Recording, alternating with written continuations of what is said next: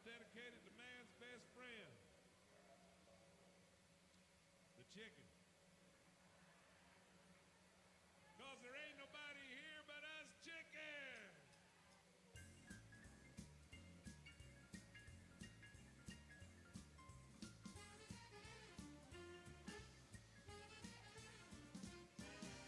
Lace up your boots and we'll truck on down to a knocked out shack on the edge of town. There's an 8-beat combo that just won't quit. Keep a walking till you see a blue light lit. Fall in there and we'll see some sights down at the house of blue lights. There's fryers, broilers, and Detroit and barbecue ribs. But the treat of the treat is when they serve up those fine 8 beats.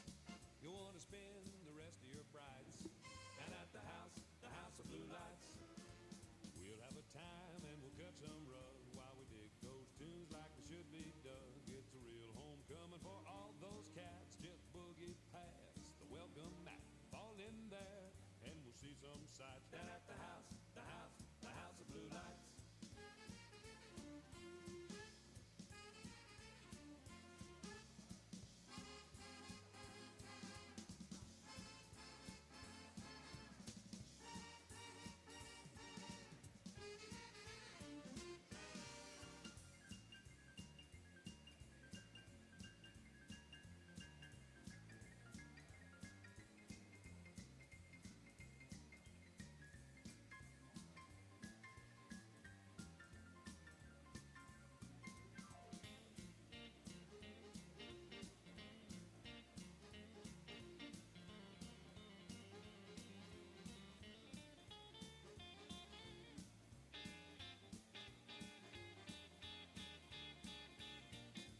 Lace up your boots and we'll truck on down to a knocked out shack on the edge of town. There's an 8-beat combo that just won't quit. Keep a walking till you see a blue light lit.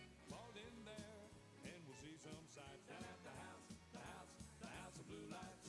We'll have a time and we'll cut some rug while we dig those tunes like it should be dug. It's a real homecoming for all those cats. Just boogie past the welcome mat. Fall in there and we'll see.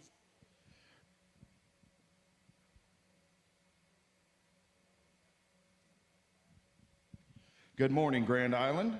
I'd like to welcome everybody here to the 2022 Bred and Owned Heifer Show, Bull Show, Steer Show, as well as the Percentage Heifer Show here and for the AIJCA Junior Nationals.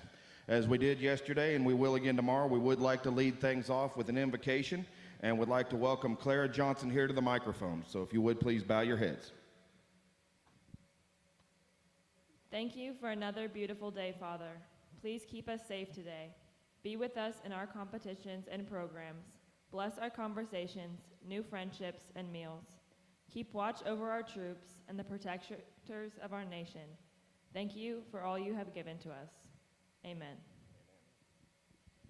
Great job, thank you. And now if we could please, Tana Cassatt will come up here and sing the national anthem. So if you would please stand and remove cover.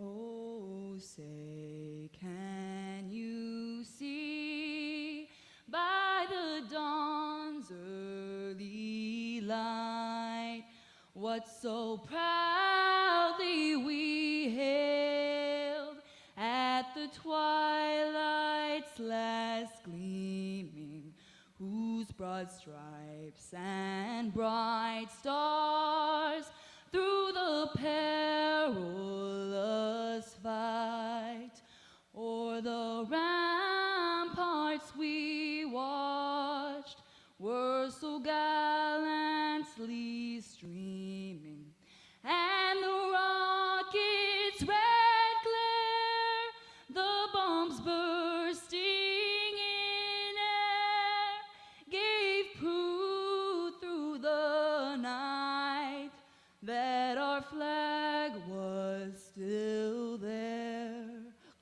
Oh, say does that star-spangled banner yet wave o'er the land of the free and the home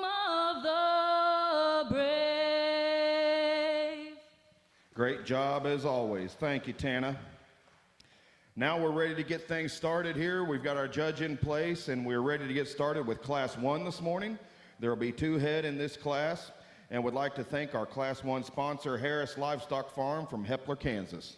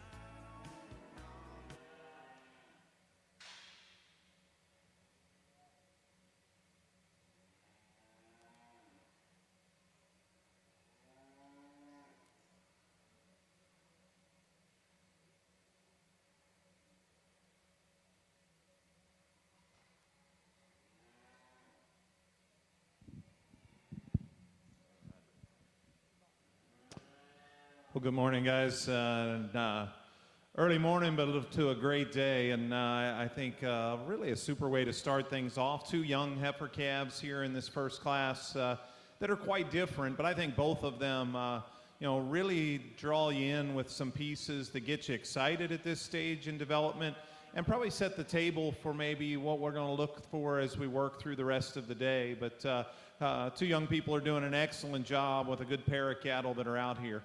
There's clearly give and take, though, and I'm going to start with the young lady up front. And I think just from a brood cow standpoint, the rib and body of that heifer is exceptionally good at this stage. But what really separates her is we set them out in motion, and I know they're fighting the halter a bit here, but if you really read angles of structure, set to hip and hind leg, I think that's where that heifer really comes to the forefront in this particular group. Could we sharpen her up just a nickel up through her front end, the crest of her neck? Absolutely, and that's where our heifer here in second gets an upper hand, but I love the moderation, the body, and yet you step in behind that female, and she's got the power and dimension you expect of your breed to go with it. A very, very nice heifer here in second. Frame score bigger perhaps in her kind. Not that that's a negative. I like that growth. I like the extension she's got. Really nice in her top line. Heifer that probably today even transitions a little better shoulder to forerib than does our class winner. Also a female, though, that comes up just a little shorter in her step. I'd like to drop her in her flank just a notch to get around that heifer that wins. But two very, very good cattle. Looking forward to a great day here as we start off with your Bred and Owned show. Give those two exhibitors a nice hand. Thank you, Chris. Your results for Class 1 this morning. First place goes to entry 102 with SFC JoJo 210, owned by Michaela Hauk of Prescott, Iowa. Second place goes to 107, CNH Nova 01K, owned by Corbin Hunt of Longview, Texas. In the ring next, we'll have Class 2, and would like to thank Tres Rios Silver as your Class 2 sponsor.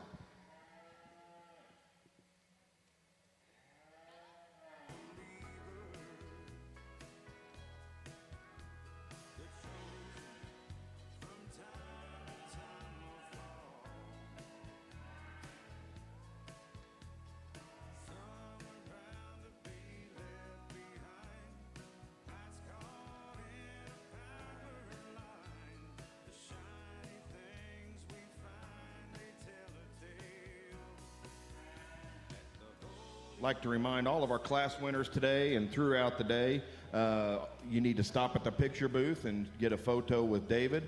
And then also all of our class winners need to be sure to stop by the Sure Champ booth on their way out.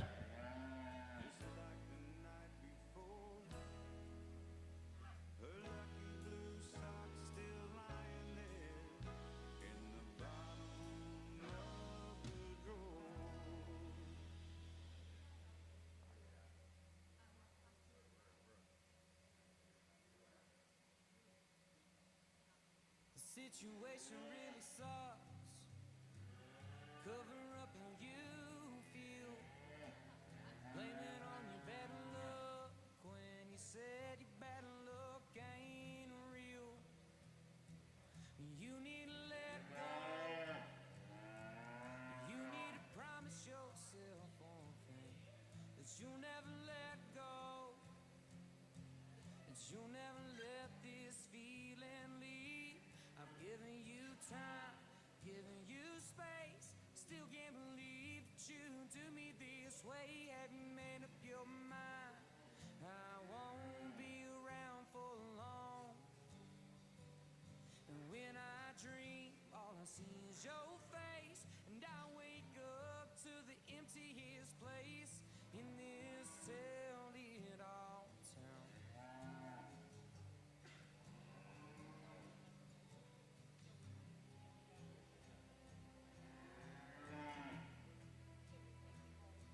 It hurts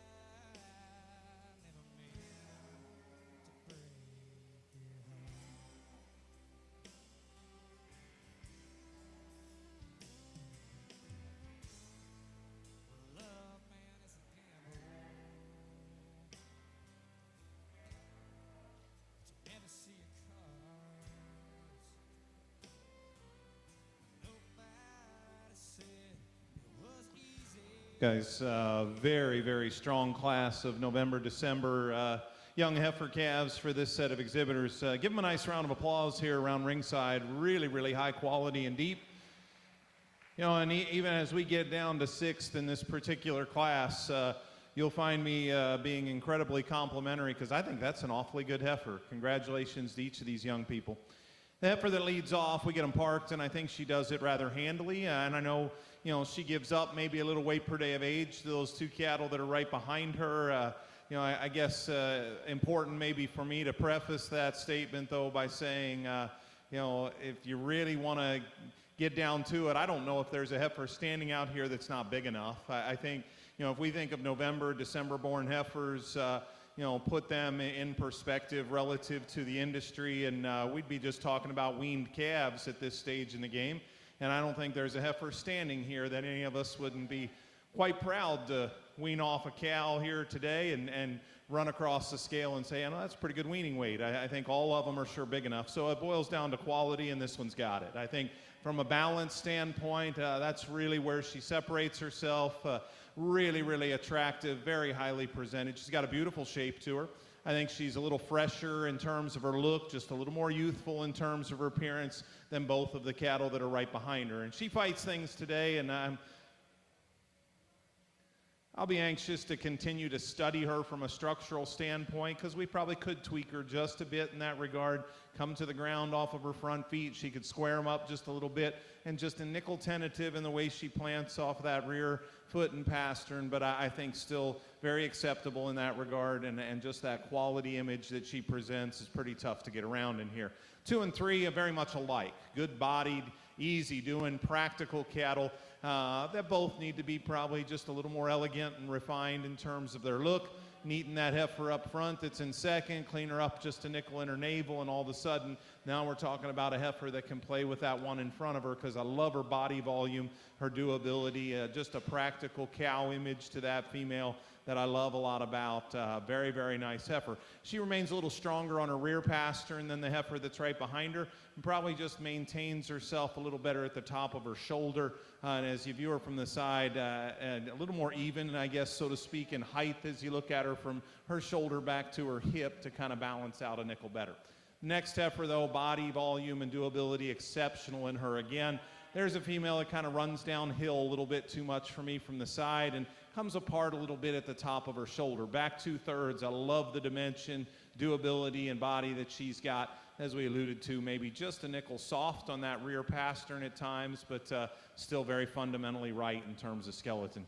Guys, the next 3 heifers are still good. Length and you know, even future growth in the yellow-tinged heifer that comes next, I think, are very, very good. At times, she can get just a little piecey in the way she comes together, neck to shoulder, shoulder to forerib. Not quite that natural width and boldness of those cattle in front of her, but a very, very good female. Guys, I like the heifer that's coming next a lot, and with time, I think as she bodies down perhaps a little bit more, she'll start giving that group in front of them just a run. I like the balance and the correctness of lines. The young lady does a great job pulling her together. I just hope that she gets enough flank and body in her, you know, to just give you that same cow image of those cattle in front.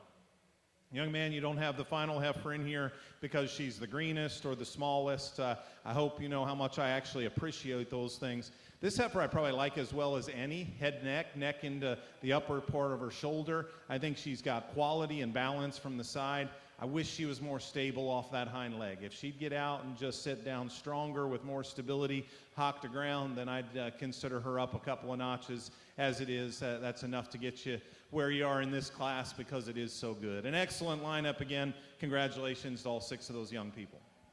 Your results for Class 2. First place goes to entry 113 with JAB Canyon 155 Polled, owned by Shade Bunker of Sparta, Wisconsin. Second goes to 112 with SFC Mile 186, owned by Michaela Hauk of Prescott, Iowa. Third place goes to 111 with MAH HSCC Misty J73, owned by Maddie Harward of Richfield, North Carolina. Fourth goes to entry 109, FC3 Elsa's Winter Forecast, owned by Bailey Ferguson of Madisonville, Texas. Fifth goes to entry number 108 with Miss 4M Outside Rose 2116, owned by McKenna Mitchell of Justin, Texas. And sixth place goes to entry 110, PS Maddie 175, owned by Huck Plyler of Hope, Arkansas. Those placings again for Class 2 go 5, 4, 6, 3, 2, 1. In the ring next, we have Class 3, and would like to thank Ben and Jamie Keep family from Scotia, Nebraska, as your Class 3 sponsor.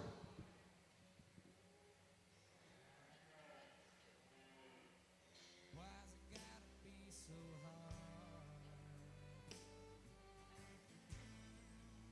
Fools, they fall head first.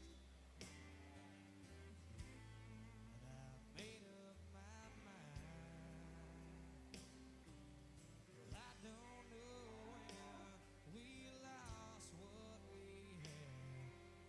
After it took us both so long to find.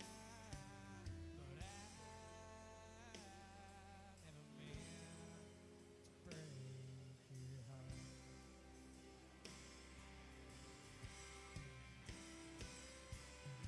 It's not my fault, baby, you're not to blame. If the roles were reversed, it would still be the same. But there are times that I just can't get you out of my head. I can't stay here tonight. Get lost in your thoughts. Get lost in your bed.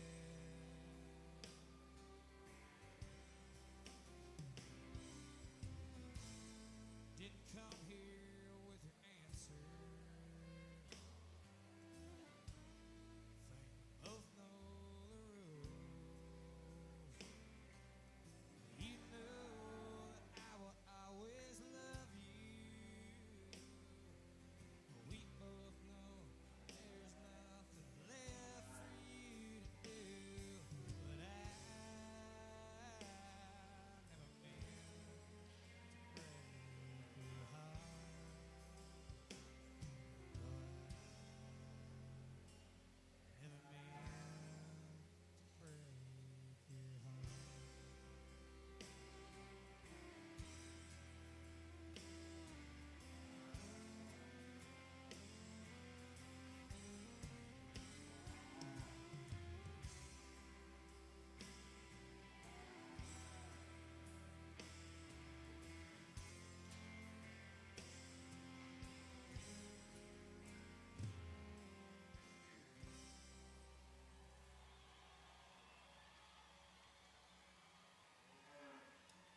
I dreamed my whole life about being on this stage.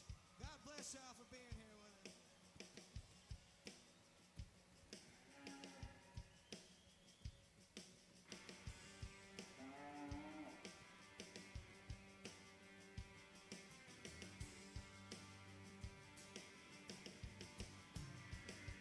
I've been down and I've been out.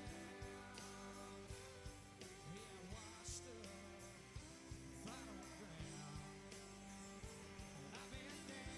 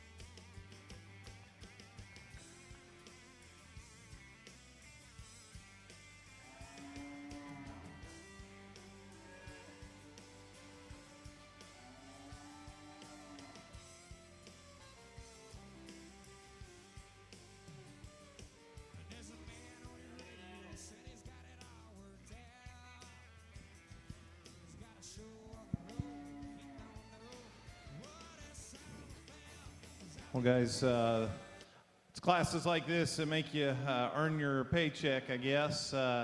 Outstanding class, but boy, this is really, really difficult. I think you could bring, 10 different judges out here and shuffle these 6 cattle around a fair amount and not be wrong. I think, good in all of these cattle and yet such variation in type. I think that's really what generates the most challenge. There's really no 2 heifers in here that look alike. So you've got to weigh out the differences and figure out where you want to put your priorities. And even then, I think this pair of heifers that come to the top, very different. They suit me very well. Almost wish we could blend the 2 of them just a little bit to build ourselves one. But really what it boiled down to, we finally, and again, young heifer calves fighting things a little out here, but finally get them cooperating a little bit and catch them at the profile. And I think there's a level of quality associated with our class winner that's just too much to get around. And I hope maybe she'll quit growing up a little bit on us and now start bodying, but there's your look. That heifer is feminine. She is really, really nice in the set of her hind leg. I like her extra length. I like the quality she's got up front, the way she comes into her shoulder a nickel nicer than I do the more moderate heifer that stands behind her. I just think, really what it boiled down to in this pair of heifers is, could I argue one is complete? I think there's probably modifications that keep me from doing that in both of them. Instead, this is the one that gives me elite pieces, and that's why she wins this particular class. Very, very nice individual. More moderate heifer that's maybe a little easier fleshing, a little bolder in her body type that comes next. I wish she would plant just a little more secure as she goes off her hind leg. She's also just a little thicker in the top side of her neck. Just study that shape to her head or lower shoulder. She just doesn't blend with quite the female character of that winner. But I love her moderation. I love her boldness of body. I think a heifer that's still proportional from the side, so that's why she makes an argument to potentially even win the class. The heifer in third is certainly the performance female. Big, stout, just a rugged look to that heifer. She gets out and moves fine. I wouldn't mind modifying the shape of those rear feet so she could plant just a little truer all the way to her foundation. For me, she's just a little much, as you study her up front, just a little coarse featured for this particular judge. But boy, I love the stoutness and power. And certainly if you looked at that one and said, maybe that's a herd bull maker someday, I'm not going to argue with that in the slightest bit. I think a lot of good in that one to go with her performance. The next heifer, I debated between 3 and 4 at times, because this one can stop and kind of collect herself and give you a nice look. And then she gets a little piecey at times too. I wish we could make her bolder in her forerib. It would help the transition of those pieces, up front. But there's your look right there as to why I thought, man, maybe this one can be a player, not quite as soft in terms of that center body as maybe a couple of the heifers at the top of the lineup, but a very nice female sitting there as well. The next heifer is one that kind of grows on you. I think her body shape is good. I think just standing, that young lady can pull her together, give you a nice look. But when she goes in motion, her spine comes up, her pins drop just a little too much to stay balanced. Round things out, compliments this young guy, because that heifer is presented beautifully. She's good-bodied. She's got plenty of muscle. And when we get her out in motion, that's where she falls short in this lineup. And as you'll find all day, we're going to emphasize skeleton and structure, and this heifer is just a little too short in her step, just a bit too tight in the way she handles herself off of both ends of her structure for me to move her any higher. A great class, so again, my congratulations to all 6 young people. Your results for Class 3.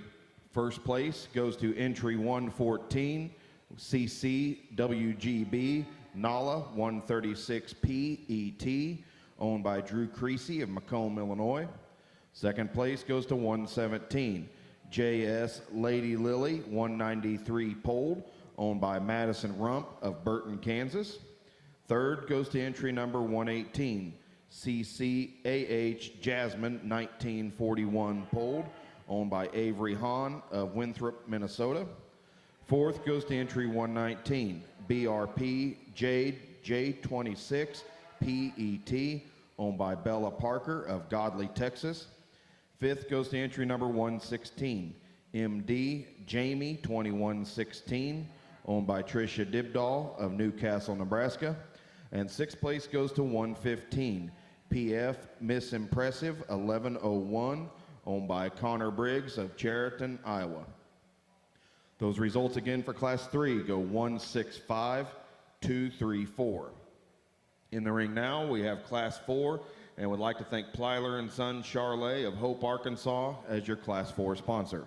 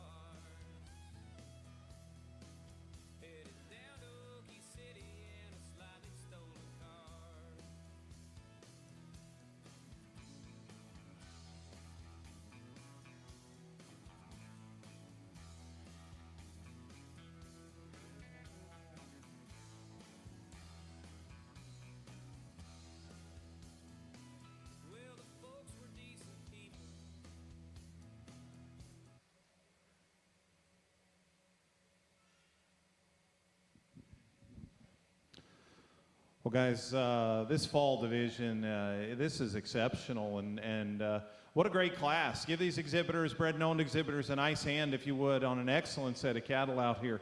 Congratulations to them all. And you know, on the top end, this is deep and very, very good. And with two heifers that struck me really hard the minute they hit the ring. And I don't want to exclude the third place heifer, because I think you know, she's another one. Put her back in some other classes today, and you know, we're probably forgiving the little flaws I'll talk about in her, and she could have been a class winner.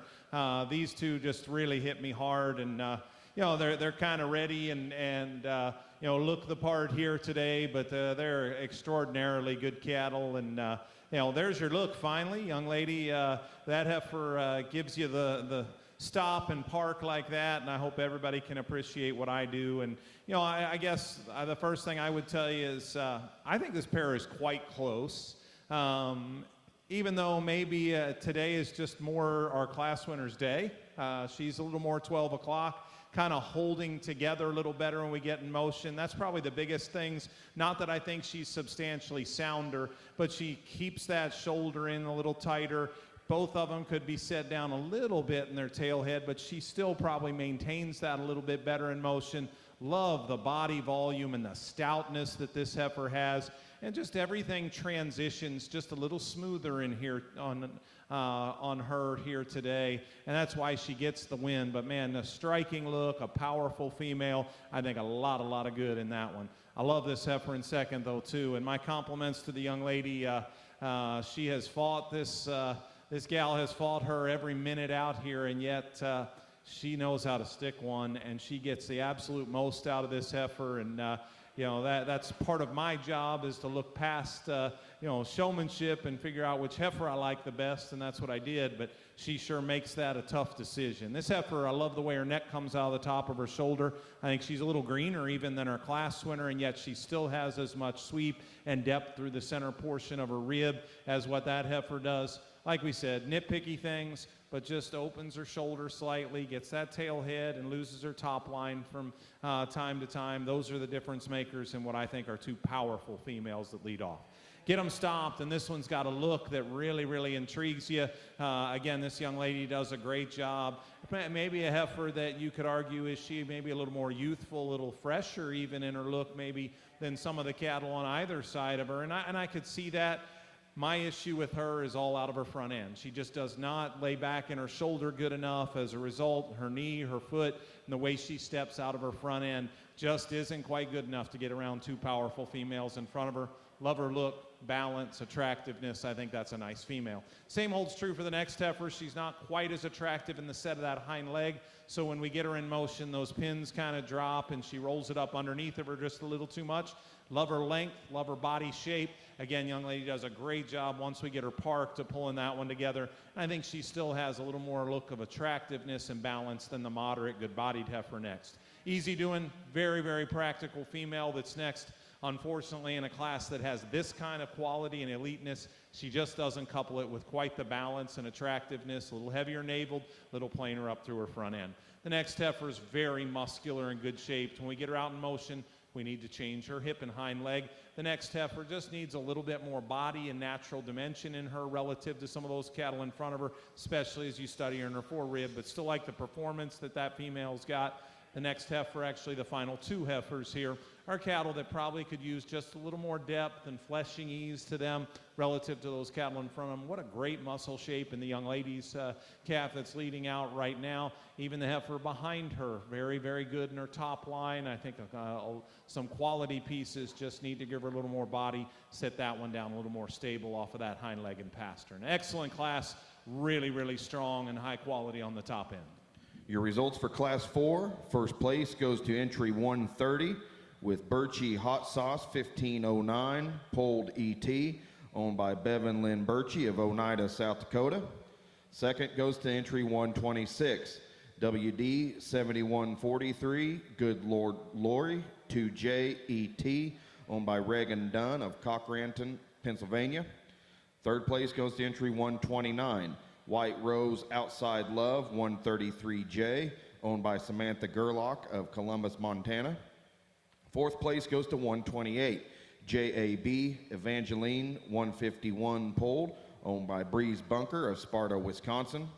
Fifth goes to entry 123, F5 Miss Frankie 133 ET Polled, owned by Mason Field of Telephone, Texas.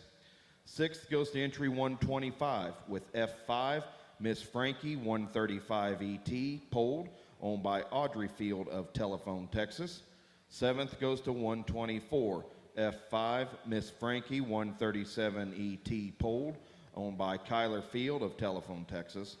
Eighth goes to 129 with DR Lisa 2771, owned by Katie Dismukes from Chakota, Oklahoma. And ninth goes to 127, DDC Mary Rose J55, owned by Eliza Downey of Prattville, Alabama. Those results again for Class 4 go 8-5, 7-6-2, 9-4-3-1. In the ring now, we will select your champion and reserve champion out of Division 1. Would like to thank Sandra Up Charlet Ranch from Fullerton, Nebraska as your Division 1 champion sponsor, and ML Lewis Charlet of Monroe, Iowa is your sponsor of your reserve champion.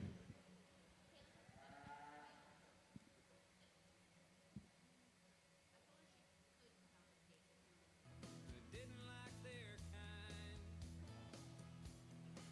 When the car pulled in the driveway, they were staring through the blinds. Well, guys, as they pull them here to the profile, I know we got a long day, lots and lots of cattle to sort through, and it's going to be exciting as we move forward, too. But you know what? You just started off your National Junior Show with one heck of a division here in the Bred Knowns. You know, most young people go through their entire career, you know, without having a class winner or something contending in a division like this. And I know how many hours are put in this process, but especially in this Bred Known division where it goes much, much further back than just how long these fall heifer calves may have been in a show barn. So to the families and to the young people that are out here that have made this set of Bred Known heifers what they are and gotten them to this point, my compliments to each one of you.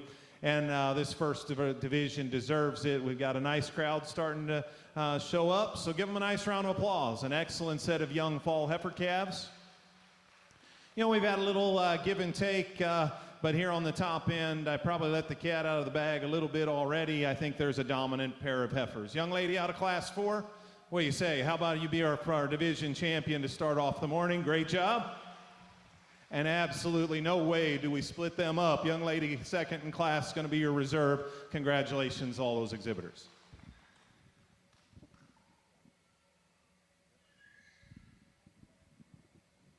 Your Division 1 champion is entry number 130, Birchie Hot Sauce 1509, Polled ET, owned by Bevan Lynn Birchie of Oneida, South Dakota.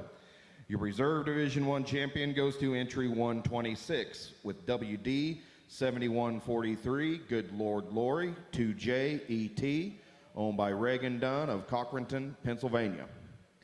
Coming in the ring next, we begin Division 2, and we'll have Class 5. Would like to thank Davlin Cattle Company from Louise, Texas, as your Class 5 sponsor.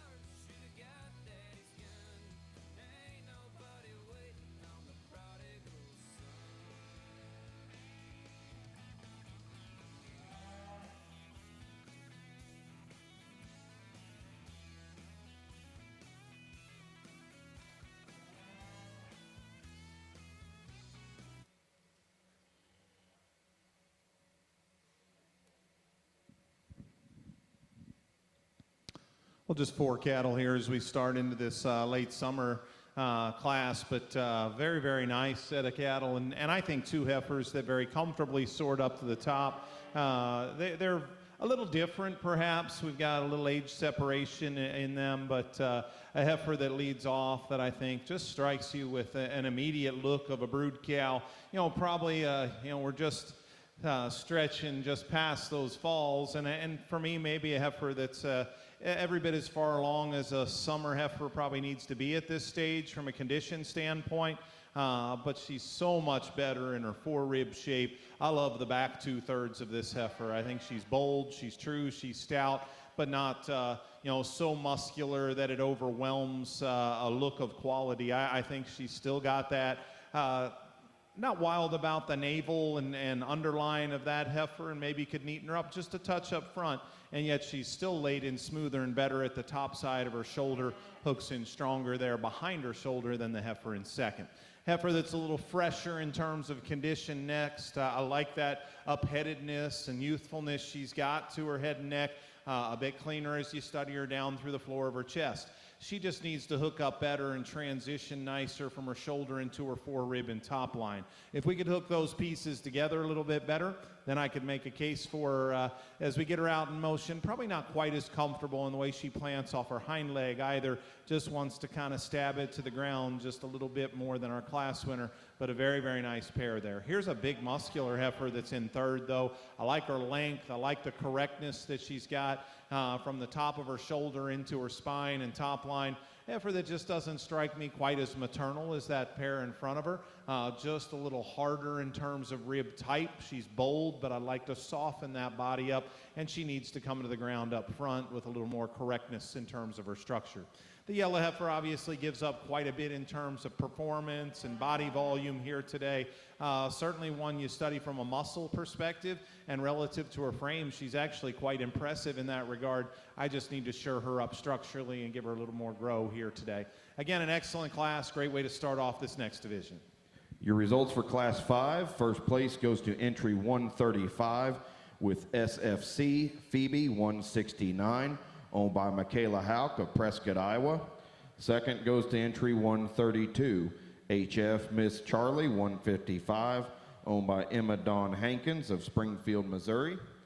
Third goes to 134, Bar L Miss Desire, owned by J.C. Littleton of Sims, Texas.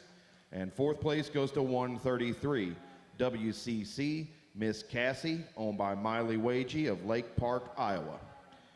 Placings for Class 5 go 2, 4, 3, 1.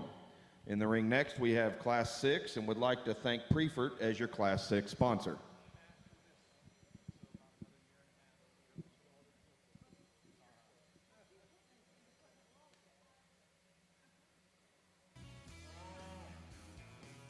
Well, the men folk pull the tables, and the ladies clean the plates. The cousins asked about the car locked behind the gates. Jimmy knew his daddy's 38. Wasn't that trunk buried deep?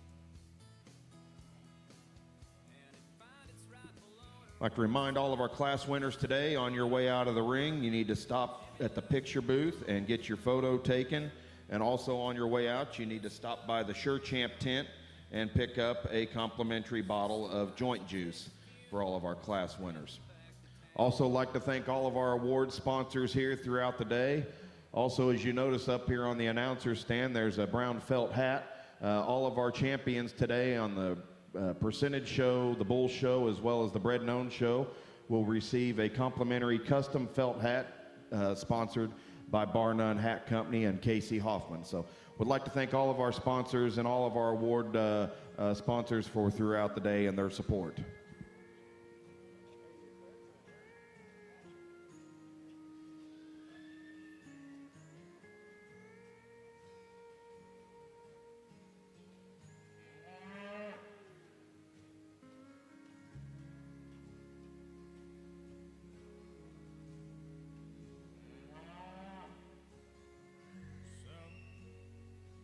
So you think you can tell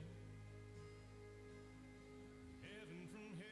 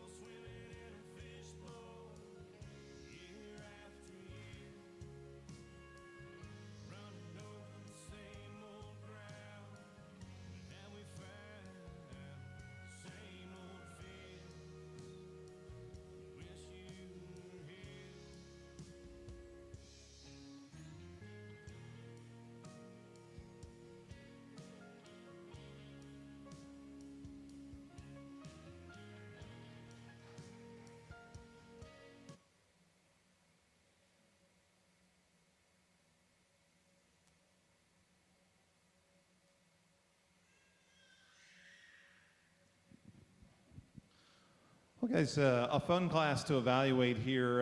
It's just so many differences. And again, probably one of those classes that we're going to come to third and fourth and maybe find class advantages to every heifer that stands out here. And that's as we start to break things down and study them on an individual basis. I guess this heifer that wins the class, it's not about how many big ESTs she has. I don't know that there's any one individual trait that she is greatly superior to the other three cattle in here. I just think she's by some margin the most complete heifer that stands out here. And I think when we park them here at the side, I think her balance is the one feature that I would argue is where she has to win this class. I think right there in terms of the way those pieces just blend together, correctness of spine, top line, I think is excellent. She's not overpowering, but there's plenty of dimension in that female. I think just a good, complete individual, and as challenging as this class is, the longer they were out here, the more and more I just said, well, how are we going to beat this one? I think she's a comfortable winner in this particular class, and we can go ahead and lead her out. And I think when we do set her in motion, maybe you start to pick some littler holes into her, and I think she needs to go just a little better out of her front end in particular, but I think still a heifer that needs to win this particular class. The power heifer with the most performance and dimension is certainly here in second. With that, she's a little coarser than my liking, and it starts up front, shape of her head and neck, the base of her shoulder, but it even extends back to udder formation and a coarseness of teat structure. I'd like to just spread those teats out just a little bit and make her more refined in that regard also, but a power heifer that's got a lot of dimension that I wish we could just make her a little more female-like in her look, but an excellent heifer there in second as well. Guys, perhaps for some, this heifer just wouldn't have enough performance that stands in third and would need to round out the class. And I get that. If you want to, just weigh them across the scale, she probably is deficient in that regard. I actually think she's the best structured heifer of the entire class. I think she's the truest off of both ends of her skeleton. She still has balance and quality from the side. She's skinny and perhaps never going to have the same kind of grow in her as the cattle that are on either side of her. But I do think she's got some, we can go ahead and lead her out, bud. I think she's got some quality and some balance to her in a little greener kind of condition, but a nice female there in third. Again, this one's got more body volume, perhaps a shot more width as you study her, but a female as we get in on them and you start to analyze her at the ground, the shape of her feet probably tells a little of the story of movement on that heifer.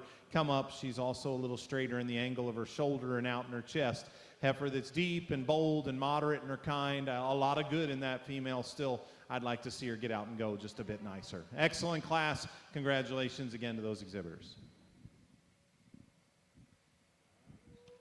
Your results for Class 6. First place goes to entry 141 with Circle B, Nora, JO68, owned by Brant Benish of Albion, Nebraska. Second goes to entry 142. RSD, Betty's Gold, 6221, owned by Rayleigh Downing of Troy, Texas.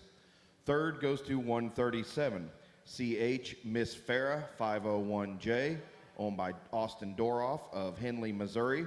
And fourth goes to entry 138, Starstruck Pat TW, owned by Russ Wagner of Hickory, Mississippi. Results again for Class 6 go 3-4, scratch 1-2.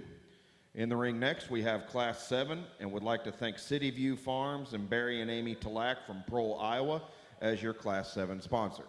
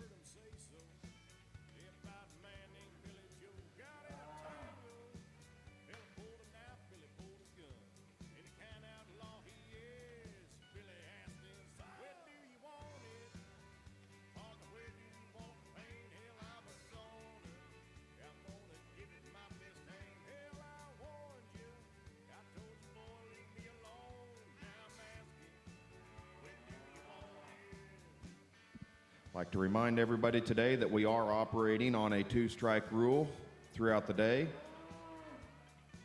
except for the bull show, that'll be a 1-strike.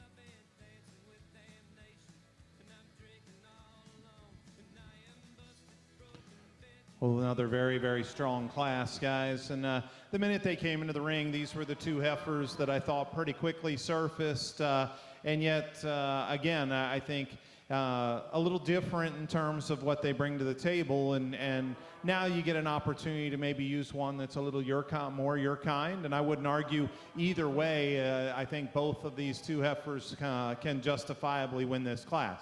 Well, what makes the young ladies heifer a little more my kind, I guess? It's balance, it's quality, and look here from the side. I just think that one is incredibly fresh in terms of the condition that she's been brought to us in. I prefer her out of her hip. I think she's a little higher in her pin set, and as a result, the attractiveness of that hip and hind leg when we get them parked from the profile favors her.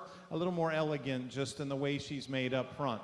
I think structure has some give and take in these 2 heifers. I think sometimes we simply say, well, length of stride gives you an advantage in structure. I'd actually give the length of stride advantage probably to the young man's heifer, but I like the feet better on the young lady's heifer. The shape of feet, those toes, the squareness, the correctness, and just the stability that it gives her at her foundation. If we could lay her shoulder back just a little bit, then I'd be willing to give her the full credit of structure. With that said, I think there's just give and take in that regard. The power heifer of the pair is certainly in second. I think she's got more dimension as you study her from behind. The boldness and shape of her rib is obviously very, very evident. if this young man came to the National Junior Show thinking he had a class-winning type heifer, he's right. You both did, and you both happen to be in the same class. This heifer's just a little rounder in the way she's made in her hip structure, and I said just the shape of those toes and the way they're curling, I'd like to modify her just a little bit there. If that sounds nitpicky, you're right, because it takes nitpicky differences on two extremely good heifers there on the top end. This is a good solid heifer here in third, though. I think she easily fell into that hole. A little frailer in terms of her bone work. I'd like to give her a little more substance down low. A heifer, though, that's good in terms of body depth, correct in terms of feet and leg structure, with the exception of just needing to be a little stouter. As we hook her up in her top line, I'd like to see her a little smoother in the way that loin transitions into her hip, but a very, very solid female. A lot of practicality built into that one. Performance, length, natural dimension, all things that I very much like in the young man's heifer coming next. I wish she was just a little deeper sided to give her that final look of balance. The next heifer certainly matches up with her in terms of length and natural dimension. Heifer that's a little shorter in her stride and then gets a little rounder out of her hip as we set her out in motion as well. The young man that comes next, beats the next heifer just on fundamentals of structure here today, but a heifer that gets a little coarser, thicker, and more jammed up in her front end and doesn't have quite that eye appeal and attractiveness. Boy, we get them stopped, and I could certainly justify this next heifer being multiple spots up the line because she's very, very highly presented. She's good in her line. She's moderate. She's good in body depth. I think we can all watch her as she goes out of the ring. Nothing is comfortable in terms of feet and legs for her here today, and that's why we've got to have her down the line. I didn't see a structural upgrade necessarily in our final heifer, though. A little coarser featured and a little off in the way she's made up front. Like the muscle shape she's got, just doesn't balance up quite like she needs to. Again, an excellent class with a challenging but very high-quality pair on the top end. Your results for Class 7. First place goes to entry 150 with Miss R.S. Ezzy, owned by Riley Smith of Grinnell, Iowa. Second goes to 147, Conley Lady Jet 153C, owned by Cinch Dowling of Fairgrove, Missouri. Third goes to 148, PF Miss Mercedes 1502, owned by Abby Pfeiffer of Russell, Iowa. Fourth goes to entry number 144, JASR Poison Ivy 102JP, owned by Cody Jedlecka of Koshkonong, Missouri. Fifth goes to entry number 151, DLB Miss Josephine 103, owned by Dylan Borg of Concord, Nebraska. Sixth goes to 143, LCC Precious 2113, owned by Mick Lindstrom of Centerville, South Dakota. Seventh goes to 153, Lazy H Lover Girl 1016, owned by Madeline Rohr of Elbert, Colorado. And eighth place goes to 149, K&D Miss May, owned by Devin Kester of Elizabeth, Illinois. Those results again for Class 7 go 642, 38157. In the ring next, we will select your champion and reserve champion out of Division 2. Would like to thank LaFraise Farms from Flanagan, Illinois, as your sponsor of your Division 2 champion. Your reserve champion is sponsored by Fancy Creek Charlet of Randolph, Kansas.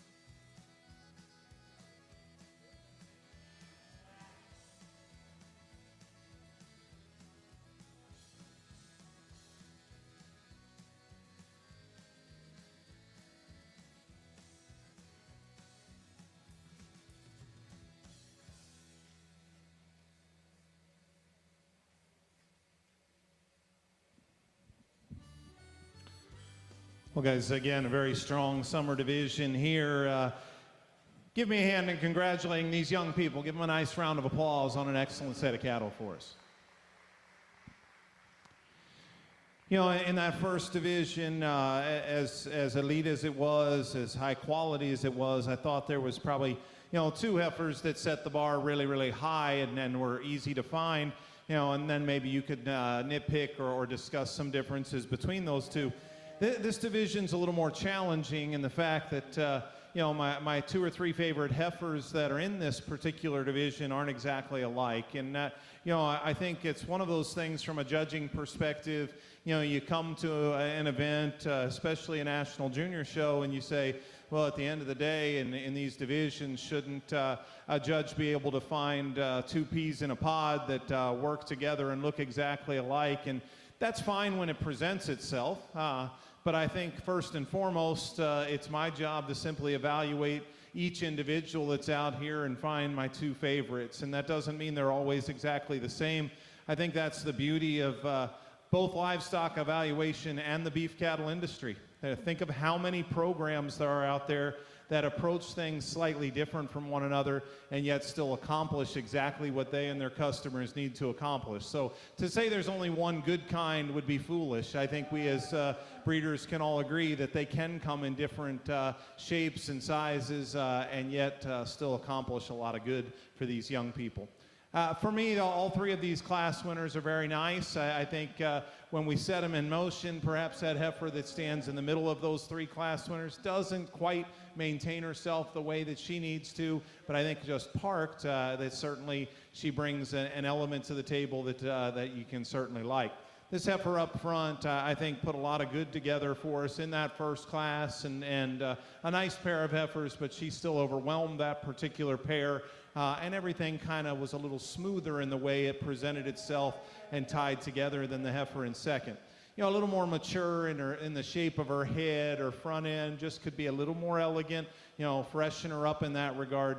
I think you start analyzing that heifer from their back in terms of body volume, brood cow look, still function of structure, and even though she may not be the prettiest necked heifer that's out here, I don't think that she's ill-balanced. I think there, you know, sometimes we think that's the first priority in making balance. I think that heifer still is very proportional in the way her parts come together and things, you know, position themselves there from the side, hip, and hind leg highlights, I think, what is still a very nice look. You know, we talked about that second heifer, a heifer that I really, really like here from the profile, came out of our third class. She's probably the greenest in terms of condition, but I think a heifer that still has plenty of body and natural dimension in her. I really, really like the attractiveness and the build of her hip and hind leg. As we mentioned in class, a pair of heifers that were strong contenders there, that were different in terms of structure. I need this heifer laid back a little in her shoulder compared to some foot challenges that I maybe would read in the second place heifer. But those two heifers are strong contenders for me as well. The heifer that was second in that class, a little bolder, a little stouter, but also just a little rounder in the way that she's made off of both ends of her skeleton. Even though I love her length of step, maybe could be modified just a touch at the ground. Guys, those are the three heifers, I guess, for me, class 1, and then the pair of heifers out of class 3 that are the strongest contenders in this particular division. But I can see a lot of things depending on where you want to put your emphasis. Give these exhibitors a big round of applause. Excellent, excellent division. Young lady out of class number 1, you're going to have our champion here in this division. Congratulations to her. And then that class winner out of class number 3 is going to be reserve in this division. Congratulations to that young lady as well. Give them all one more nice hand here. Really a nice summer division.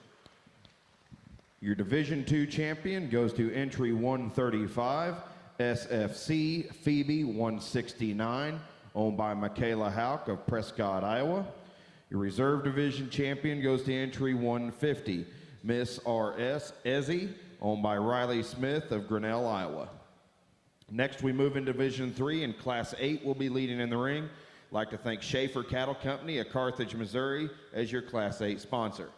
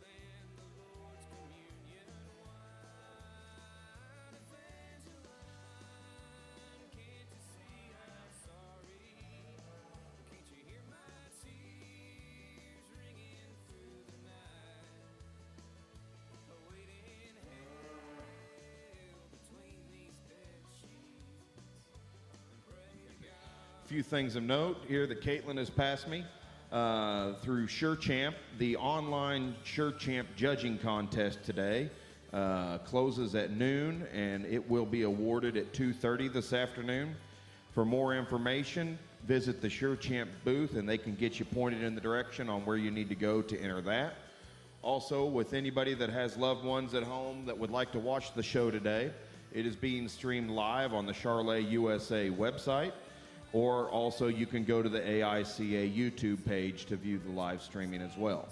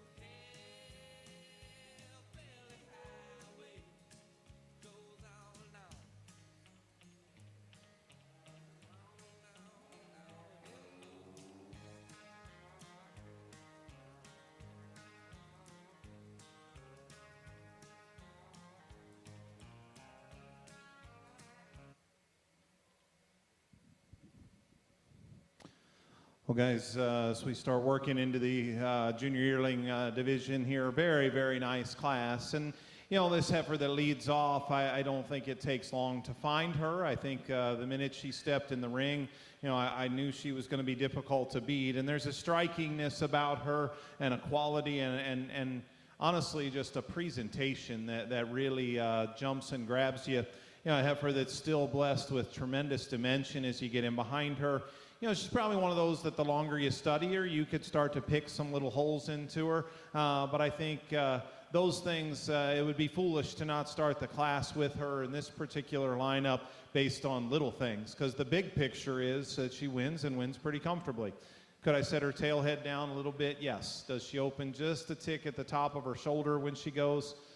She does, and probably maybe more than anything, I'd like to strengthen that jaw line up in her. She gets a little flat-jawed and maybe just a little off in that jaw line, but a heifer that I think's got a lot of good in her and finds her way to the top. Guys, this heifer in second, she was the first one that walked in the ring, and I said, fundamentally just an excellent female whose best days might still be in front of her. I really like this one structurally. That's why she gets around the heifer that stands in third. She plants just a little stronger and more comfortable off of her rear pastern as she goes. A heifer that still balances up, very, very nice. I love the condition that she's in. I think that's a heifer that can continue to move forward through your fall show season and just continue to get better. In this particular pair, she's just a nickel flatter in the way that she's built in her forerib and doesn't have quite the overwhelming wow factor you find in that leadoff heifer, but just a good, solid female that's tough to dig very many big holes into. A nice heifer with a yellow tinge that comes next, and she's powerful and she's got a performance edge over that heifer right in front of her. She probably maintains a little more strength directly behind her shoulder. A heifer, as we get her out in motion, probably both ends, but especially just that rear foot and pastern, I don't think she is by any means unsound, but just not that same level of comfort and flexibility down there that you find in that initial pair. Here's a good heifer coming in fourth. I like her moderation, her boldness of rib, her stoutness, and her basic cow look as we study that female. She's a little plainer in the way she's made up front, but the biggest thing to me today, she's just not handling her hind leg quite with the stability and strength that she needs to for me to get her up any higher. If she would, I'd make a candidate to be up in second or third for sure, because when she's stopped, there's some things about her that really mirror a lot of what we've liked in some class-winning cattle. I just need to see her go a little better. A little plainer appearing heifer that's fundamentally just a good functional prospect for this young guy. Maybe not quite the softness of flank and rear body depth as some of those cattle in front of her, but a heifer that's long and good in her top line and still has some performance and natural dimension. Good solid female there. Get her in motion, a little extra set to her hock, but a solid female. The next heifer here, again, one that shows the depth and quality of this class, that is stout. She is big top, thick-ended, probably as heavy-boned as anything that's in this class, just too tight in her movement. And then we round things out with a heifer that's a little bigger in her frame size and probably doesn't accommodate that with quite the body and fleshing ease of those cattle that are in front of her. But I like that length, and she's probably just a nickel cleaner jointed even than the heifer that leads out there in front of her. Great class, and again, really unique individual there that leads things off. Your results for Class 8. First place goes to entry 165 with SSSC Josephine 02J ET, owned by Sydney Allard of Sydney, Nebraska. Second goes to 155 CC Kiwi 124P ET, owned by Drew Creasy of Macomb, Illinois. Third place goes to entry 157 JASR Penny's Image 85JP, owned by Caitlin Jedlicka of Koshkonong, Missouri. Fourth goes to 166 Hinshaw Easy Pro J6, owned by Levi Hinshaw of Secor, Illinois. Fifth goes to 159 Birchie MPJ Cerati 1501 Polled ET, owned by Brixton Steve Birchie of Oneida, South Dakota. Sixth goes to 160 with IVM Miss Electra 1515 ET, owned by Leighton Murdoch of Bowman, North Dakota. And seventh goes to 164 TCCB Meredith, owned by Bailey Butler of State Center, Iowa. Those placings again for Class 8 go 235, 6714.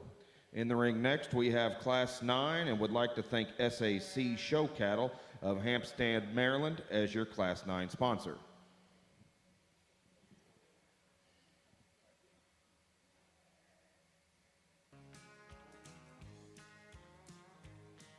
Now Granddaddy rolled over in his grave the day that I quit school. I just sat around the house playing my guitar. Daddy said I was a fool. My mama cried when I said goodbye. You never heard such a lonesome sound. Now I'm standing on this highway, and if you go a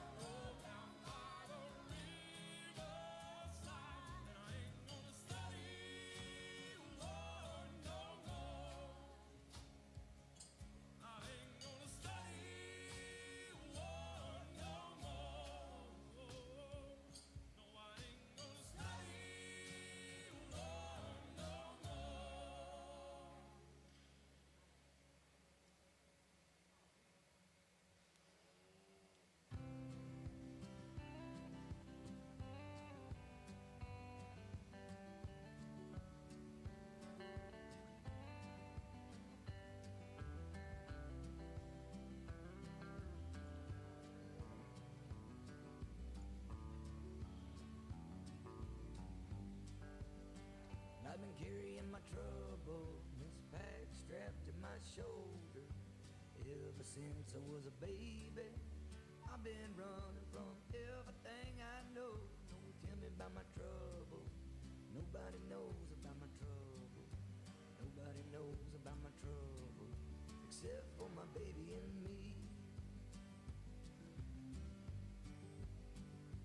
I was born a cowboy way out west in New Mexico. Times are tough, we had to let it go. We moved to town, but they couldn't move it out of me. It was way down in my blood, thicker than anyone understood. Nobody thought that I ever would get away with the trouble in me. And I've been carrying my trouble in this pack strapped to my shoulder. Ever since I was a baby, I've been running from everything I know. Don't tell me about my trouble, 'cause nobody knows about my trouble. Nobody knows about my trouble except for my baby and me. Well, it didn't take too long for the pills in the bottom of a bottle to dig a deep grave with the shovel and bury everything that a young boy needs. But I found me a guitar one lonely night in a border town, and I started to write it down. But it wouldn't stay away from me. And I've been carrying my trouble in this pack strapped to my shoulder. Ever since I was a baby, I've been running from everything I know. Don't tell me about my trouble, 'cause nobody knows about my trouble. Nobody knows about my trouble except for my baby and me. So I got the hell out of there, made my way up to the big town, checked myself into the lost and found. What do you know, my baby come for me. Now I'm living a good life, away from all of the bad advice. I take every day like it's a paradise. So people stay away from me. I've been carrying my trouble in this pack strapped to my shoulder. Ever since I was a baby, I've been running from everything I know. Don't tell me about my trouble, 'cause nobody knows about my trouble. Nobody knows about my trouble except for my baby and me.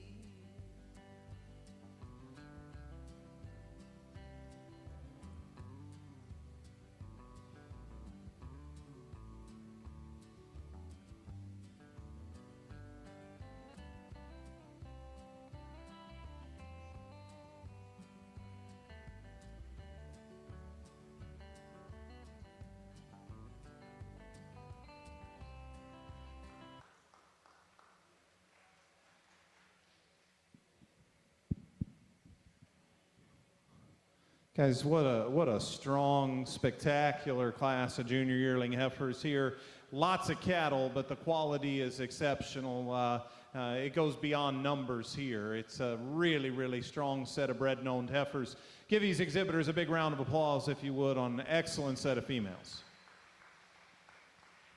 You know, there was, even going down to fifth here, each one of the top 5 heifers really struck me with some quality when they hit the ring. And, you know, it kind of came down to, I guess, to these 3, but I got to be totally honest with you, even though we walked them again and we studied some things, it was more about, you know, where do I want to detail and describe some things in these cattle more than it was how I was going to place them. I kind of had them set 1, 2, 3 the way they stand, you know, pretty quickly. I think they fall into that order as much as I love all 3 of these cattle. The heifer up front, to me, you know, what she does in this particular class, first and foremost, I think just an incredibly maternal brood cow look about her. A nickel more moderate in her frame with a little more body depth to her here today. Not to the point that she's out of bounds in condition, though. That's what I like about her, you know, is she's got a doability about her, and yet I think she's still very fresh in the way she comes to us. A heifer that, may have just a nickel more throat perhaps than some down the lineup, but I think she still has a female quality about her. The way the neck comes out of the top of her shoulder, she's still smooth in the way she lays into her shoulder. I just think that's an awfully, awfully good female, and she hit me when she walked in the ring, and I never looked back. I think that's a really nice heifer that leads it off. Guys, this heifer in second is unique, though, and I think a heifer that once we get her parked, I hope you can see, the unique pieces that I do find in her. Just a strikingness, and young lady does a great job, but that heifer, the way that neck comes out of the top of her shoulder, her length of body, I think there's just a balance and a look about that female that's really, really nice. And what's really unique is to have that kind of look. Then you step behind her, and she's got a big old hip, really, really a good shape to that female. She's, as we mentioned, maybe just a half a frame score bigger, and maybe because of that and not quite that extra depth of body, doesn't immediately hit me with that maternal look of our class winner. But I think that heifer has got some of the most unique parts, in this particular lineup. And I guess for me personally, probably just a little more attractive in the way the hip and hind leg is built in that heifer. Maybe both of these next two could stride just a nickel longer out of their front end, but I think a heifer that just logically falls into second for me. Tons of quality, powerful package, a neat breeding piece that young lady's got. We toned down back in frame score to a very fresh, very feminine, well-presented female. I love the condition that she's in. Probably the single most feminine-headed and necked heifer in this trio up top, and still balances out so nice. A heifer that, for the kind of female look and refinement that she's got, she'll surprise you. She's got more upper rib shape and natural dimension probably than you initially anticipate. What she doesn't quite do is match that with the stoutness to the ground. She's a little frailer in her feature than those two heifers in front of her. And as we mentioned, previously, just needs to get out and go with a little more comfort, especially as I study her out of her front end. Guys, this heifer that comes next, at times she gets just a little piecey, a little off behind her shoulder. Tail head can creep up in her. But from a structural standpoint, I feel more comfortable in her than I do the fifth place female. Yes, she's a little soft pastern, but her length of stride, her freedom of movement, the angles of her structure, I think just come off better than the heifer that's next. And I like the length and performance she's got to go with it.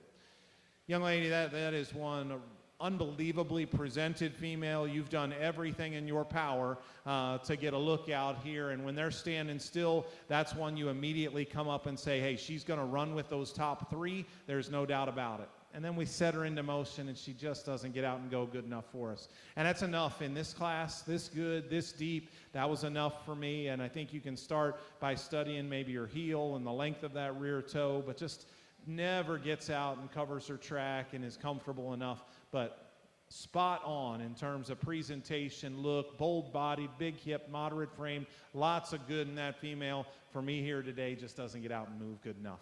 The next heifer is a little the same story out of her front end, but in a little plainer kind of package. A heifer that needs to be, more attractive and neater up front, but I love her power and body and mass from there back. A heifer that's got a lot of cow power in her, just needs to be freshened up and a little sounder out of her front end. The next pair of heifers, bring them together, a pair of heifers that both have some power and natural width and dimension. They get in front of the next heifer because they're a nickel sounder in the way they move up front.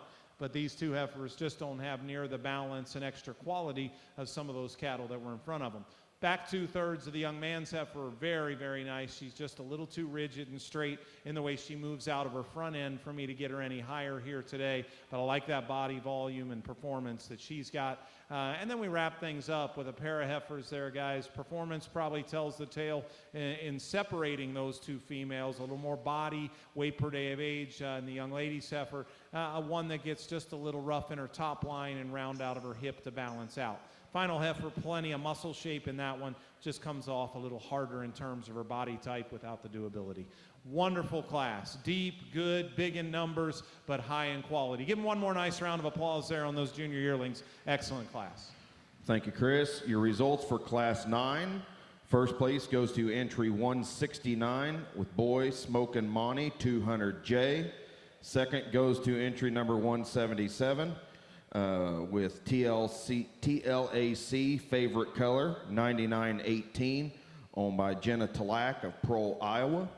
Third goes to 178, Schrader's Miss Foxy 104J, owned by Josie Schrader of Wells, Kansas. Fourth place goes to 172, MD Miss Jenna 145 ET, owned by Tricia Dibdahl of Newcastle, Nebraska. Fifth goes to 175, TC Lady Blackjack J21, owned by Tara Tellefson of Moses Lake, Washington. Sixth place goes to 171, Miss Ace's Connection SJT TW, owned by Bracken Thane of Altoona, Utah. Seventh goes to entry 179, RCF Blue Fire, owned by Ellis Davis of Hillsboro, Ohio. Eighth place goes to 173, AOH WS Cecilia 04J ET, owned by Avery Hunt of Longview, Texas. Ninth goes to 168, DLB Dreamcatcher, owned by Dylan Borg of Concord, Nebraska. 10th place goes to entry number 170, AS Miss Maya 2102, owned by Ava Stewart of Newcastle, Nebraska. And 11th place goes to 167, SM Miss Cool Vision 0019, owned by Sarah McCown of Valley Center, Kansas. Those placings again for Class 9 go 11, 9110, 6485, 237. In the ring next, we have your Division III champion in reserve. Would like to thank Triple S Farms from Marysville, Kansas, as your champion sponsor for Division III. Your reserve champion is sponsored by Schaefer Cattle Company of Carthage, Missouri.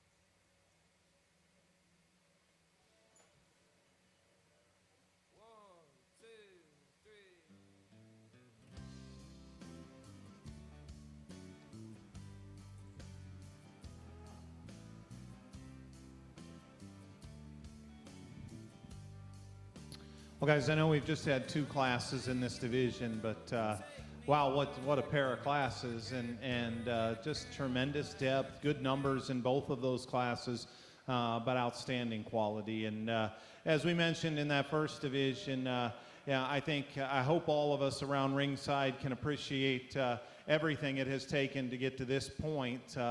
As a bred-and-owned animal, and starting from those mating decisions on, this is a rewarding thing for these young people, and to be out here as part of this division it speaks volumes to what these four young people and their families have done to get to this point. So give me a hand in helping recognize those individuals with a nice round of applause on an excellent division. You know, this is one of those divisions that allows you maybe to pick apart just with a little more detail, maybe look past just an initial impression, because if your initial impression is bad of any one of these four heifers, then I would certainly argue with you. And then it boils down to, you know, how you want to dig into some of those details. For me here today, I think there's just one that stands out. I think really puts a lot of good together to be our champion in this division. And then personally, I think it's a bit closer between a second place heifer and another class winner to be reserve in this division. But the longer I study, and I think part of judging in the summer is not simply 100% about you know, always what they look today, but where you think they can go from here as well, because these are still young cattle. It's not the end of the road. Yes, you want them as close to 12 o'clock as we can here for your National Junior Show, but I want to, when I start breaking them apart, I look at the selection for reserve. You know, and as I break apart the challenges or the little details between the two contenders, I think one of them I look at and say, man, in a close decision, I think that one's best days could still be in front of her yet, where maybe some of the little problems I see in the other one, I'm scared might manifest themselves a little more with time. But that's getting nitpicky. Take nothing away from that heifer that stood second in class number 1. But the other 3 heifers are the clear contenders to me in this particular division. Today, there's a standout. Young man, go ahead and bring that heifer on out. That's going to be our champion here in this division. Give him a nice round of applause. And again, it's close for me, guys, but I like both of these heifers a lot, and I think you've already heard me pick them apart. You know where I would change some things as we dig in. That's really those differences we talked about in class are really what it boils down for me here today. Young lady stood second. That's going to be your reserve division. Congratulations. Your Division III champion is entry number 169. Boy Smokin' Monty 200J, owned by Carter Hogue of Good Hope, Illinois. Your Reserve Division III champion goes to entry 177. TLAC, favorite color, 9918, owned by Jenna Talak of Prohl, Iowa. As we move into Division IV, Class 10 will be leading in the ring. I'd like to thank LaFraise Farms from Flanagan, Illinois, as your Class 10 sponsor.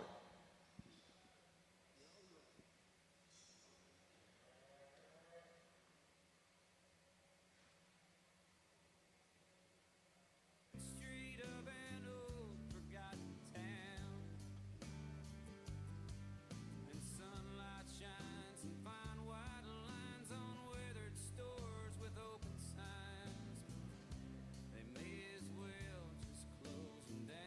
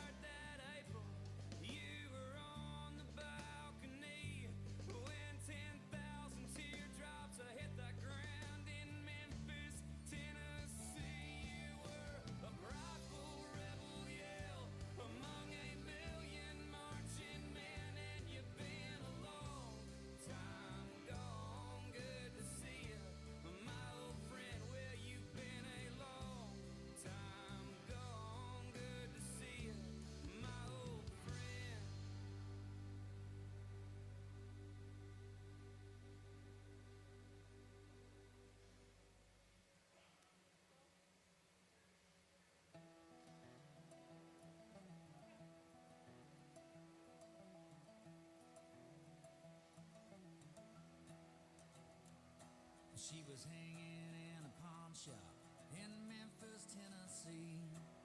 She was young and high-strung. Her name was Rosalie. Her neck was long and slender. She said all the girls are fine. And I gave up my wedding ring so I couldn't make her mine. Then she rode me to Nashville, where we joined a country band. Played the smoky honky tonks, 1,000 one-night stands, the good times and the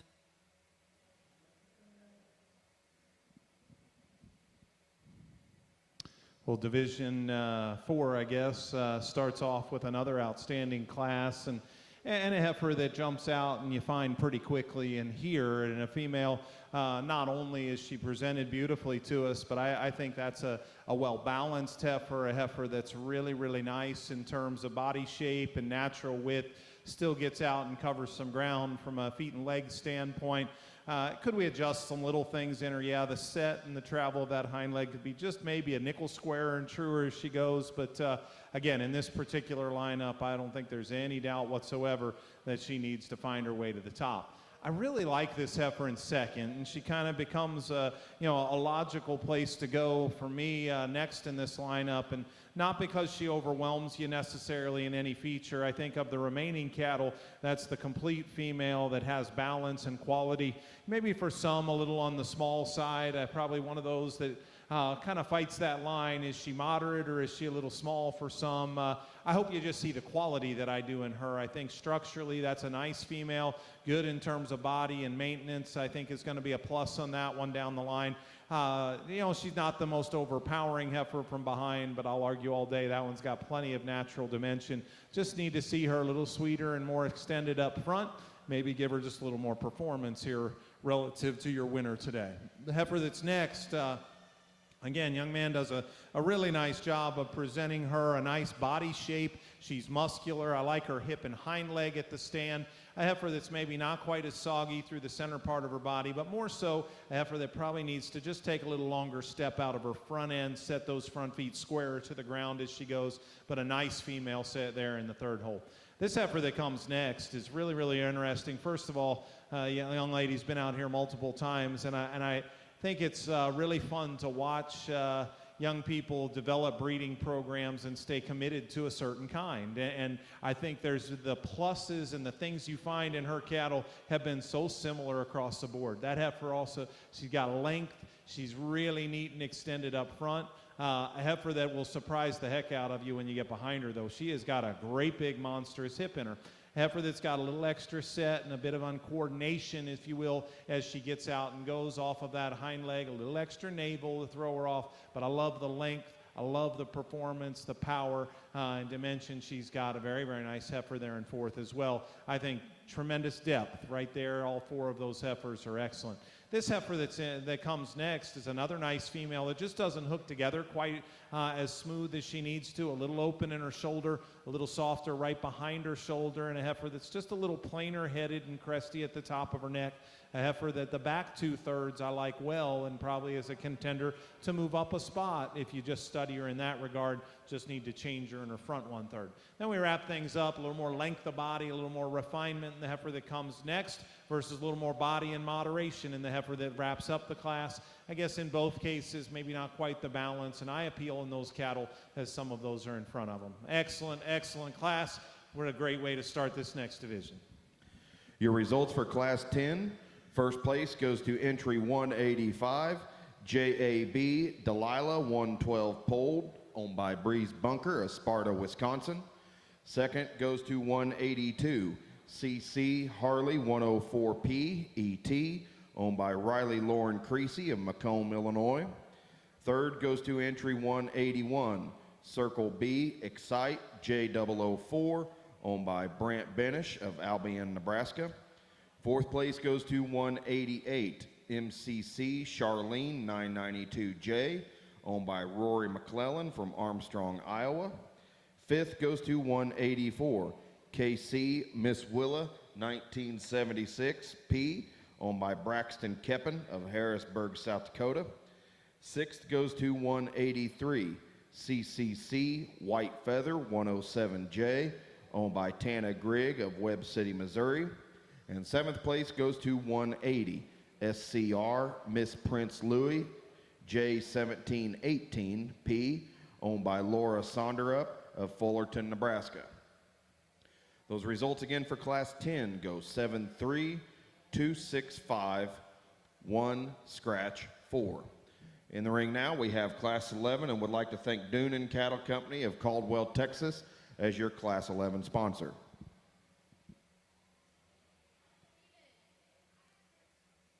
The bad times, she kept me company. She made the nights less lonely, my sweet Rosalie. Rosalie, Rosalie, Rosalie. No woman ever got so close to me. Although there have been others, there will never be another one quite like my Rosalie. No, there'll never be another one like my Rosalie. Well, the money wasn't good, gigs were few and far between. The drummer, he stopped drinking, and the fiddler split the scene. Rosie stayed. I guess I'll thank the guys in the make-ready area. Just brought them right in order for me. They're going to stay just like they're lined up. Young lady's heifer that's obviously very far along in calf is going to lead things off for us. And I like a lot about this heifer. I think correctness of condition is on target here. I do love the fact that they've got her bred up and going to calve, pretty early. And I actually think the balance of that udder is going to be nice. Her fore udder attachment's good, rear udder attachment's good. Maybe we could spread those teats and square them just a little bit. But a heifer that I appreciate where she's at in gestation. I like her freshness and look from the side. That tail head needs to come down in her a little bit better, but oftentimes we get them that heavy in calf and you get them their loin and tail head can get a little off on us. Probably more so where I'd like to modify her a little long in that rear toe. I'd like to change the shape of that rear foot just slightly. We can go ahead and lead her on out though. Stout, powerful, far along in calf, very nice female there that leads things off. The heifer in second is a little smoother in some spots, and that's why I think that was close. I like her depth of body. I like the way she transitions from her shoulder into her forerib. A heifer that's a little plainer and thicker up through her neck.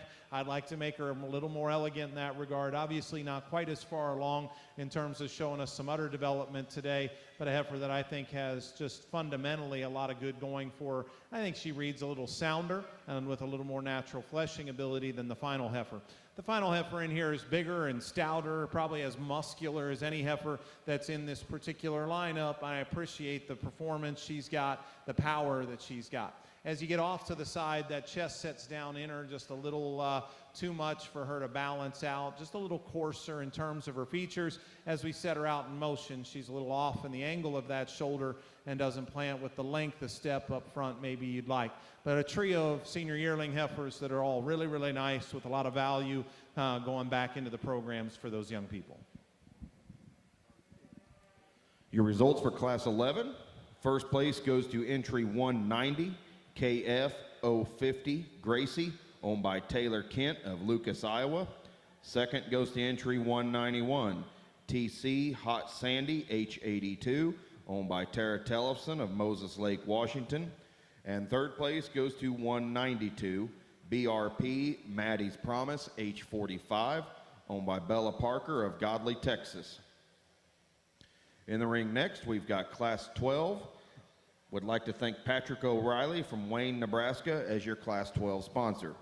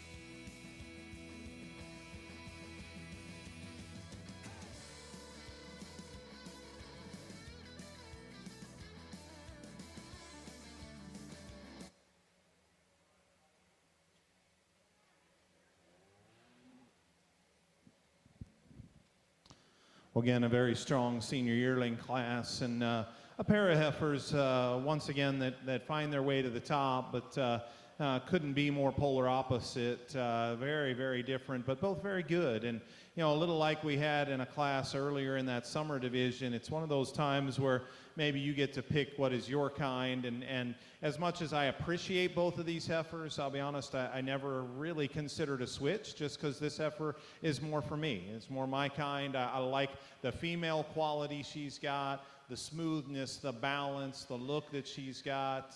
You know, we've got several heifers in here starting to show us some udder development, her included, and I think the spacing and the quality of her teat structure is very, very good and just kind of matches the refinement and the female quality that she's got. And, you know, I think sometimes it's challenging. You want to compare. I think that heifer's, if anyone tried to tell me they think she's light muscled, I would argue with that. I think that heifer's got plenty of dimension, and it comes in a quality brood cow package that has refinement and femininity to it. No question the heifer here in second is significantly more powerful. That is one huge hipped female, tremendous amount of dimension, length of body, extension up front. You know, with that, I know she may be cleaner at the base of her neck even than the class winner. To me, the rest of her is not quite as feminine as that female. The crest of her neck, the shape of her shoulder, and the roundness of her hip, those are things that I'd like to modify. So again, showing udder development, but could space those teats just a little more correctly. But man, that is a power heifer that's got a ton of dimension in her.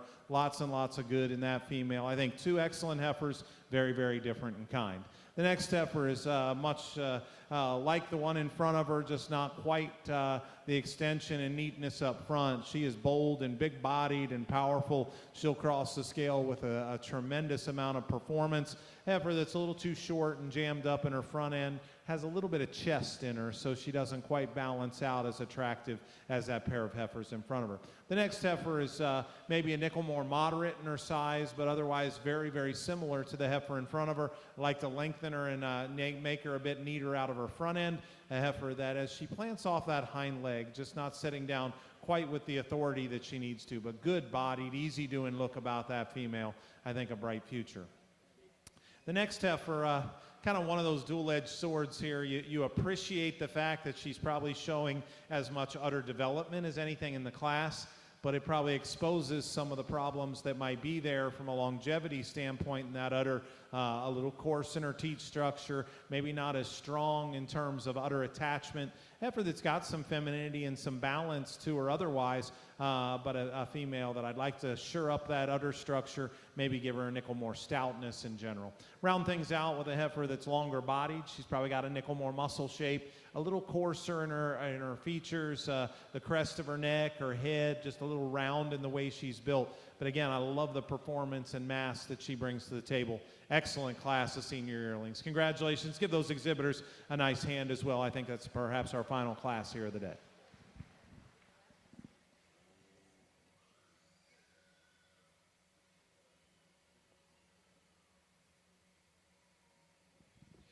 Your results for Class 12. First place goes to 193 with PGC Miss Halsey 0882, owned by Paisley Grace Carlson of Canton, South Dakota. Second goes to entry 198 MSL Miss Oakley 017, owned by Mason Lifesti of Cameron, Texas. Third goes to entry number 196 F5 Miss Alley 038 ET, owned by Mason Field of Telephone, Texas. Fourth place goes to 195 KR Ledger 0800, owned by Kylie Raymeyer of Sylvan Grove, Kansas. Fifth goes to entry number 197 VFSF Miss Helen 2065, owned by Chloe Vogt of Home, Kansas. And sixth place goes to 194 FAK Miss Gina, owned by Faith Koronek of El Campo, Texas.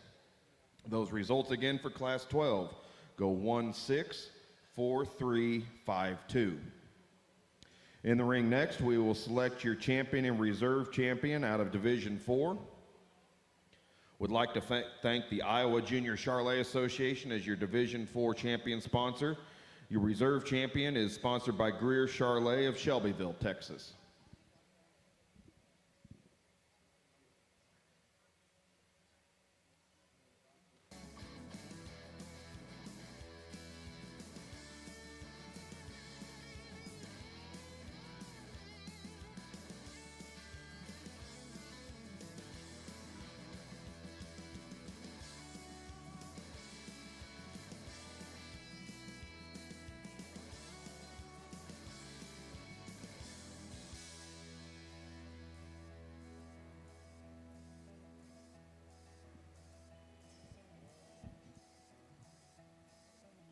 Well, as we get to the final division here of the Heifers, I think we got pairs yet to go, but last division of the Heifers, again, you know, a really, really strong lineup, and these young people deserve a heck of a lot of credit for what they've done to get to this point. Give them a nice hand here as we go ahead and select this final division champion. You know, as we bring these back out, a little bit of age variation. You know, you get into those kind of older junior yearling heifers and some senior yearlings. So you got, you know, different stages of development. You know, cattle that are starting to bag down out of those older divisions or older age groups in this division. I still think it's just absolutely critical that you put that aside and don't worry and say, well, she's further along in calf. So she has a big advantage. Well, honestly, a senior yearling should be further along in calf. If she's not, then we're not getting them into production the way we need to.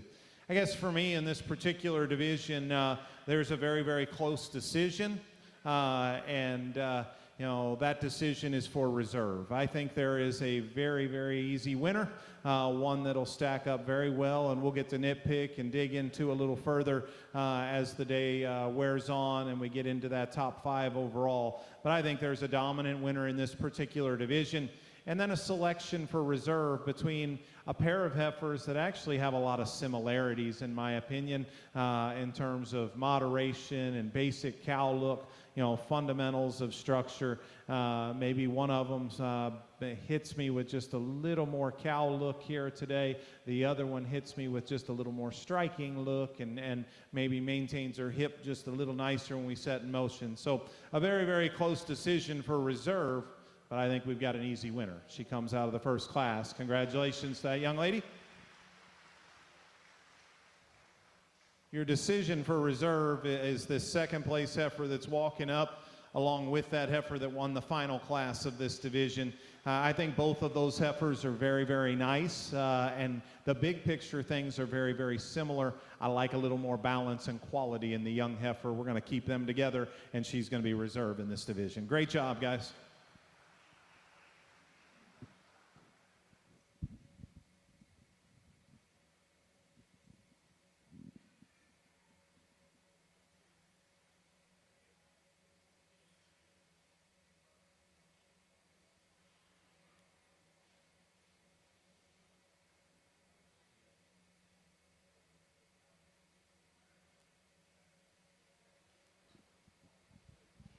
Your Division 4 champion is entry number 185, JAB Delilah 112 Polled, owned by Breeze Bunker of Sparta, Wisconsin. Your reserve division champion is entry number 182, CC Harley 104P ET, owned by Riley Lauren Creasy of Macomb, Illinois. So we move into our final division of our Bred and Owned show. We have one class in Division 5. This will be our pair class and class 13. Would like to thank Kent Nutrition as our class 13 sponsor.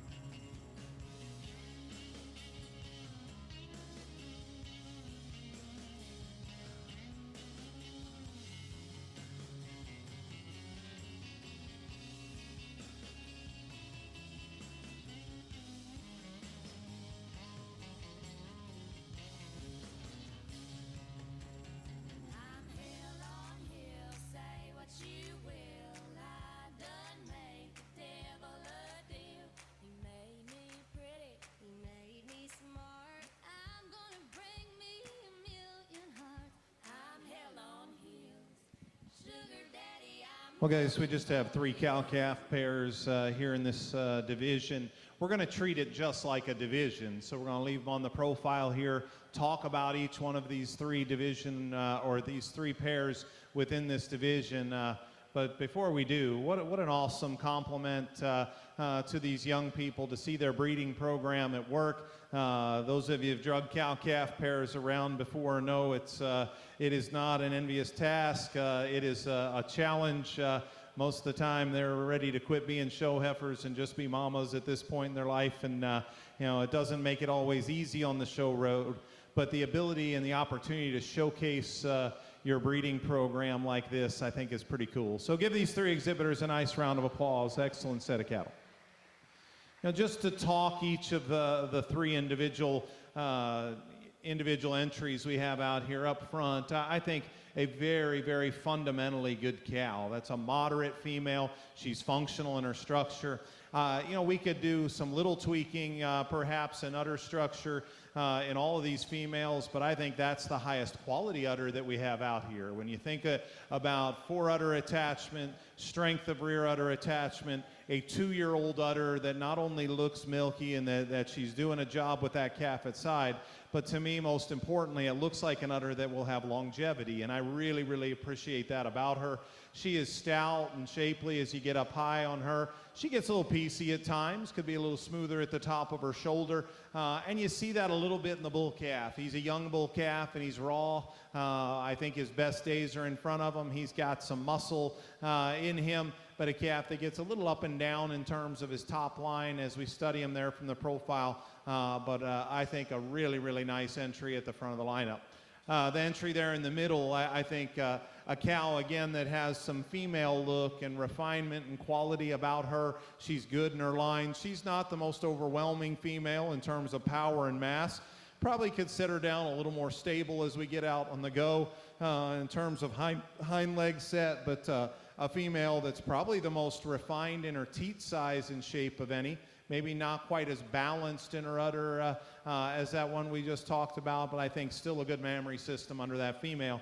And what I like is watching programs that progress, and I think there's a chance that heifer calf ends up better than her mama, and that's the whole point of doing this. She's got balance and length. Hopefully she kind of stops growing up and starts growing just a little more body volume with that, but I think there's some balance and look about that female that's very, very striking. And then our final entry here at the back of the lineup, a stout power cow that still gets out and moves tremendously well. I think she's got just a unique look about her. That loin and tail head could be a little bit different perhaps, but I give the pass on a mature cow like this. That does not by any means throw off her balance, in my opinion. Again, she looks like she's doing the job in terms of raising a heifer calf.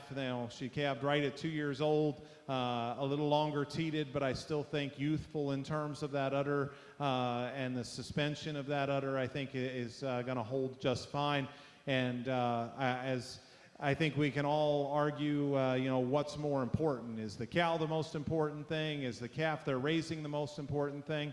Well, every now and again you get to walk out and say, my favorite cow has my favorite calf, and then it makes it pretty easy on you because this heifer calf at side is very, very nice. I think, again, balanced, a tremendous quality and performance in that heifer still. I think a lot of good in her. Guys, 3 very good entries, but an easy divisional winner. Young lady, let's bring your pair on out. That's going to be your divisional winner. A little closer decision, but we're going to use that good uddered cow up front to be reserved in this division. Young man there in the middle is going to have our 3rd overall. Give our cow-calf exhibitors a nice round of applause in this final division. Excellent job.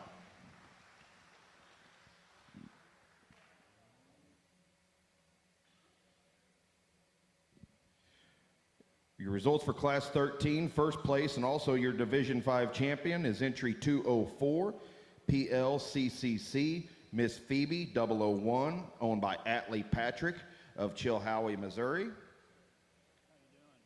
Your second place in entry 202, as well as your reserve Division 5 champion, is Miss 4M St. Fantasy 214H, owned by McKenna Mitchell of Justin, Texas.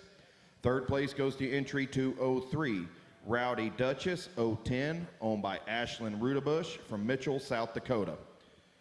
Coming in the ring next, we will have our grand drive and select your champion and reserve champion bred and owned females, as well as your 3rd, 4th, and 5th overall.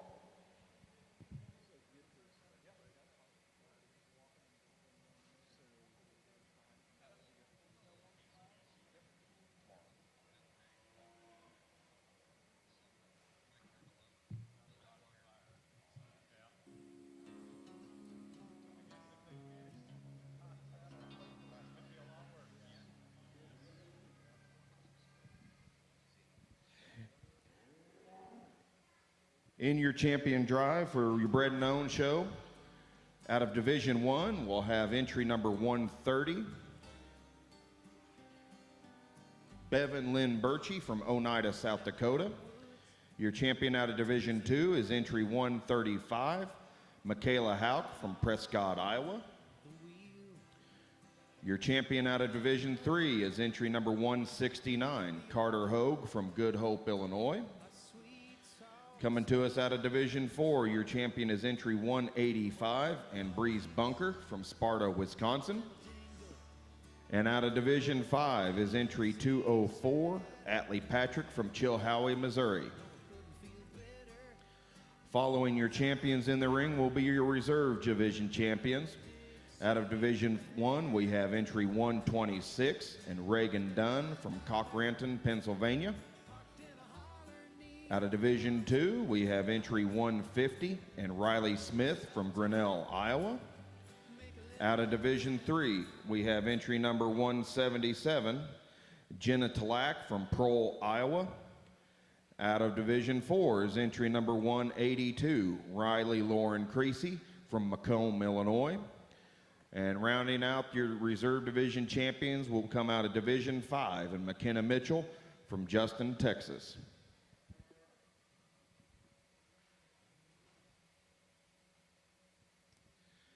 And while he's making his selection, would like to extend some thanks to our judge throughout the entire day, the pride of K-State, Chris Mullinex.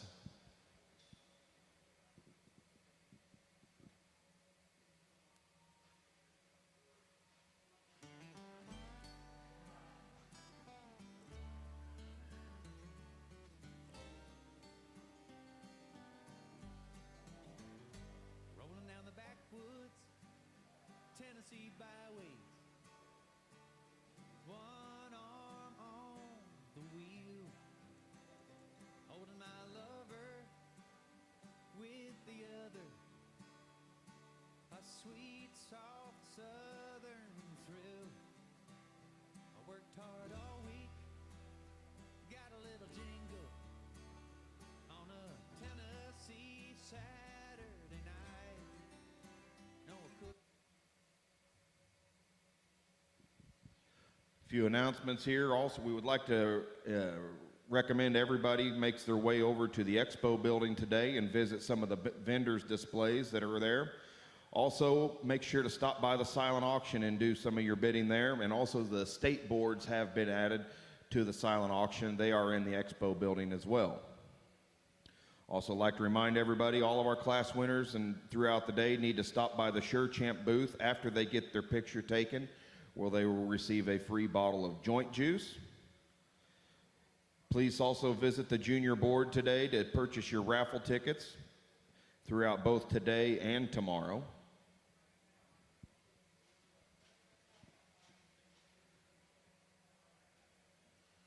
Couldn't feel better, 'cause I'm together with my Dixieland delight. Spend my dollar parked in a holler 'neath the mountain moonlight.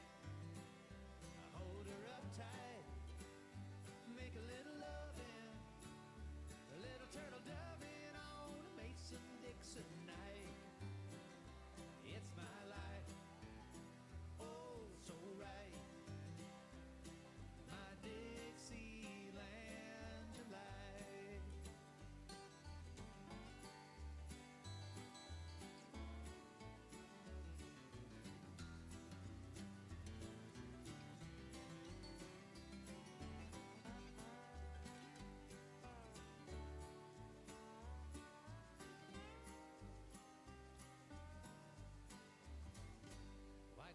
buck deer munching on clover, a red-tailed hawk sitting on a limb, chubby old groundhog croaking bullfrog, just as free as a feeling in the wind.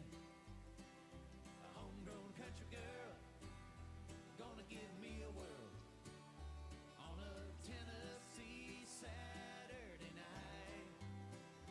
I'm lucky as a seven, living in heaven with my Dixieland delight. Spend my dollar parked in a holler 'neath the mountain moonlight.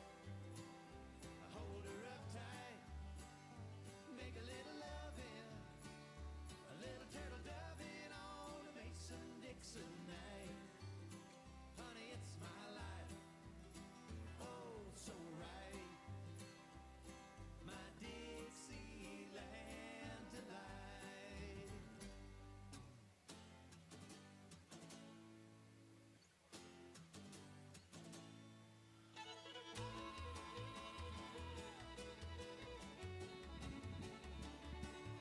Well, guys, what a fun morning this has been, and I can't say enough. First of all, about your breed, but secondly, about these young people, and it never ceases to amaze me as we get to these junior nationals how strong this bred-known division continues to become, and that's. What a pleasure it is to get to just share my thoughts about the cattle, but more importantly, to think about what these young people and their families have done to put breeding programs together to establish the kind of quality that's out here in front of us. And that is so fun. As I think back on the greatest rewards of my experiences with my brothers growing up and showing the pride in one that you raised from day one is pretty special, and these young people deserve a heck of a lot of credit for doing a whale of a job of putting an awesome set of Charolais cattle together here for you this morning. Give them a big hand here. This is your divisional winners. They deserve that credit and round of applause. As we've went through the course of the morning, I couldn't be any happier. And these divisional winners and reserves, I think, really mirror, what I've tried to find. And I think we can all sit and argue the details if we want. And when you get them this good, oftentimes, like we've had chances to make decisions, and we've had, the opportunity to kind of cut hairs a little bit, and at times, maybe some sitting around ringside would have switched this pair or that pair, or flipped some things around where maybe your preference lies in a different area than mine. I hope we can all agree, whether we agree on every placing or not, we can agree that this is a whale of a set of cattle, and now it really gets an opportunity for you to pick and choose the differences or the things that you want to prioritize, and that's what makes evaluation fun. I mentioned it about one young lady earlier, but it's also fun when you see young people come in here 2, 3, 4, 5 times and stay committed to a type of breeding program and cattle that they like to produce. I think that will bode well for their future in this industry. Again, my congratulations. We're going to pick you a top 5. I think there's quite a few contenders for those 5 slots, but I think probably today there's a pair of them that I think fit one another. I think kind of jump out and grab you, have wow factor, but beyond the wow factor, for me, that's never the first thing that I look for. I want to build them fundamentally right, and if we can then throw some extras on top of it, we get the opportunity to do that. That makes them pretty special, and I think we've got that in the top end of your show, no question about it. Give these exhibitors one more round of applause. We'll go select you a top 5.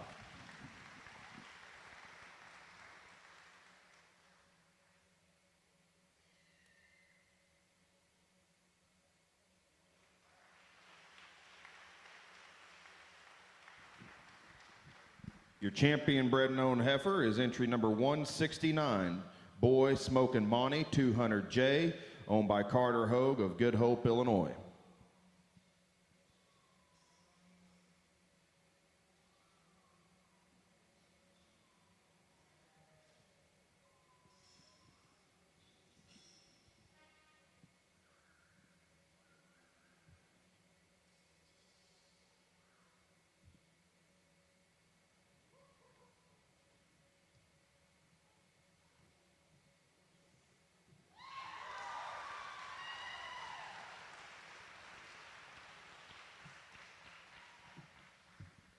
Your reserve champion bred known heifer is entry number 130, Birchie Hot Sauce 1509, Polled ET, owned by Bevan Lynn Birchie of Oneida, South Dakota.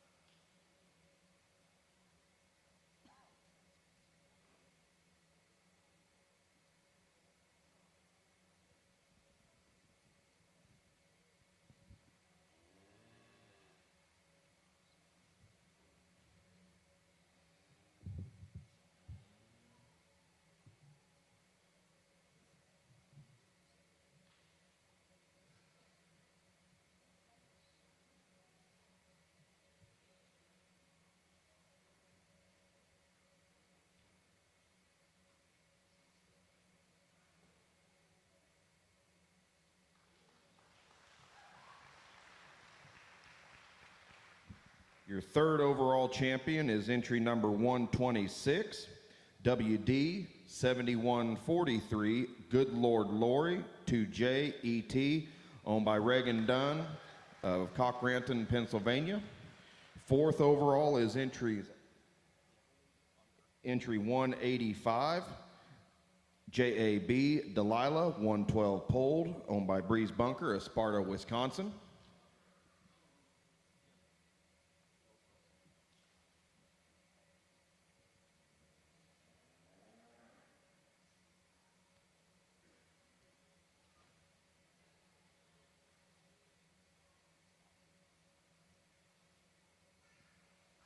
Fifth overall champion is entry number 177, TLAC, favorite color, 9918, owned by Jenna Talak of Prohl, Iowa. Congratulations to this great set of exhibitors. Next up, we will have our state groups of three, and then we will take a brief pause for photos before we move directly into our bull show.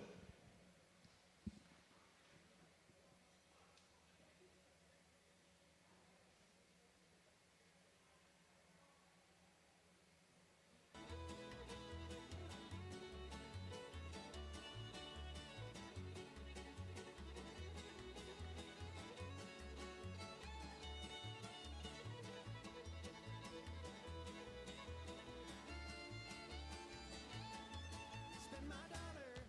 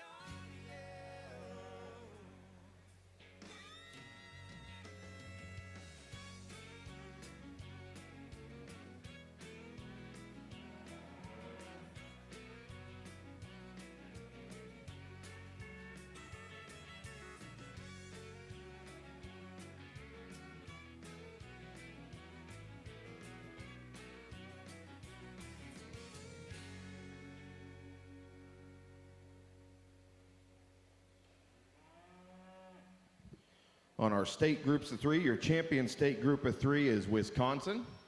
Your reserve champion state group of three is Illinois. So again, once we get pictures finished up, we will move right into the bull show.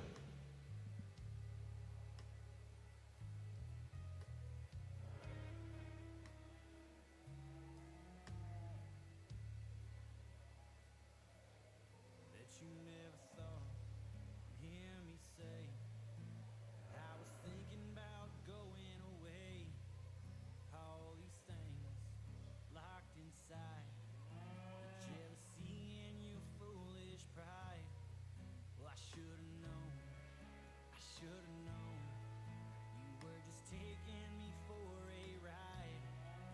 Along the way, lost control. Well, I'm lucky that I even survived. Oh, you set the bridge on fire, watched it burn. Hey, life is full of hard lessons learned. You should have known that by now. No, you can't squeeze blood from a stone. Little darling, you reap what you sow. You should have known that by now. Whoa, you should have known.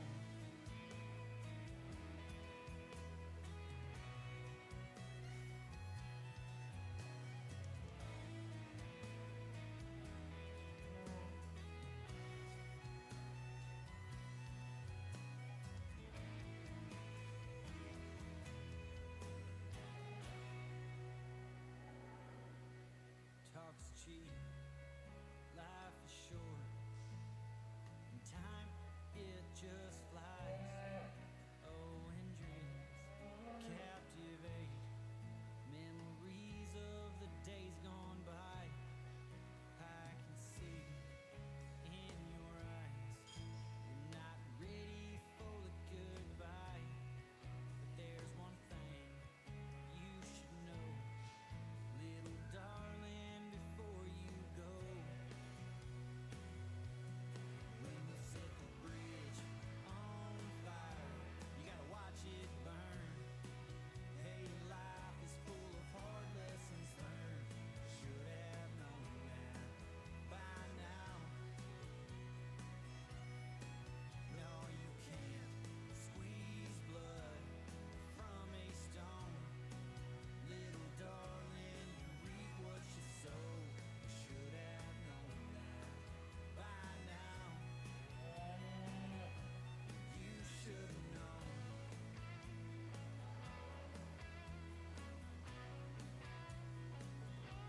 You should have known.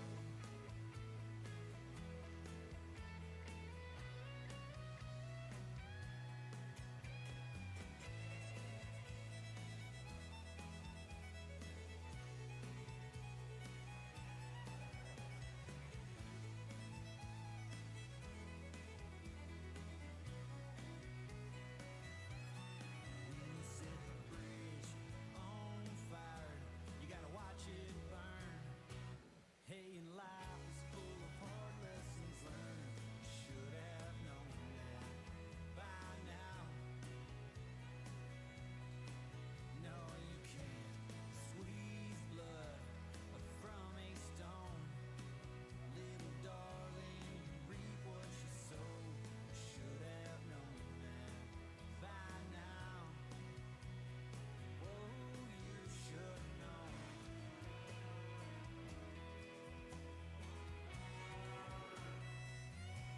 Girl, you should have known.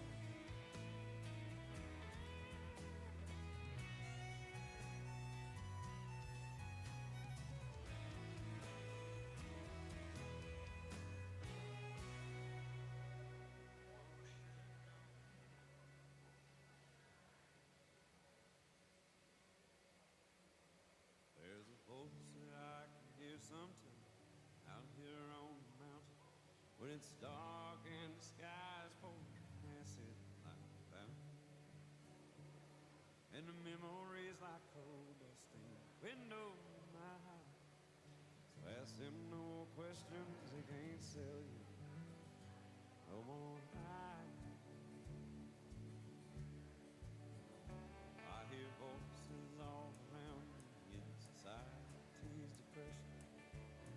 Over and over they recite their first impression. And the rivers all cry. Ocean cannot speak till waters crash into uncharted shore. So dark and bleak.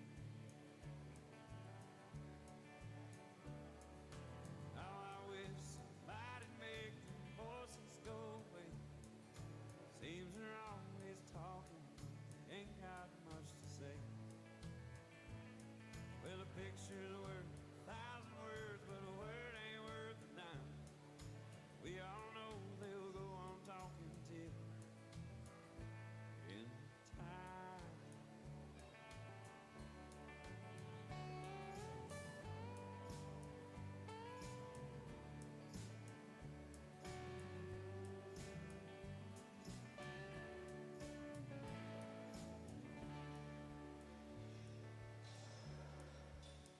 Oh, all this sign of the times when it's always been this way. Forked tongues and voices behind curtains with no name. Well, they plot to get scared, setting fate for all mankind. People that can feel God's pretty skies with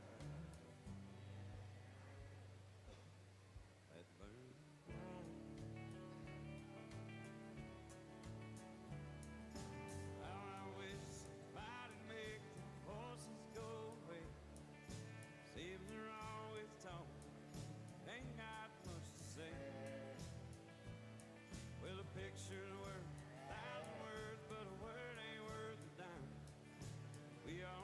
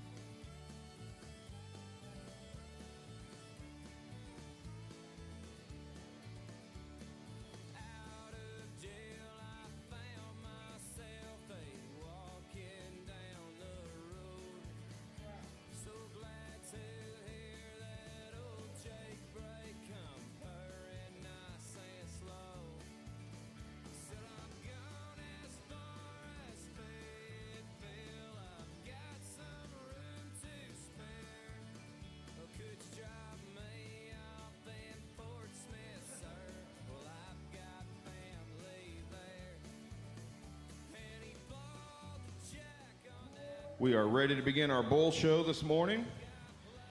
Starting off, we will have Class 14. Would like to thank J. Bar T. Benish Cattle Company and Martin and Jessica Benish from Juanita, Nebraska, as our Class 14 sponsor. Also like to remind everybody that the bull show today is going to be on a one-strike policy.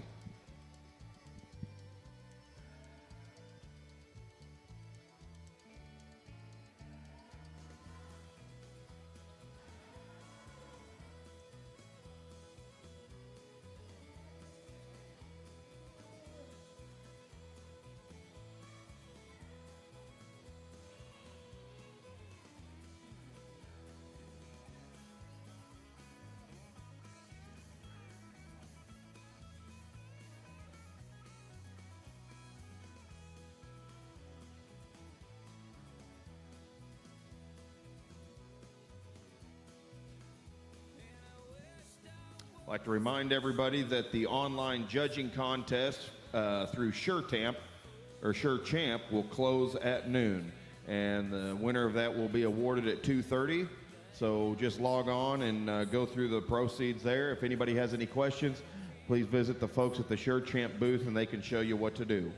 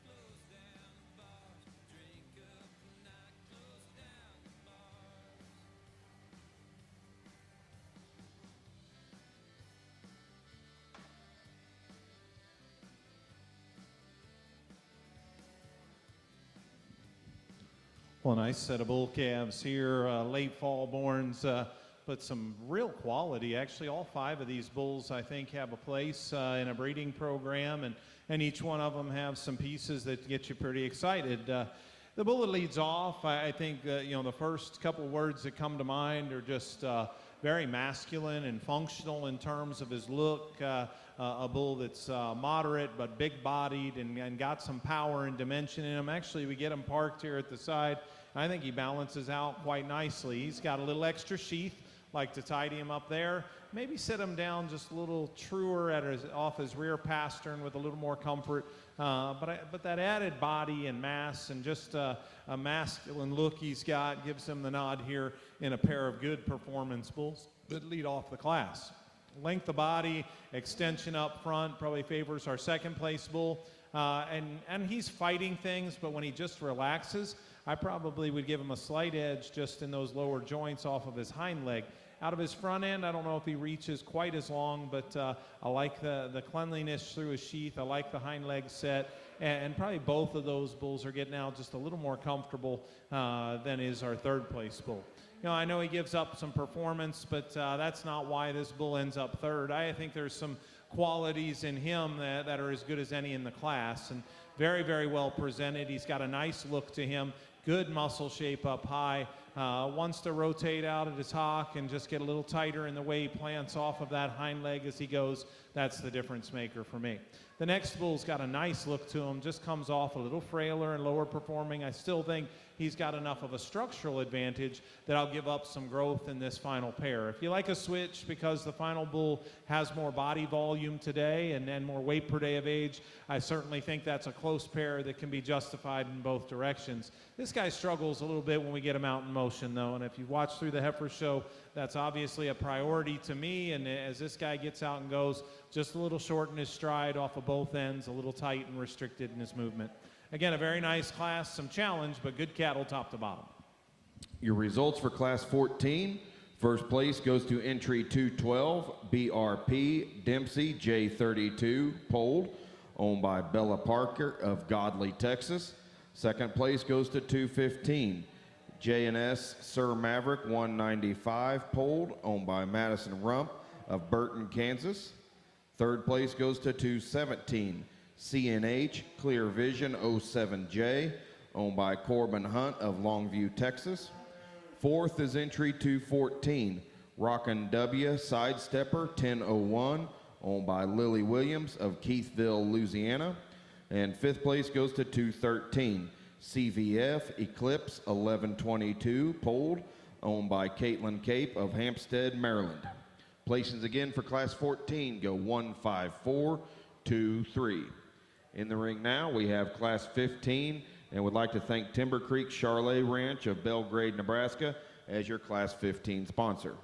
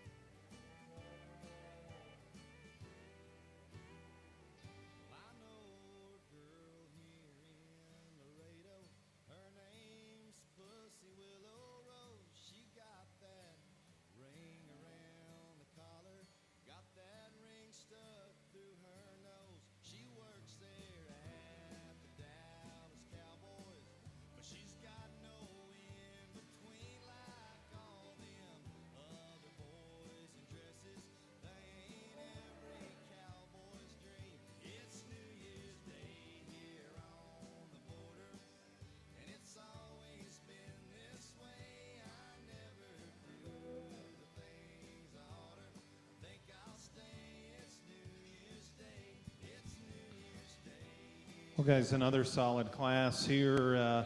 I think a really nice leadoff bull, though. I think, just fundamentally, I think this bull puts a lot of good things together, and in a class that's really 5 deep with pretty solid kind of herd bull prospects. I think this one stands out pretty comfortably. Versus our second place bull, I think balance, he certainly comes together better at the top of his shoulder and then down his top line. I think when you study his joint work and the way that he comes to the surface off of his hind leg, although not perfect down in that rear pastern, still a clear advantage within that particular pair. I just think that's a really, really nice bull to lead off this class. From there, you maybe could do some different things. The rugged power bull that remains is here in second. When he gets to the lead, he kind of pulls his top line together a little nicer. I still would like to see him laid into his shoulder a little better.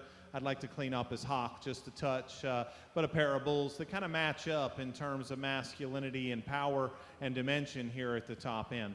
I think it's interesting. 3 and 4, I could do some different things with and sure justify it. The third place bull, when we get him stopped, he's got a neat look about him. When we get him in motion, he can tend to get his spine up just a little bit and drop those pins. Good set of testicles underneath of that guy.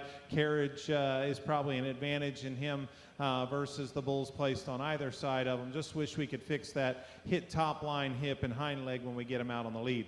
Fourth place bull's interesting. He just doesn't want to get out and go for us here today. I don't read the angles of his structure to be any kind of a major issue long term, but when we see him out in motion, he just got a little extra curl to that hind leg, a little uncoordinated. I like his body depth actually better than the bull right in front of him. I think when we get him stopped, he can balance out just fine. I just need to square up and see him handle that hind leg a bit more with a bit more stability and squareness as he goes, but a nice bull there in 3 and 4. Even our final bull, he's moderate, he's deep, he's got a practical look about him. Just a nickel too plain in terms of his general appearance. He doesn't balance up and have near the quality of those cattle in front of him, but fundamentally still a pretty solid kind of bull to be rounding out a class with. Congratulations, good set of cattle, very, very nice bull that leads off. Your results for Class 15. First place goes to entry 221 with F5 Buzz 136 ET polled, owned by Audrey Field of Telephone, Texas. Second goes to 218 BRP Slasher J27 PET, owned by Bella Parker of Godley, Texas. Third goes to entry number 219 CC Mr. Convoy 2102P, owned by Cora Clift of Ellensburg, Washington. Fourth goes to 223 CC WGB Mr. Jazzman 131P, owned by Riley Lauren Creasy of Macomb, Illinois. And fifth place goes to entry number 222, DDC Daniel Sampson J59, owned by Marie Eve Downey of Prattville, Alabama. Those results again for Class 15 go 2-3-1-5-4. In the ring now we have Class 16 and would like to thank Greer Charlet of Shelbyville, Texas as your Class 16 sponsor.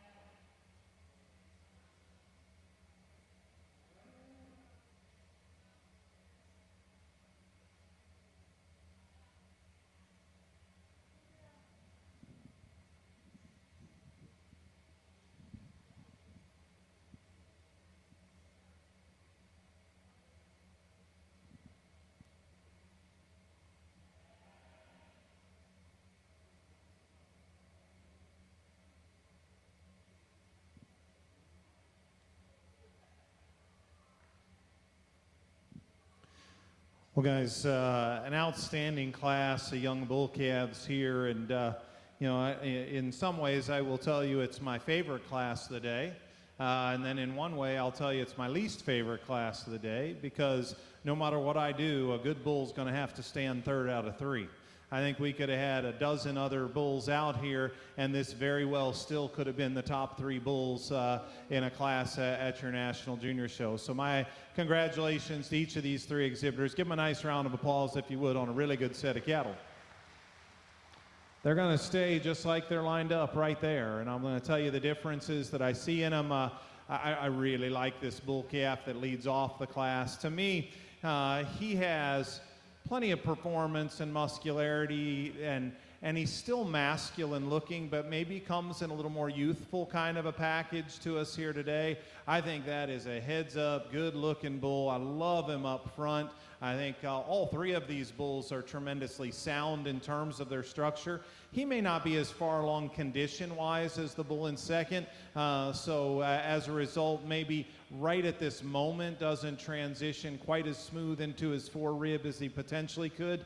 But I think that guy's got big-time potential in front of him. He has got such a classy look about him. He's got a beautiful muscle shape, and I think is going to just continue to get better and better with time. I like that bull a lot. Now, the bull in second, again, probably as massive in terms of just structural substance as anything that's been out here. He's got big feet under him, but he's got good feet under him, too. He handles himself tremendously well when we set him out in motion. Big set of testicles, kind of everything about him a little further along, and from a maturity standpoint, crest of his neck, his head, all of those things. He probably matches up a little better with the class winner in terms of length and performance. As you've seen throughout the course of the day, I'm not going to just weigh him up. I think those are two good performance-driven bulls. He's got a little more shoulder in him. I think it'll be interesting to see how he matures and whether that lower body balance kind of stays together. He's starting to get just a little chest in him. Hopefully he can remain deep enough and more uniform enough in his lower body to continue to balance as he matures. But that's a heck of a good bull sitting there in second as well.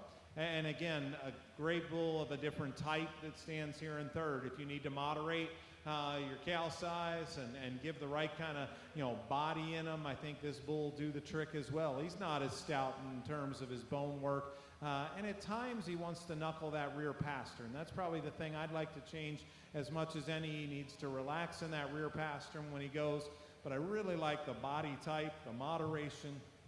And guys, I think it'd be easy to label him deficient in muscle. I don't see that. I think he's got a big pin set in him and plenty of shape to go with it. Just need to stouten that hind leg and see him plant just a little more secure.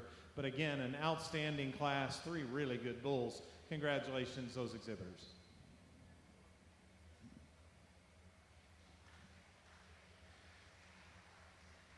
Your results for Class 16. First place goes to entry 224, GHC Nemo 1503, owned by Lana Johnson of Fort Collins, Colorado.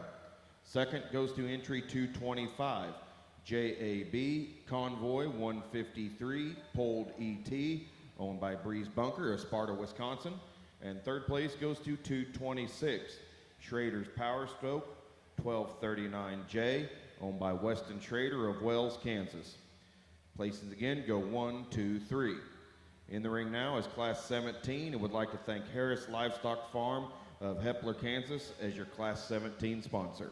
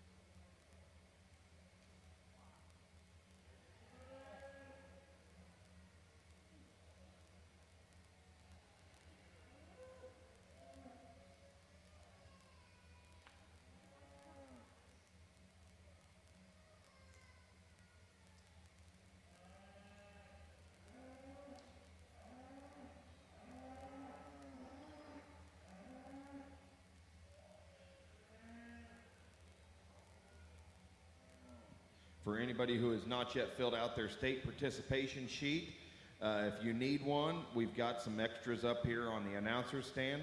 And also, they are due today at 3 o'clock. You can bring your completed forms back to us up here on the block.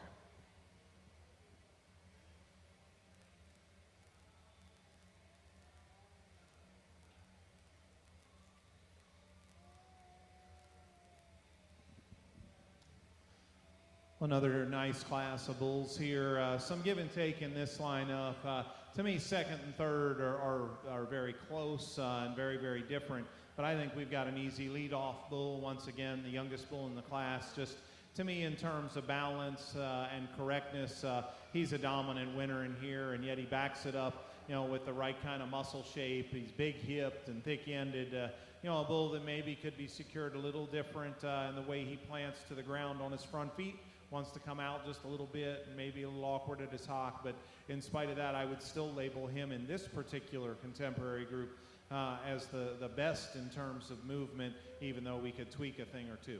To me, 2 and 3, do what you like. I see a little more balance and correctness in the young ladies' bull that's going to come in second.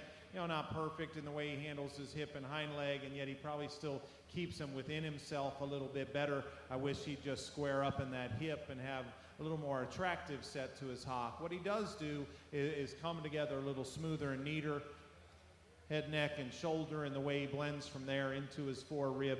I just like his balance features a little better than the big bull here in third. More performance, more body volume, certainly more mass in the third bull. I like those things about him. As I start to analyze and study this guy, I sure wouldn't mind changing the way he goes off that hind leg. Gets it almost outside of the skeleton a little too much, as he gets out and goes, for me, and clean up his joints and his shoulder just a little bit. But again, a power bull that's got some mass and some good in him. Again, really, really a nice class. Really like that bull that wins. Give those exhibitors a nice hand as well. Your results for Class 17. First place goes to entry 227, FFC, Mr. Windsor, 9202J, owned by Lindsay Lee Franklin of Ladonia, Texas. Second goes to entry 229, BC, HF Jackson, 154P, owned by Emma Dawn Hankins of Springfield, Missouri. And third place goes to 230, CRS, Mr. Cool Patriot, 128J, owned by Caden Stein of Gause, Texas. Again, for Class 17, it goes 1, 2, 3. In the ring next, we have Class 18, and would like to thank Eichhoff Charlet in Vernon, Nebraska as your Class 18 sponsor.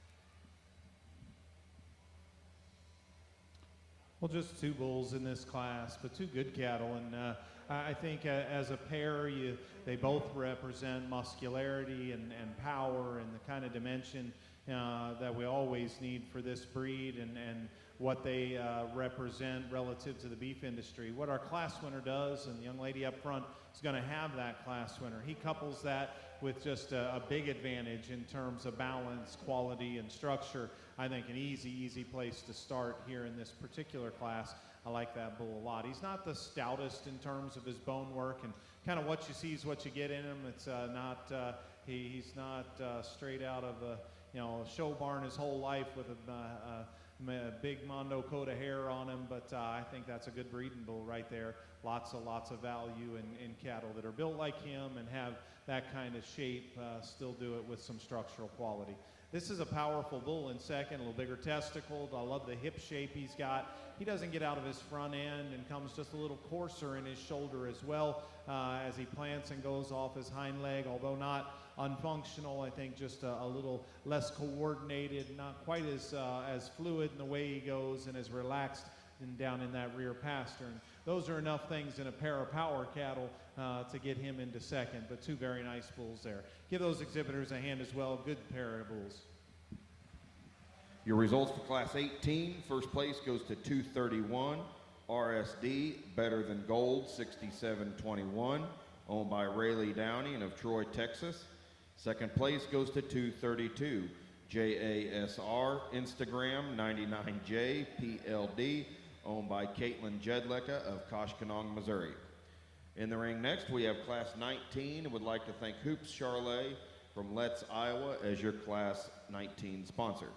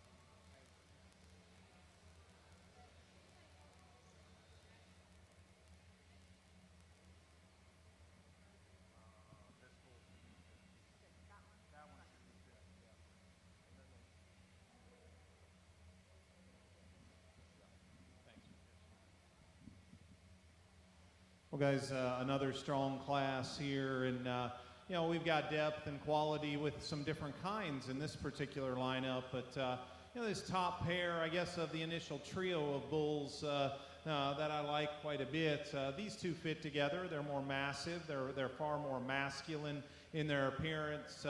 Tremendous muscle shape in both of those two bulls. This class winner is an interesting bull. I don't know that he stepped into the ring and it was just like immediately wow. But the longer you study him, the more and more you like him. And there's a great view right there. He balanced for a bull with that kind of mass and dimension in him. And let me tell you, he has got a big hip in him.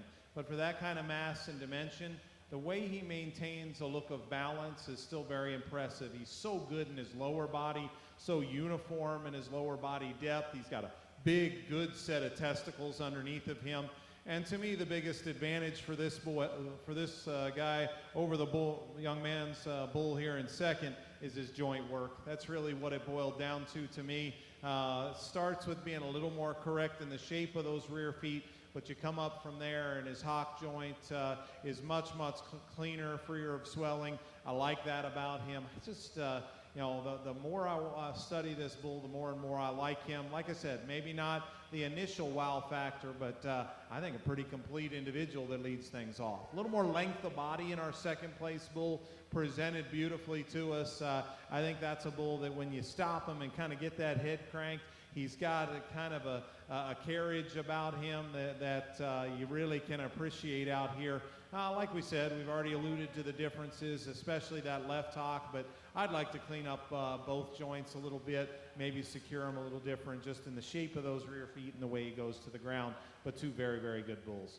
The bull here in third is out of a totally different mold, has the look maybe of a heifer bull. You never know what's behind him genetically, but he's so neat up front, so smooth in his shoulder, and a nice structured bull. I think one that looks like he ought to have some calving ease from a phenotypic standpoint. If he backs that up with some genetics, there's darn sure a place for him, no question about it. He's outmassed. He's just not quite got the masculine character to him to get into that top pair today, but a good bull. A good long-bodied bull with some performance next. Gets a little off in his hip and just doesn't stay together quite as nice from a balance perspective. But we wrap things up with a bull that's got enough structural flaws that I think that final pair needs to go that way. This guy's more moderate in his size. He's actually got a really big top shape in him, just too tight in his spine and off in terms of his structure to move him up any higher. Very, very strong class again. Give those exhibitors a nice round of applause. Good set of big bulls. Your results for Class 19. First place goes to entry 240, JASR Instinct 79J PLD, owned by Cody Jedlecka of Koshkonong, Missouri. Second place goes to entry 233, SCF EDC Rainbow Stone, owned by Elijah Dehan from Lamont, Missouri. Third goes to entry 238, SFC Big League 128, owned by Michaela Hauk of Prescott, Iowa. Fourth place goes to entry number 237, IVM Mr. Turmoil 1518 ET, owned by Leighton Murnock of Bowman, North Dakota. And fifth place goes to entry 241, BCF Home Run 0521P, owned by Hayton Burge of Oxavassi, Missouri. Placings again for Class 19 go 2, 4, 3, 1, 5. In the ring next, we've got Class 20 and would like to thank Greer Charlet as your Class 20 sponsor.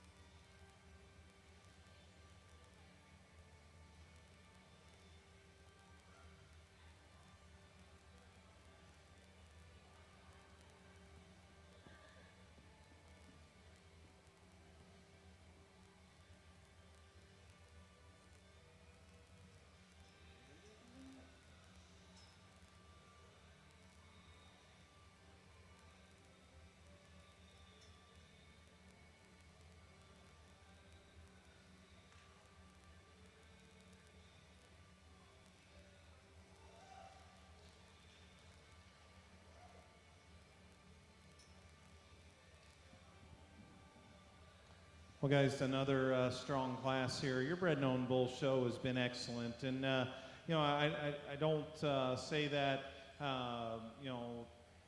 without a lot of truth behind it. I mean, there is cattle that have been out here that would work in a lot of programs that have stood middle of their class or even further down.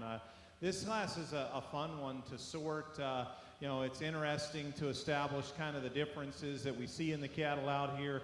But I'm really comfortable with the way that they come together. And, no question, I think your first glance is to say, well, here's the show bull. He likes the show bull in the class. Well, certainly he's got a good look to him, but that's not why he wins the class. I think he's the best structured of the initial three. That's the biggest reason. Even though he's not just heavy boned, his comfort and his mobility off of both ends of his structure is what gives him an edge here in this initial trio. He's better in the way he handles his rear pastern than is the second place bull. He just gets out and goes off both ends better than the third place bull. And then he complements that correctness of structure with an attractive look. He's fresh and good in his body condition. A bull that's got plenty of muscle dimension in my estimation. I'd like to change that testicle carriage just a little bit.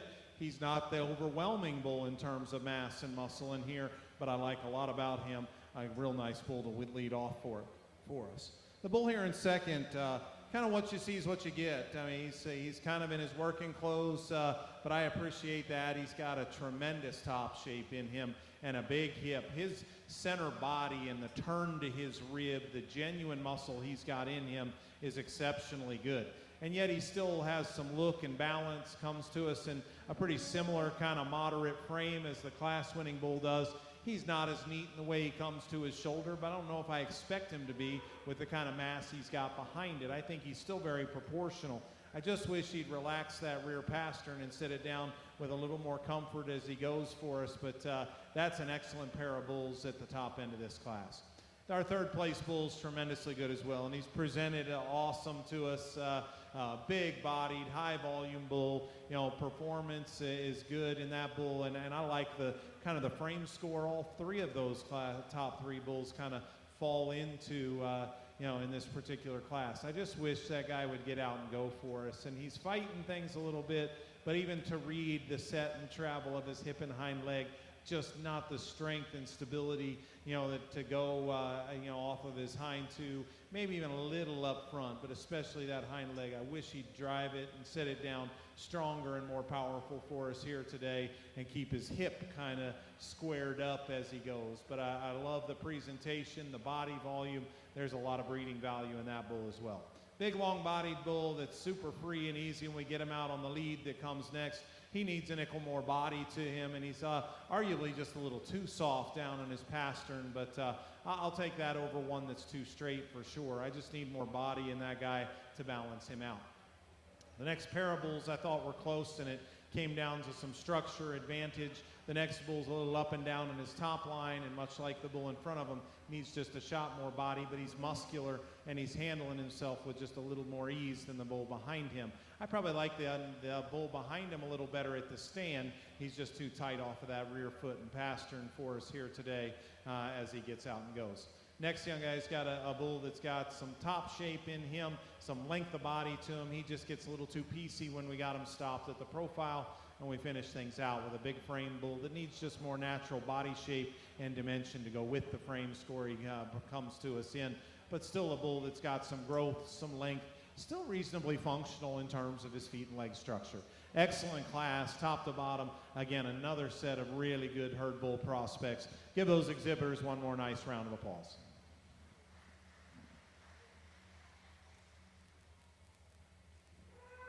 Your results for Class 20. First place goes to entry 248, Circle B, End Zone, J889, ET, owned by Brant Benish of Albion, Nebraska. Second place goes to 249, BK Fancy Patriot, 127, owned by Madison Hirschman from St. Paul, Nebraska. Third goes to entry 247, Cash JCS Rhinestone Cowboy, owned by Cashlin Krebs from Gordon, Nebraska. Fourth place goes to entry 244, STCC Resource 0320, owned by Haley Walker of Potts Camp, Mississippi. Fifth goes to entry 243, BCF Diamond Jack 0421P, owned by Katie Burge of Oxavassi, Missouri. Sixth place goes to entry number 242, KR 5231, owned by Kylie Raymeyer of Sylvan Grove, Kansas. Seventh goes to 245, BBB Mr. Lunch Money 197, owned by Brody Getz of Park, Kansas. And eighth place goes to entry 246, LCC Royal Flush 2105. Results again for Class 20 go 654, 783, 12. In the ring next, we have our final class of bulls, and Class 21 would like to thank Riverdale Land and Livestock as your Class 21 sponsor.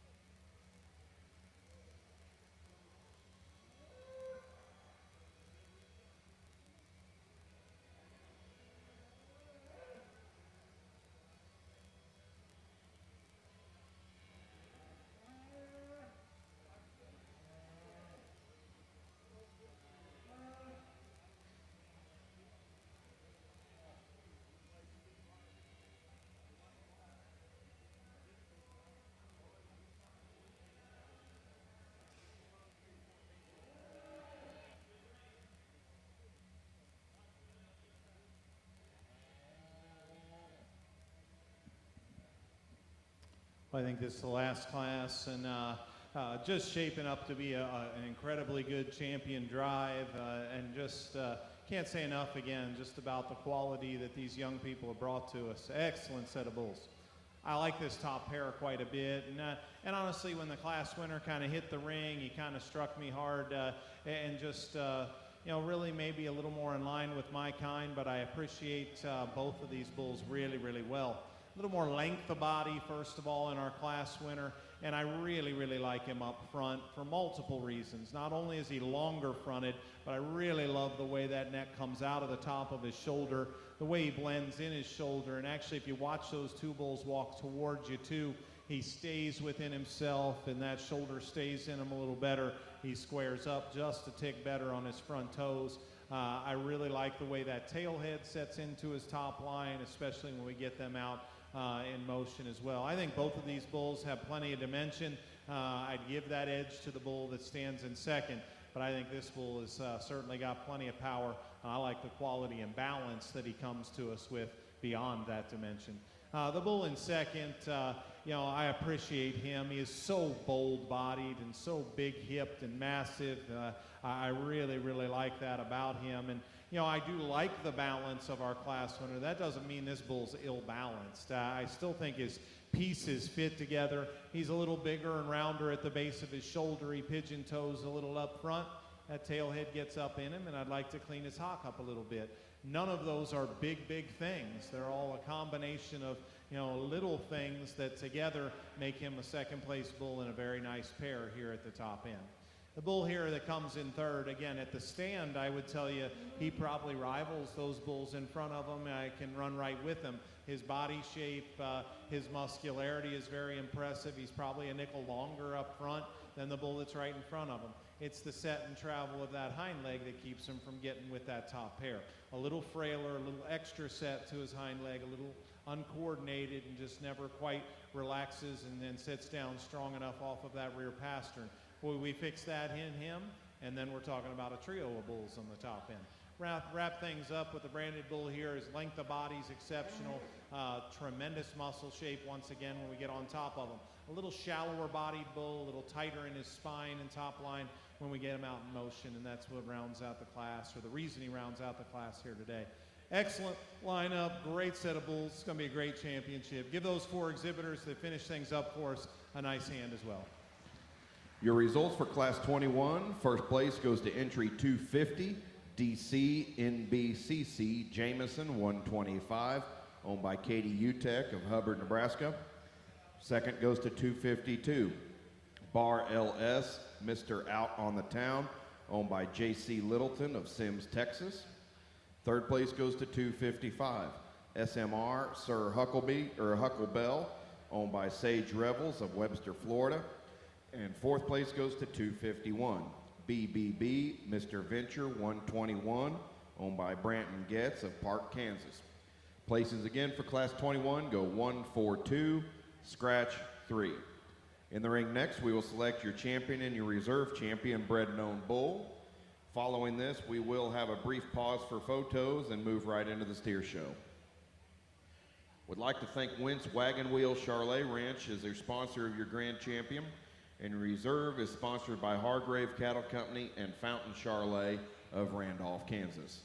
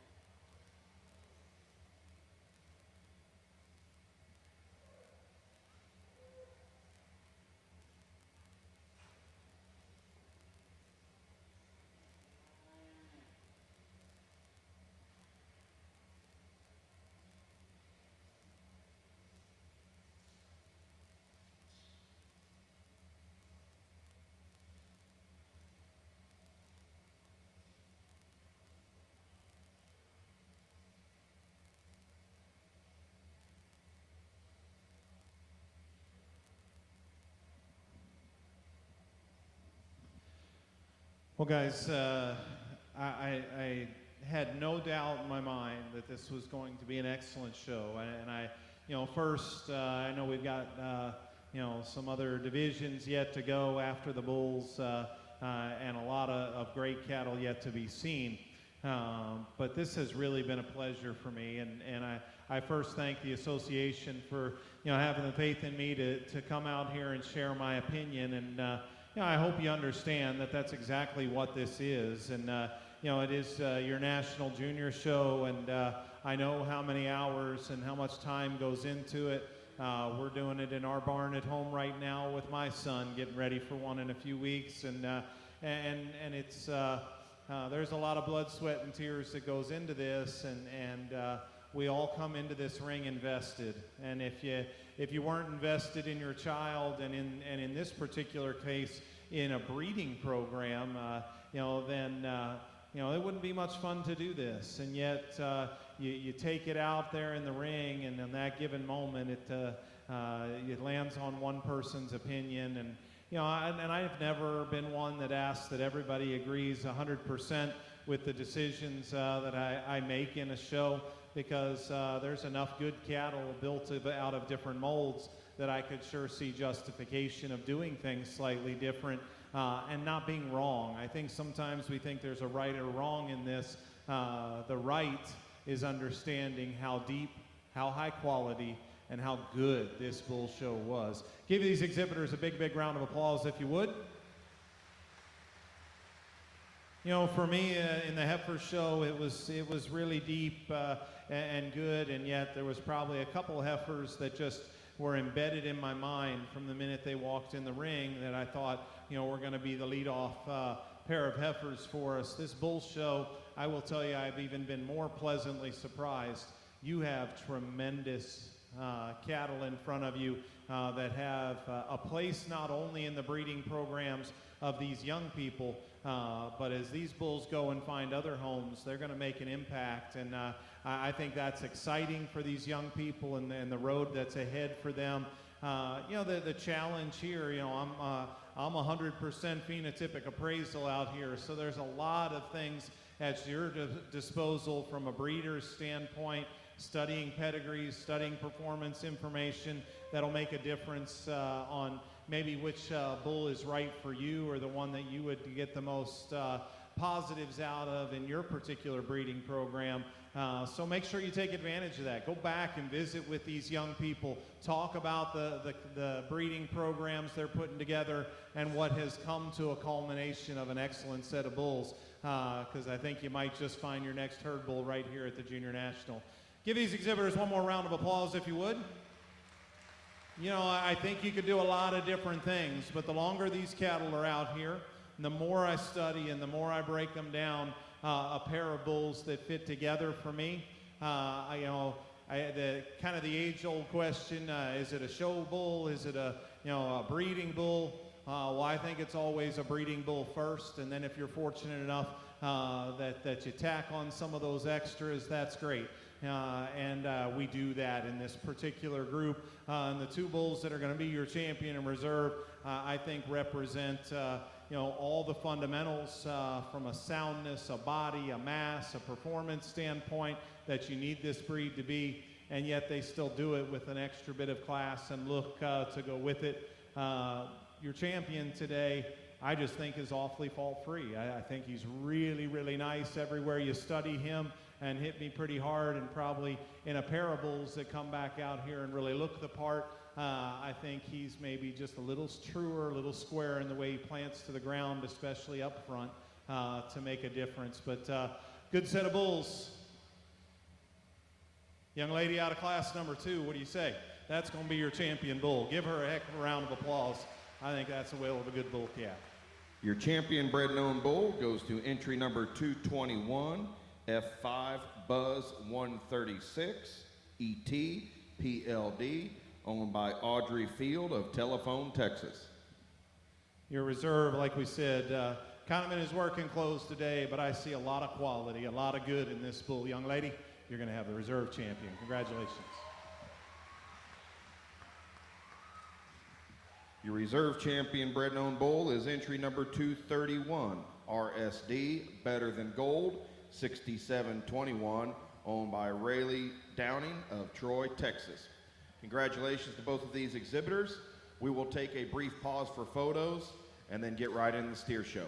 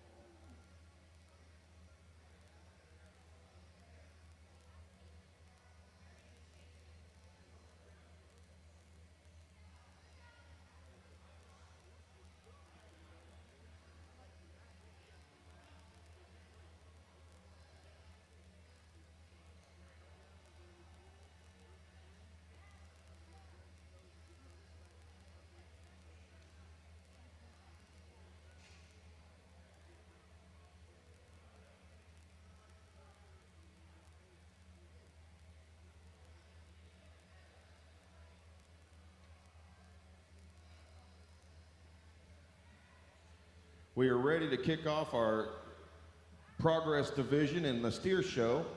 Class 22, there will be 3 head in this class. Would like to thank our Class 22 sponsor and Trace Rios Silver.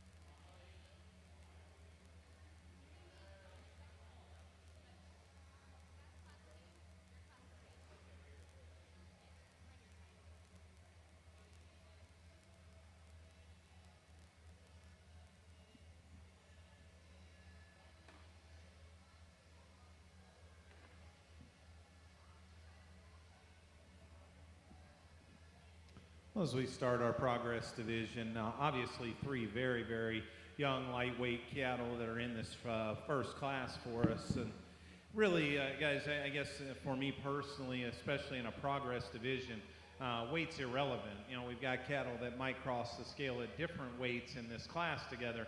I think it's got to be the job of a judge to look at a Progress or Prospect Division and look ahead and see where you think they have the ultimate ability to have some outcome and some future and what they'll look like when they get to market steer status. So this class is not the easiest one in the world because it forces you to kind of look at a lot of that and then weigh out some differences. But for me personally, the longer they're out here, the more and more comfortable I am. This young lady up front is going to win this class, and it's because she has handily the best structured steer that's out here. That plus his body type, I think, should equate to him to be a relatively easy feeding, kind of practical market steer prospect as you look down the line. He's arguably the lightest muscled steer in this group, and I understand that, but I don't think there's a steer in this group that doesn't have enough muscle, and he is so much better in terms of skeleton and structure and what looks like to be an easy feeding kind of calf that I think he needs to win. The most muscular steer is the other gray calf, no question. That guy's got a big top and a powerful hip in him, still really clean necked. I'd stop short of calling him better balanced than our class winner because he's too round in terms of his hip structure for me to do that. If he stays sound enough, no question, he might have the most terminal merit because of his muscularity. And the white calf that rounds things out for us, a little bigger in his frame size. I wish he had more body volume to go with that. He's kind of shallow looking as he comes to us today. Looks like the kind that's going to be a little harder feeding. I do like his levelness atop. He's a little squarer out of his hip than the calf that's right in front of him. And honestly, that steer's got some muscle shape. He's really thin conditioned right now, but I think he's going to have some dimension. I just hope he's got enough feedability and practicality built into him. Again, a nice trio, good way to start your Progress Division. Congratulations, those exhibitors. First place in Class 22 goes to entry 260, Ellison Burton from Claypool, Indiana. Second place goes to entry 261, Rex Harrison from Holly Pond, Alabama. And third place goes to 262, Kelsey Arrett from Lake Park, Iowa. In the ring next, we'll have Class 23, and would like to thank Castleberry Hilltop Charlet from Ninnekah, Oklahoma, as your Class 23 sponsor.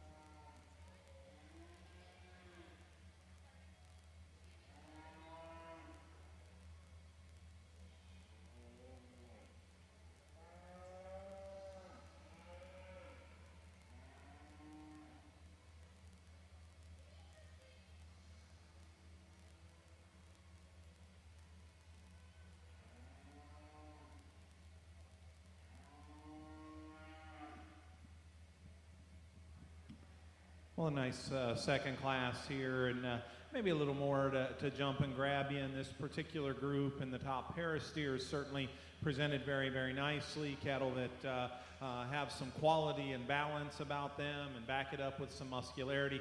I like the body type of the yellow and white calf. I think he's got just a little more natural depth all the way back to his rear rib and flank. I think both of these steers could be modified a little bit in terms of structure. He rounds out of his hip and needs to plant a little truer off his hind leg, and yet I'd probably still give him a slight advantage in that regard versus the gray steer that's behind him. Now the gray calf, when we get him stopped, he's got a neat look about him. He's really extended and neat up front. She gets him loined like that, and his top line kind of comes back together, and he's obviously got a nice shape from a muscle perspective.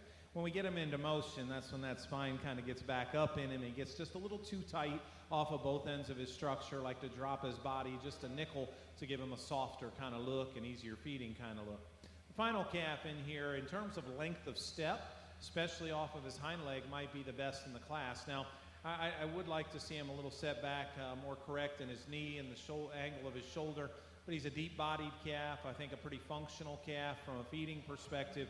Doesn't blow you away with muscle, and in this particular class, you know, just a little outclassed from the profile in terms of look and balance, but a good, solid, functional feeding steer even to round things out. Your results for Class 23. First place goes to 265 and Claire Foreman from Chakota, Oklahoma. Second goes to 264, Shayla Dismukes from Chakota, Oklahoma. And third place goes to 263, Kaylee Shaw from Bowie, Texas. Places again for Class 23 go 3, 2, 1. In the ring next, we'll have Class 24, and would like to thank Sydney Thane from Altoona, Utah, as your Class 24 sponsor.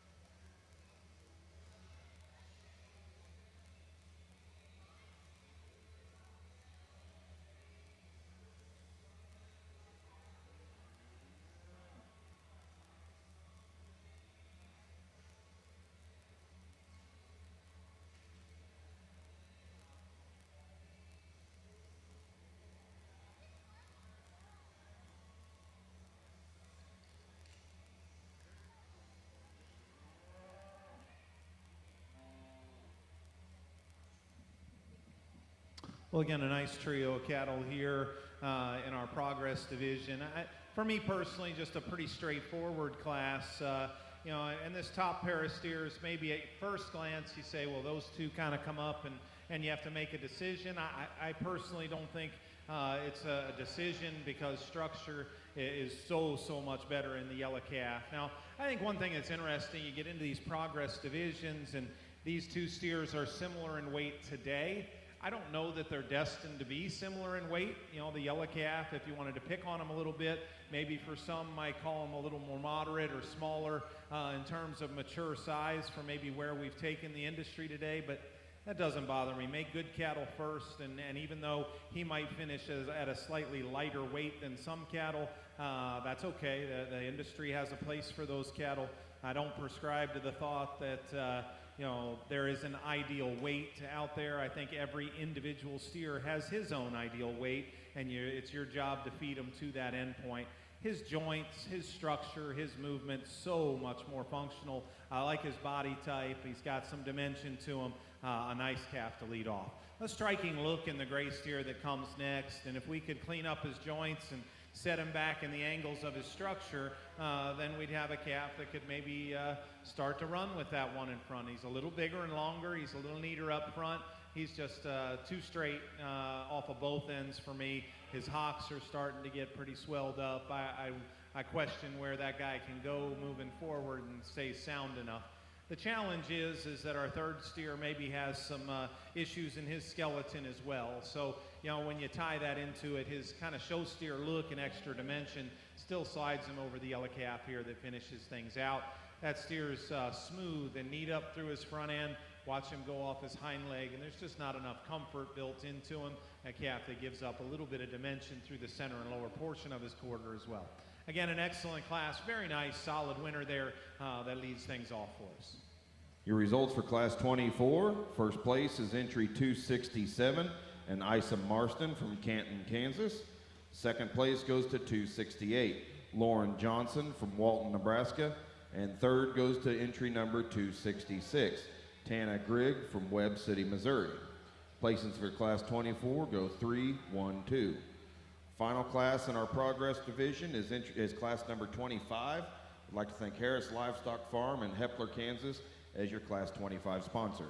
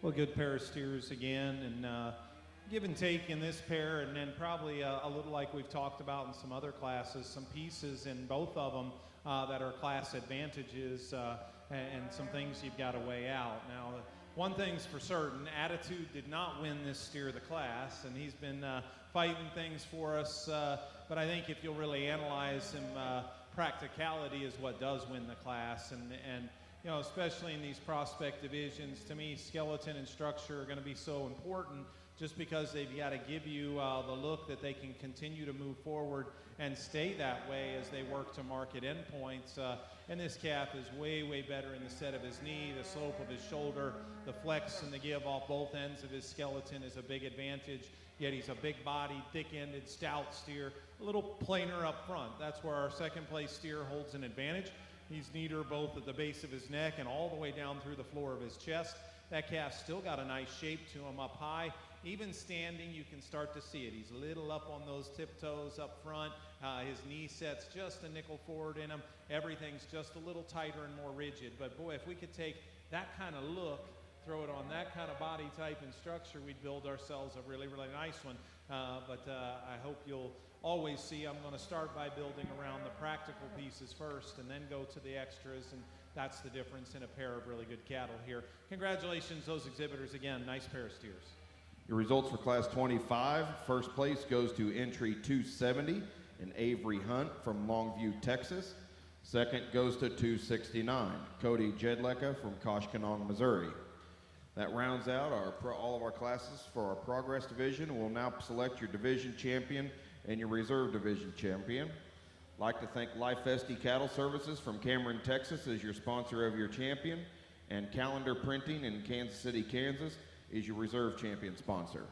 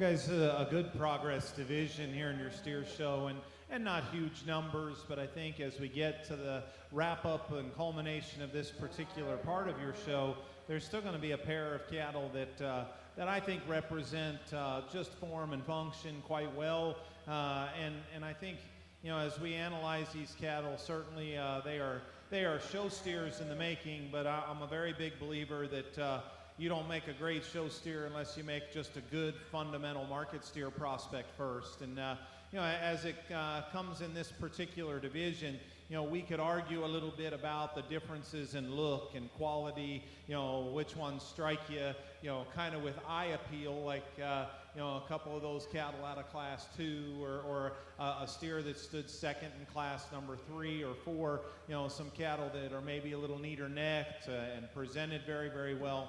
You know, but for me, there's 2 cattle that fit together in your show because they are significantly sounder in terms of feet and legs, and I think, you know, that should hold up in the long haul as we think about feeding these cattle, you know, onto their endpoints. I actually think a lot of similarity between the cattle, and yet today probably one of those 2 has just a little more eye appeal, has just a little bit more of a prospect look about him. He keeps his chest up in him just a nickel better today, a little cleaner underneath, down through his sheath, just a lot of little things that give an edge to our champion. But I think 2 cattle that fit together well to be your champion in reserve. Give these exhibitors a big round of applause in our prospect division or progress division. They've done a great job. Our class 3 winner is going to be the champion. Congratulations. And right behind him, that steer out of class 4 will be reserved. Great job, guys. Your Progress Division champion goes to entry 267, Isom Marston from Canton, Kansas. And your Reserve Division champion is entry number 270, Avery Hunt from Longview, Texas. Coming in the ring next will be class 26 as we move into our Market Division. Would like to thank Hasselbrook Charlet Farm as your class 26 sponsor.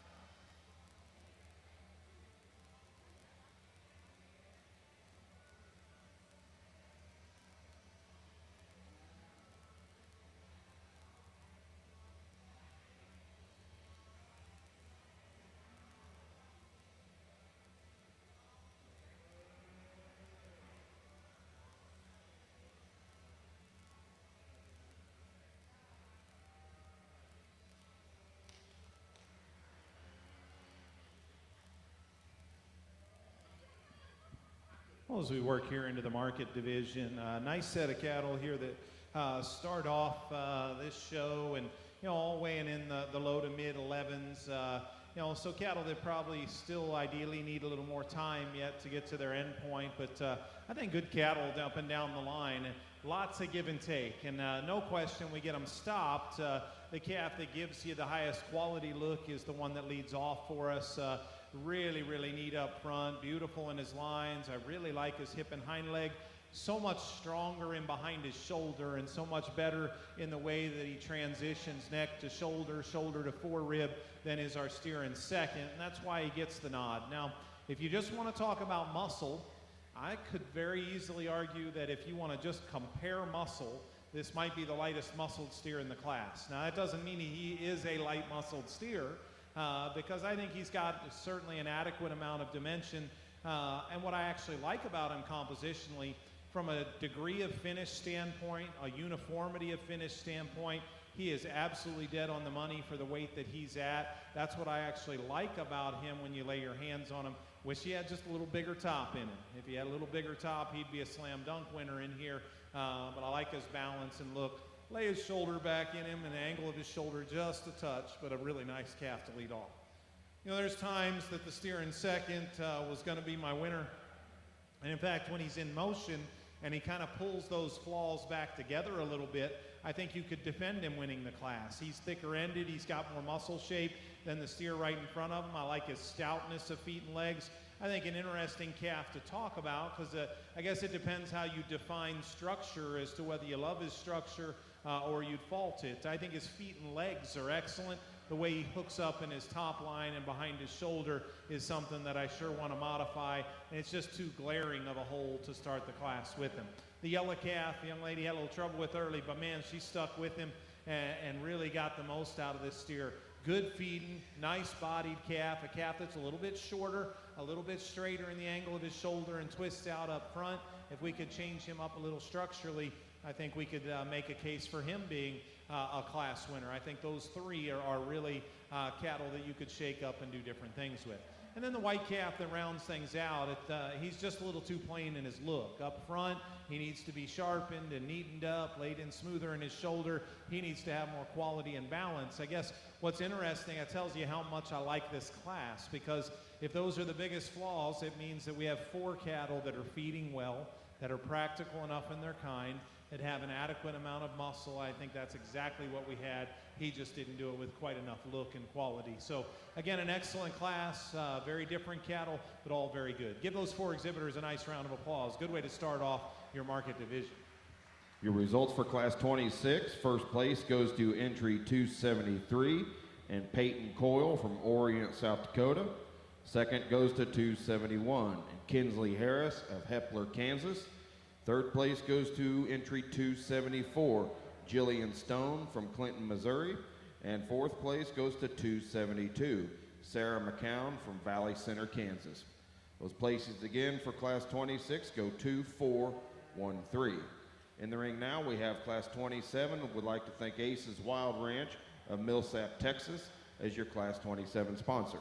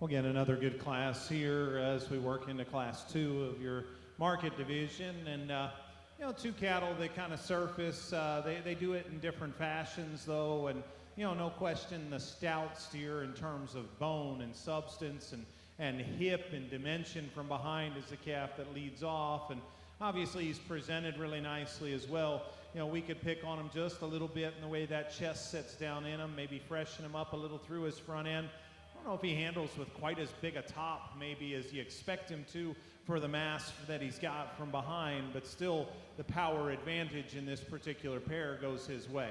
The dark gray steer here that's second, I think's got, you know, a lot of good in him as well. He's got maybe a little more length up front, a tick better in the way his chest sets in him, but I don't know if he's got quite the true flank depth to totally balance out in his lower body. A calf that is the opposite. He maybe had a little bit more top in him than I expected, but he leaves you a little too base narrow and flat through the center and lower portion of his quarter for me to consider switching that pair. 2 good cattle there at the top end, though. The roan calf, maybe a little more difficult. His color pattern, you know, isn't maybe the easiest to study through. That's fundamentally a very good steer, though. In fact, of the initial trio, he probably is the most consistent in terms of muscularity, front to rear, top to bottom. I like that guy a lot in that regard. He handles well in terms of finish for where he's at. So fundamentally, just a good functional market steer. He needs to handle his hind leg with a little more authority. He's not unsound. He's very, very functional still, just not the prettiest, stoutest hind leg and just a little uncoordinated in the way he sets it to the ground. Maybe could neaten him up a little bit in the base of his shoulder as well. Good looking yellow and white steer that comes next that to me just doesn't have the same kind of natural doability, flank depth, body type in him as those cattle in front of him. Probably destined to go to some heavier weights, and because of it, maybe a little bit more of a prospecty look to him than the cattle that are in front of him at this point. But I like a lot of parts in him. Just need to see him bodied down. A little more practical image to him today would give him a shot to move a spot higher. The white steer that comes next, again, a good fundamental calf. He's got plenty of muscle. I think he's on target from a finish standpoint relative to where his weight is right now. Just a little bit plainer up through his front end, sets his tail head and his hind leg just a little awkward, but again, a good solid calf there. The cutability is probably always going to be in his favor compared to the red calf. The red calf that finishes, boy, an easy feeding, practical, moderate frame steer. He actually, if we're to harvest them today, he's probably got the best chance of getting into the choice grade because of that extra cover he's got on him. A calf that's sound enough in his structure, just awfully plain in his look and a little plain in his muscle shape as well, but a good carcass steer there, even rounding things out. Excellent class top to bottom. Give those exhibitors one more nice round of applause. Your results for Class 27. First place goes to 279, William Hoops from Letts, Iowa. Second goes to entry 280, Dalton Hoover from Bogard, Missouri. Third place goes to entry number 277, Clara Johnson from Walton, Nebraska. Fourth place goes to 276, Braden Ladwig from Thedford, Nebraska. Fifth goes to entry 278, Logan James Downey from Hope, Indiana. And sixth goes to 275, Clayton Stein from Gause, Texas. Those places again for Class 27 goes 6, 4, 3, 5, 1, 2. In the ring now we have Class 28, and would like to thank Northeast Pipe and Panel is your Class 28 sponsor.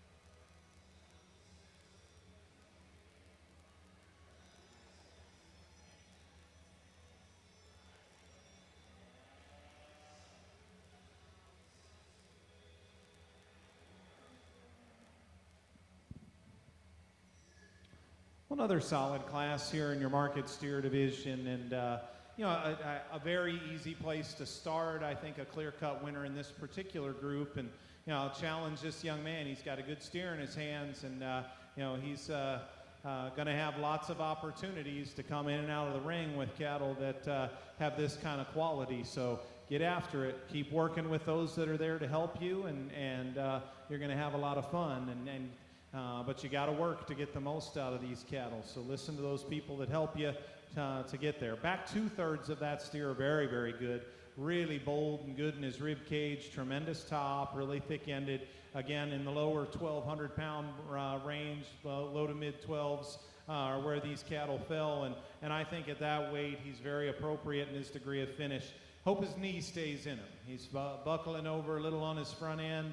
Angle of that shoulder, knee down to the ground needs to be changed. But from there back, an awfully good calf, and I think a pretty handy place to start. The gray calf that comes next, I know there's no frills about this guy. Kind of, what you see is what you get. But quite honestly, a feedlot full of cattle like him would certainly do you just fine. He's functional. He's easy feeding. He's got plenty of muscle. Looks like the kind that can go to heavy weights and keep his composition in check. Is he a show steer with the kind of coat of hair that class winner has on him? No. Are his feet a little bit long and need to be a little better? Yes, but he still moves plenty good. A calf that I just think pretty logically finds a second place hole in this class based on pure function. The third steer is a little like him, maybe not as deep and good back through his rear flank, a little extra set to his hind leg, but that guy handles quite nice. He's got a good top shape. He's relatively uniform in his degree of cover at this weight. Again, just a good, solid, fundamental calf. The next calf winds up fourth because he's so much sounder than our final steer. I think that structure is enabling him to start to put a little more finish on.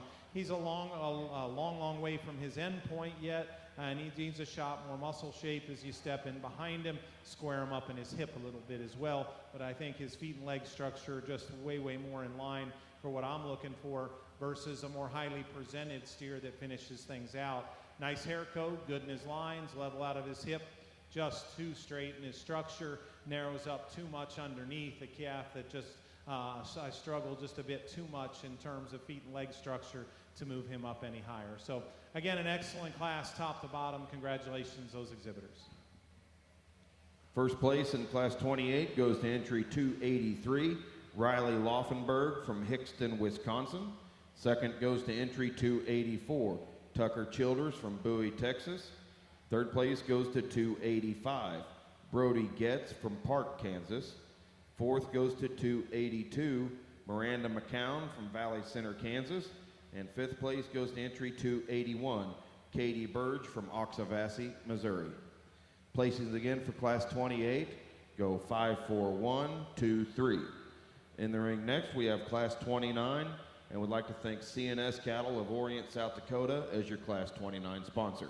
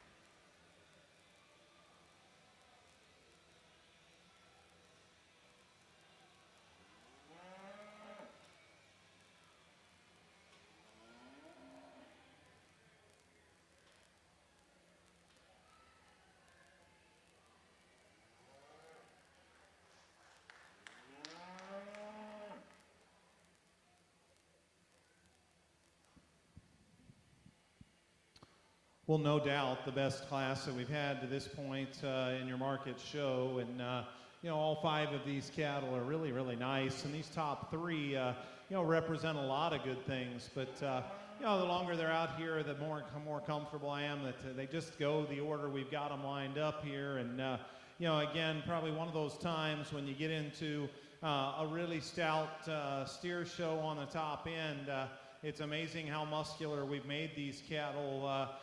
So oftentimes, at least for me, it doesn't boil down to, splitting hairs on who's the heaviest muscled. It's more about, along with the muscularity these cattle have, what else can we put with it? And that's where the class winner just, stomps this thing. I think from a balance and structure standpoint, he is exceptionally good. And versus that steer in second, I love a lot about that calf, but he just has one piece that throws his balance off altogether. This class winner is so much better in the way his chest sets into him that it just affects all the balance of that calf. He's got a super look. I like his joints, maybe just a nickel better also, but so good in motion and balances up just tremendously well from the side. Get right dead on top of him, and the calf in second is a little more impressive in the way he handles right behind his shoulder and over the edge of his loin. Both of those 2 steers at this weight are pretty appropriately finished. I think this steer is still sound in terms of his structure. It's that chest floor that just sits out in him, and it really throws him off from a profile standpoint. But guys, that's a heck of a good pair of steers here on the top end. Third calf has got a great top shape in him. He doesn't have quite as much on him yet at this stage, and that's okay. I think these cattle still have gas in the tank. My challenge with this steer is his front end structure. And we get him stopped, he'll start shaking forward in that knee, and it's just a little too much in a class this good to think about sacrificing structure up front like that. The next steer is a good feeding, practical, big-bodied calf. He's just too plain in the way he's built up through his front end, doesn't have the quality of those cattle in front of him. Then we wrap things up with a yellow steer that actually handles quite nice. He's very uniform in his degree of finish, a calf that's got some loin shape in him. He breaks apart a little too much directly behind his shoulder. It throws off his balance and look from the side, and he probably, part of that is just needing a little more muscle shape right there directly behind his shoulder over his rib to be ideal also. But awesome class, very deep and high quality. Give those 5 exhibitors a nice hand as they head back on a really, really good set of cattle.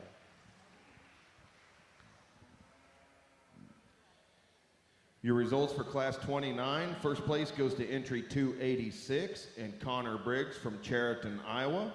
Second goes to 287, Brighton Lane from Huntley, Montana. Third place goes to entry 290, Lane Tellefson from Warden, Washington. Fourth goes to entry 289, Trevor Reesberg from Harris, Iowa. And fifth place goes to 288, Noah Auden from Rapid City, South Dakota. Those results again for Class 29 go 1, 2, 5, 4, 3. In the ring next will be class number 30, and would like to thank Harris Livestock Farm in Hepler, Kansas as your Class 30 sponsor.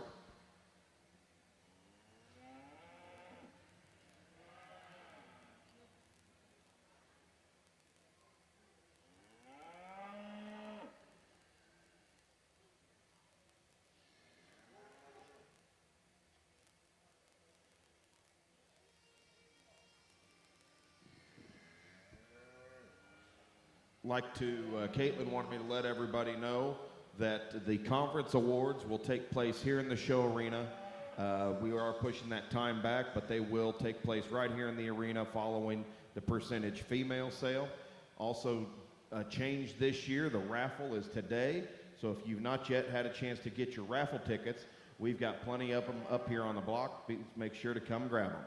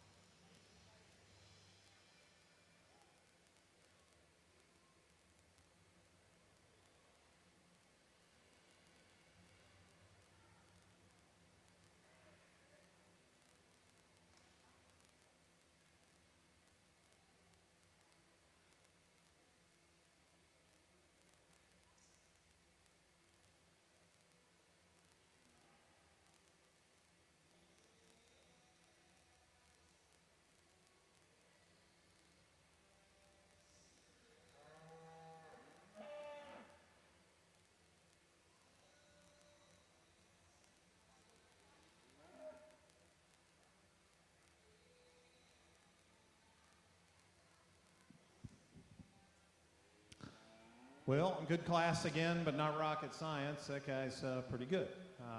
Very, very well balanced, presented awesome. Great hip and hind leg in that guy. Handles good. Maybe could fix him a tick in the way he plants up front, but gosh, that's being really nitpicky. That is one whale of a good show steer that's backed up with power and correctness of finish at a great weight for a market steer of his frame, his muscularity. I think just a really, really good calf. 2 and 3, I guess, are reasonably close. I think both of those cattle are good feeding steers that have some finish on them at this stage. I think the gray steer does it with just a little more look and quality from the profile versus the yellow steer coming next. Easy feed and big bodied. He's the furthest along in terms of his degree of finish, maybe the most quality grade potential as a result, but comes in a little plainer kind of package and probably a little lower cutability as you'd expect with that. Then the gray steer that comes next, a trim, muscular calf that's got a big hip in him. He's a little plainer and coarser in the way that he's built out of his front end. Maybe doesn't come quite as deep there through the center and rear portion of his rib cage. But we still like his just basic function in terms of skeleton and structure over our final steer. A little bigger framed calf is the yellow steer that rounds things up. He surprised me. He's got more top shape in him than I probably anticipated. He's a little big in his frame and flat in terms of his makeup, a little harder doing kind of calf that's a little tighter in his front end structure as well, but a good steer in terms of length and growth and correctness down his top line. There's still a lot of positives in that guy, just a little too extreme in terms of his look for me. Again, an excellent class, deadly good class winner there at the top. Your results for Class 30, 295 is first place when Leighton Murnock from Bowman, North Dakota. Second goes to entry 292, Chisholm Bloom from Reliance, South Dakota. Third place goes to 291, Dalton Schmidt from Tipton, Kansas. Fourth place goes to entry 294, Tinley Hoffman from Ayer, Nebraska. And fifth goes to entry 293, Peyton Foster of Rose Creek, Minnesota. Places again for Class 30 go 3, 2, 5, 4, 1. Leading the ring next, we've got our final class of steers in Class 31. Would like to thank Cargill as our sponsor for Class 31.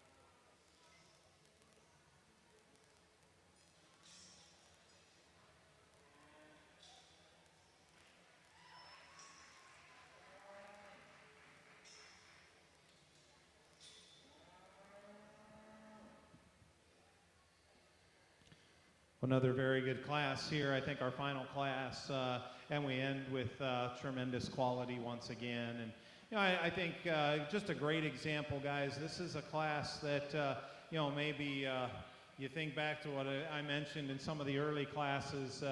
You know, there used to be a day when we thought certain weights were, you know, were ideal. These cattle are very, very much in the window of acceptability by our industry standard. They're weighing in the low to mid 1400s, and you know, guys, you spend much time out in feed yards, you'll see this is the average weight of cattle that are leaving today's you know, feed yard, and so keep that in perspective. These cattle, we've made them muscular, we've made them, given them the ability to grow. We're feeding them to acceptable quality grade potential. That means they're going to weigh up, and that's okay. I think a really, really nice calf that leads off once again. And he's got an advantage in terms of body and softness. And with that, I really like the way he touches over his 12th and 13th rib from a degree of cover standpoint. I don't know that muscle's a big factor between these two steers, and probably both of them could be changed just a little bit in their foot shape and the way they come to the ground, but I really, really like that guy's body type. He backs it up with a balanced, high-quality show steer look about him. Just, I think, a really, really solid calf there to lead off. This is a good steer in second, too, and what these two hold as an advantage, even though that class winner's even yet a little mellower to the touch, I think our top two steers are market ready. Our third and fourth place steers still need more time yet, and I think that's, you know, again, it reflects that weight and market readiness don't always go together. This steer comes up just a little short and timid in his stride off of his hind leg. Base is just a little narrow as he goes away. Nice top shape in him, though. A good look to that calf from the side. Just a nice, solid second place steer. 3 and 4, as we mentioned, both of those cattle are still a little bare over their rib cage in the low 14s. They probably still need another 100 pounds to get them to their ideal end point, but the yellow steer's got a little more muscle shape as you step in behind him. That's what made the difference. I think in both cases, a little bigger frame cattle, maybe a little harder in terms of their body type, and that reflects in the fact that they're still a little leaner yet. The final steer, he's big and growthy, obviously performing incredibly well from just a pure growth standpoint. I just need more degree of cover on that guy to be ideal. Again, an excellent class. This is shaping up to be a great champion drive for us. Your results for Class 31, first place goes to 297, and Waylon Wilkins from Jensen, Utah. Second goes to entry number 298, Kara Nelson from Pearson, Iowa. Third goes to entry number 296, Branton Getz from Park, Kansas. And fourth place goes to entry 299, Tayton Hoffman from Ayer, Nebraska. Results again for Class 31 go 3-1 to 4. In the ring next, we will pick your market division and reserve division champion. We would like to thank Sonderup Charlet Ranch, sponsored your champion, and Bullard Cattle Company from Cornell, Illinois, is your reserve champion sponsor.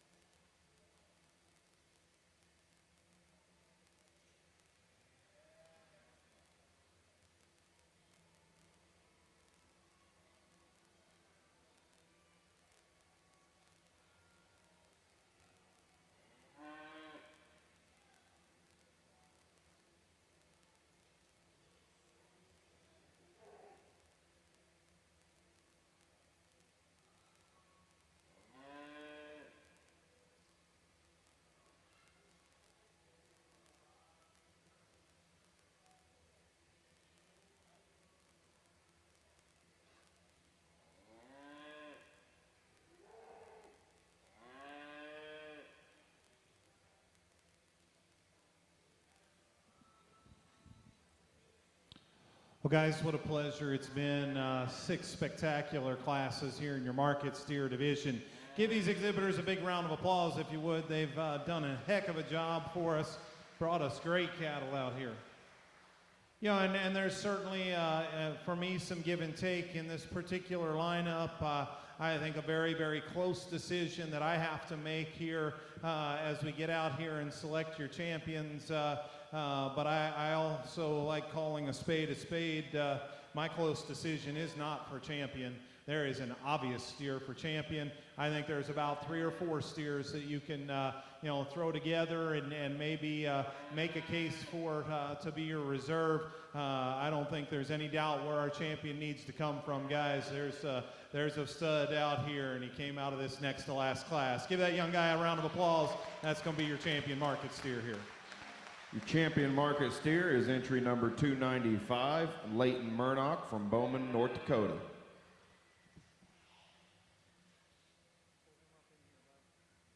Go ahead and pull your second place steer in there. Guys, I think you could defend a couple of things here for reserve, and I've made my mind up, but I do think it's close. And I'll tell you kind of what plays into my mind just a little bit. And you know, this is one of those times where, you know, for me personally, I think you have to understand what you have called this division, and you've called it a market steer show. And I'm not naive. I know that these cattle are not loading up in a truck today, you know, and going to harvest. Go ahead and pull him on up here, bud. Pull him on up here. But it is your national show, and we're looking at this like terminal cattle, and you know, that brings me down here to a handful of lighter weight steers here that win these first 2 or 3 classes. That you know, maybe if we put them back in a progress show, you know, we could start defending where they might fall. And yet I hope all of them can appreciate. For me personally, we're looking at this as your national junior show market steer, and I hope all of you have events later on in the summer or into the fall that you're gearing those toward, and you understand that today they're not exactly market steers.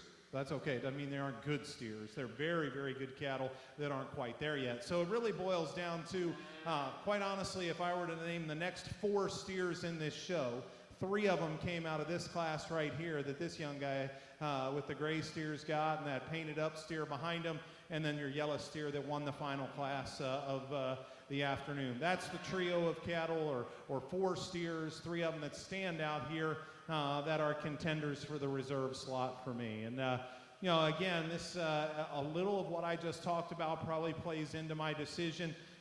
This gray steer that won, I guess, class 4, quality, balance, structure, love all those things about him.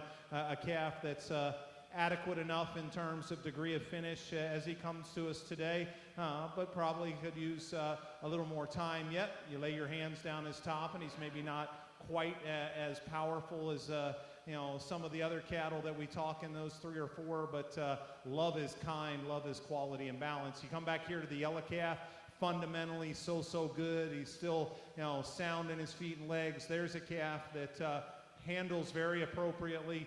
You know, I guess our champion weighed 1375. This one weighed in at, you know, 1450, something like that. I don't know if I'm smart enough to look at those 2 and say there's 70 pounds difference. The bottom line, they're just both on the money, and I think they both represent good market cattle. He's just a little bit lower in his pin set, a couple of little aesthetic things. We could make him just a nickel more attractive up through his front end. But that's really what it boils down to. Do you like the market readiness, the extra dimension, the market steer character of him?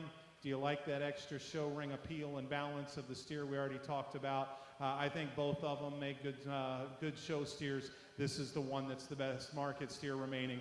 Congratulations, guy. You're going to have the reserve. Good job. Your reserve market division champion is entry 297, Waylon Wilkins from Jensen, Utah. Now we will select your grand and your reserve grand champion steers. Your grand champion steer is sponsored by Triple S Farms of Marysville, Kansas. Your reserve grand champion is sponsored by Wentz Wagon Wheel Charlet Ranch in Holdridge, Nebraska.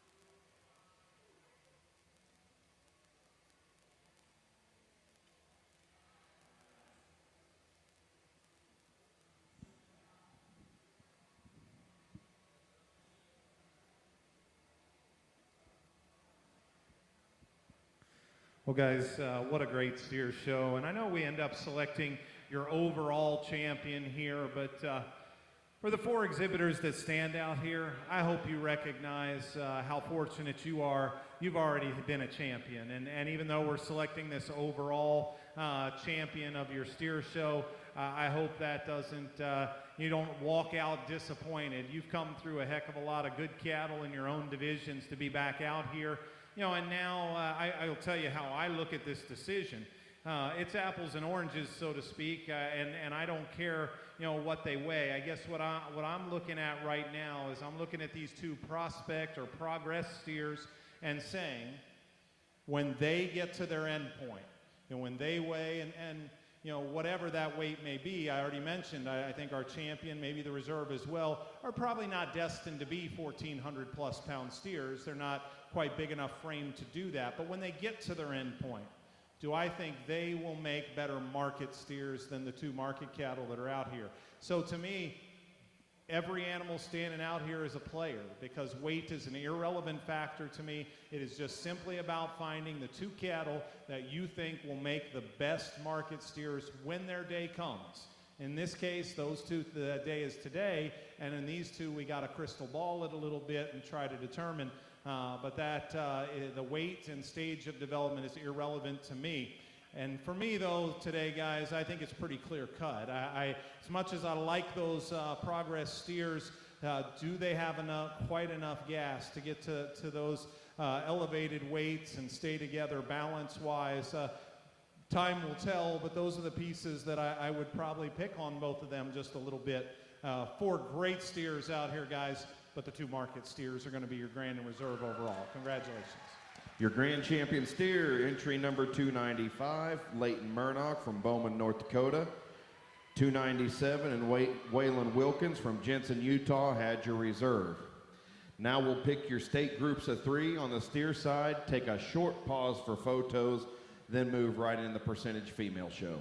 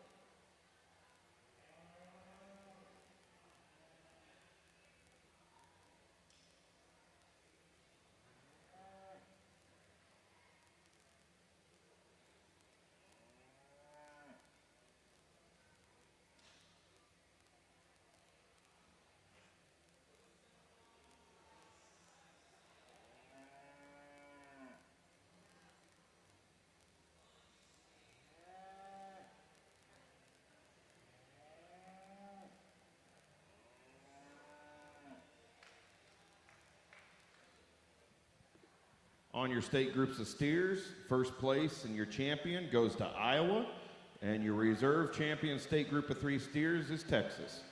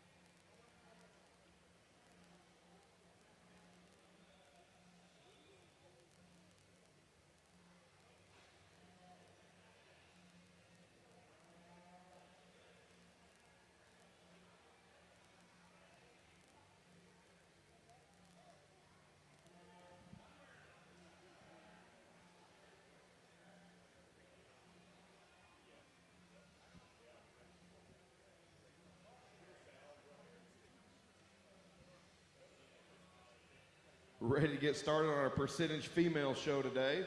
Coming in the ring, we have Class 32.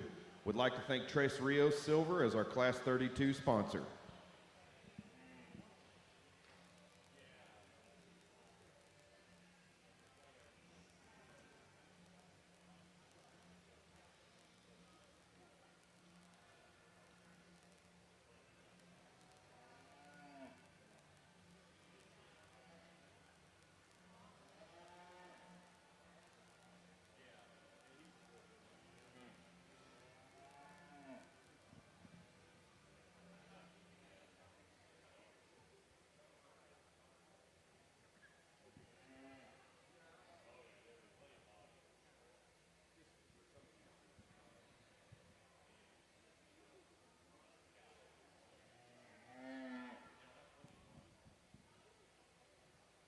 Well, just two young heifer calves here as we start the percentage show.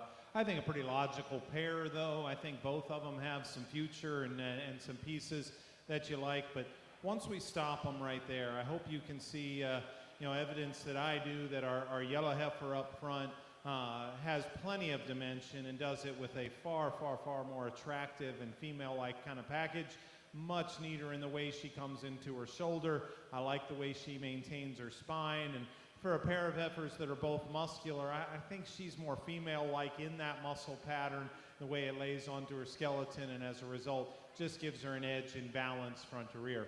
No question this white heifer is some kind of heavy muscle. She has got a huge top and a great big old hip. And honestly, I think what's unique about her is most of the time we put that much muscle and their joints are completely out of whack. She still has some flexibility to her skeleton, so I think there's some breeding pieces in that one. Just a little harsher in terms of her body type for me. Tighten her forerib, a little tighter and shallower back to her flank. Just not quite as maternal in her look as I prefer, but a nice pair of heifers here to start off your percentage division. Give those two exhibitors a nice hand. Looking forward to a good show here as well.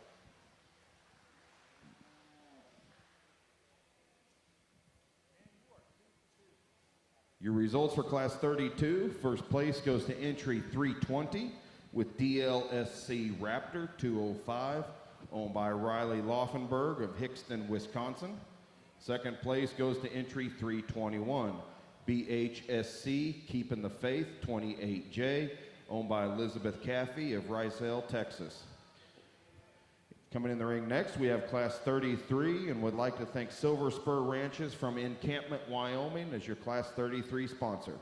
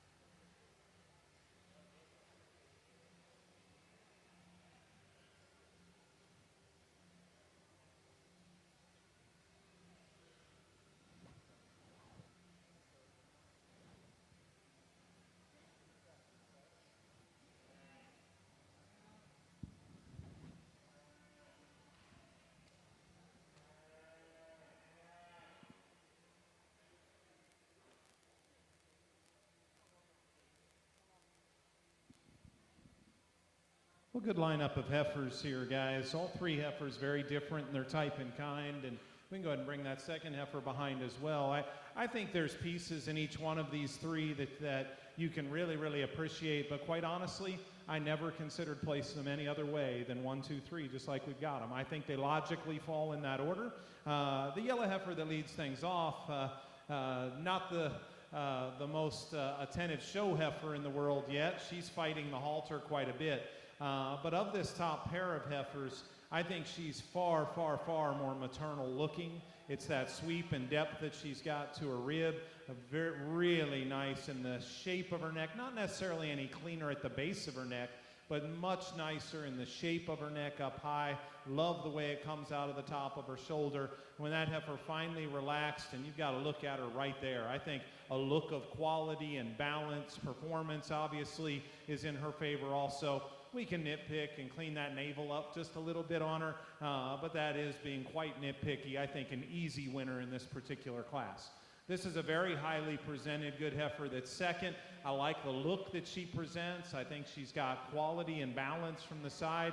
I wish she had just a softer and better look to her midrib and body to call her just a little more maternal here today. And when we get her in motion, she just wants to roach up in her top the slightest little bit. I know she gives up performance. Actually, both of the other two heifers are going to outweigh her, but that's not why she's second. It's not about a growth difference. It's about that spine and top line and just giving her a little bit more depth through that center rib and body. In fact, the heifer behind her holds that advantage. I like that about her. She's a testament to how good this class is, because that one's moderate, deep, and easy fleshing.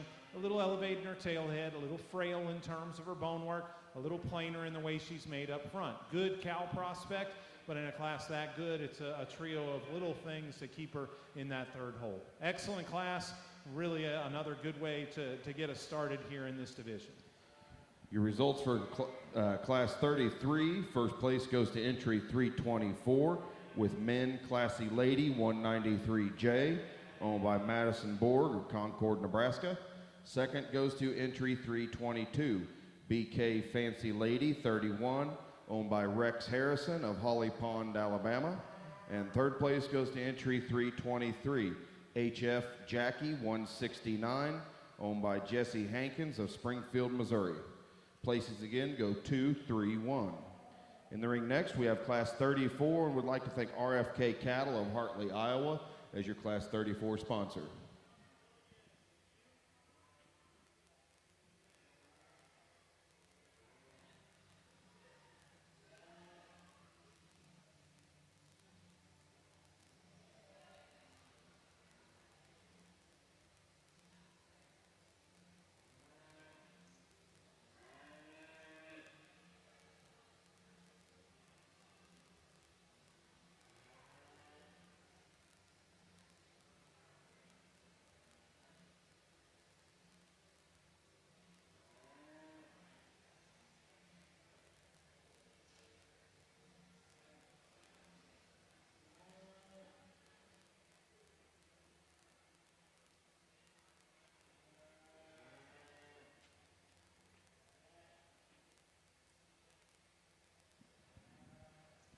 Well, again, a good class here, fall calves, and a very logical place to start once again. And I think a heifer that very much suits me here from the side, both in terms of balance and then that body and depth, still in a fresh, youthful kind of package. She's got just a little bit of chest and maybe could lay her shoulder back in her to be ideal, but I think in this particular lineup, you've got a pretty dominant winner there. For me, it's second and third that gets a little bit closer, but as young heifer calves, I know this heifer's a little shallower than the two that are on either side of her, but I think she's adequate on body depth and is just enough sounder in her feet and leg structure that I'm going to use her over our third place female. I think her joint work, her angles are just superior in that particular pair. Like we said, hopefully she'll continue to body down as she matures, but I'm going to start with that function of structure every day of the week. The final heifer here, she's the boldest and most powerful in the entire class. I love her dimension and her body shape. A heifer that gets up in her top, really rounds out of her hip, and comes off just a little coarser, both in terms of her front end features and in terms of her joint work and structure. So with that, she rounds out a really high quality class, but the power and the volume she has is undeniable. Again, an excellent class top to bottom, very nice entry that wins. Your results for Class 34, first place goes to 326, DR Samantha, 2181, owned by Katie Dismukes of Chakota, Oklahoma. Second goes to 328, ODN Miss Time Bandit /70X 170J, owned by Olivia Auden of Ree Heights, South Dakota. And third place goes to entry 327, GHC Mocha 1501, owned by Lana Johnson, Fort Collins, Colorado. Results again for 34 go 1, 3, 2. In the ring next, we will select your Division I champion and Reserve Division champion. I'd like to thank Midwest Messenger. He is the sponsor of your champion, and LG Herndon Farms from Lyons, Georgia is your Reserve Division champion sponsor.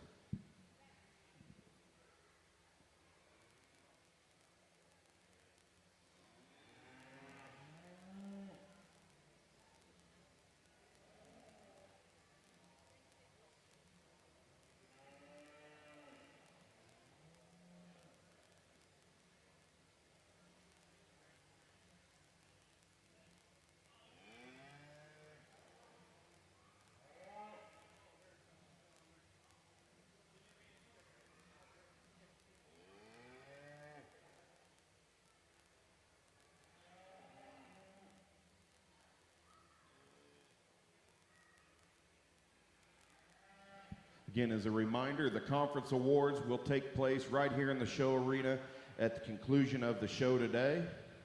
Caitlin will give us an update on how long after the conclusion, but they will take place once we're finished up right in here.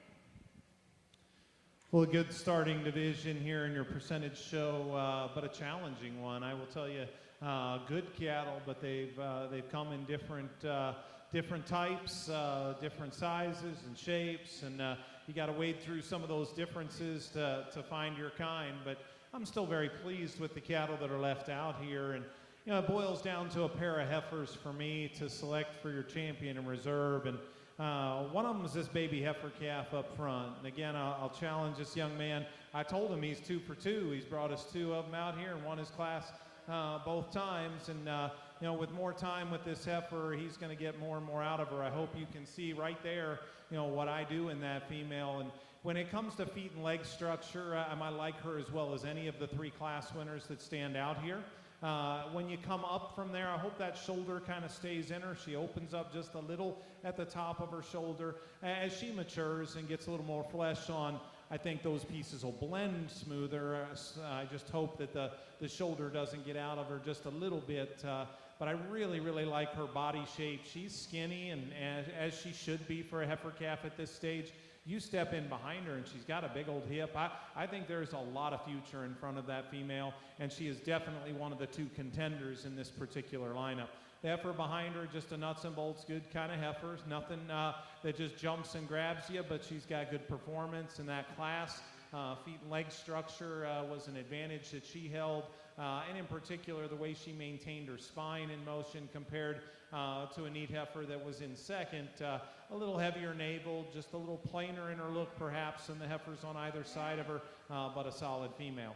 No question, the one that's kind of presented to us today and hits you the hardest from the get-go comes out of class number 3. And again, I really, really enjoy studying this heifer. The turn of her body is excellent. I think her hip and hind leg is very, very nice. She's got plenty of dimension. She's got a striking, well-balanced look about her, and all those pieces fit together very, very nicely. I read her just a little elevated in the angle of that shoulder. I think that's part of why she's pushed out just a little in that chest floor. But I don't think that's going to be a major significant longevity issue in that female. I think just needs to be modified a touch. So it comes down to the heifers out of 1 and 3, and probably one of them is just a little more her day today, but a pair of heifers I like quite well. Young lady with our class 3 winner, you're going to have our first divisional champion. Young man up front is going to have reserve. Good job.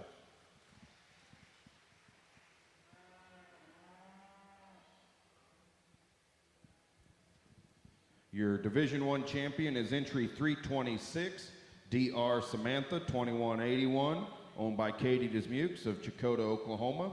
The Reserve Division champion goes to entry 320, DLSC Raptor 205, owned by Riley Laufenberg of Hickston, Wisconsin.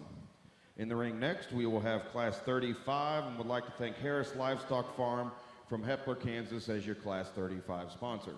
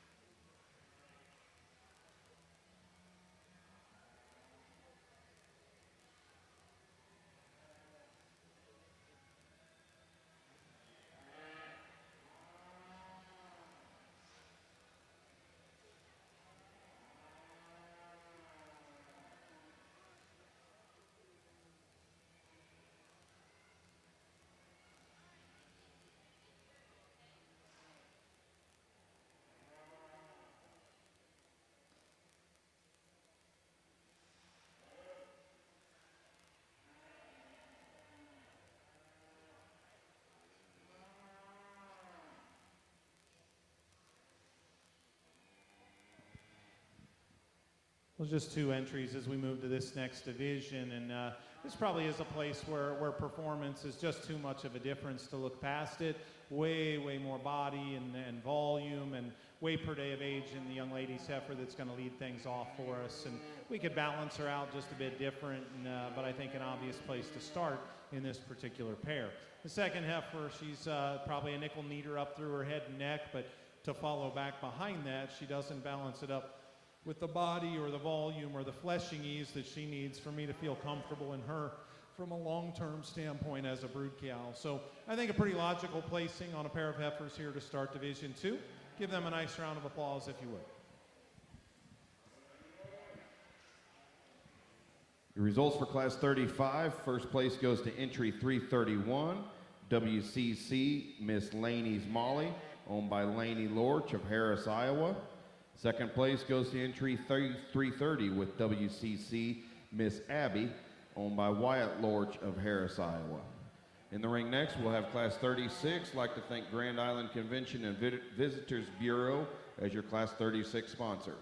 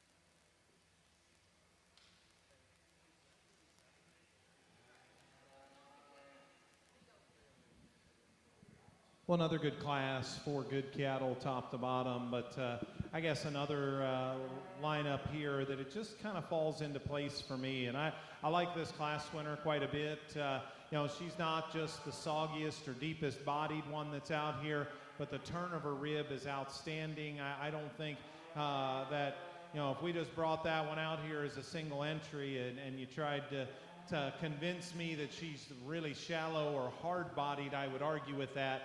And yet we get them in a class and we get to being very, very comparative. I think she's more than adequate in terms of body depth. And when I see the turn and the shape of her rib that she's got, I'm not at the least concerned about, you know, long-term body type in that female. Then what she does with that, I think she's built with just a little more flexibility into her skeleton than the second place heifer. She's still really long and sharp and neat up through her front end. Big old hip in that heifer. I think a very, very unique breeding piece, you know, for this young lady that wins this class. This is a good heifer here in second. She just stays together with a little more balance than the heifer that stands in third. Neck to shoulder, shoulder into top line. Cleanliness at the base of her neck, all of those advantages give you a little neater silhouette on a moderate framed heifer that's even deeper bodied than our class winner. As I read her up front, she's just a little straighter in the angle of her shoulder, doesn't reach with quite the comfort of that class winner, but a good solid female there in third. or excuse me, second. A good solid heifer in third as well, though. A little more of a purebred look to that female, to be honest with you, and that's not a negative thing at all. I think the growth and the muscularity of that female really probably exemplifies the things that we need this breed to be.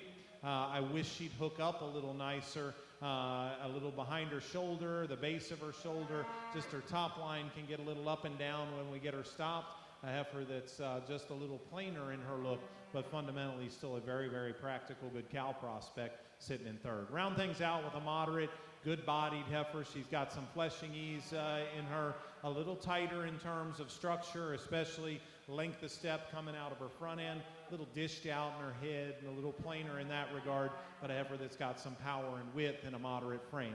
Again, a very, very strong class there, 4 deep with good cattle. Congratulations, those exhibitors. Results for Class 36. First place goes to entry 334 with DCC, Miss Dalton's Nightshade, 6J02, owned by Bailey Ferguson of Madisonville, Texas. Second goes to entry number 337, NEO, Miss Louise, 15, owned by Nissa Charlotte Olson of Manhattan, Kansas. Third goes to entry 335, AMD, She's Right on Time, 2191, owned by Rianne Crutcher of Fairgrove, Missouri. And fourth place goes to entry 336, RWDE Charlotte 711, owned by Kenley Hughes of Montague, Texas.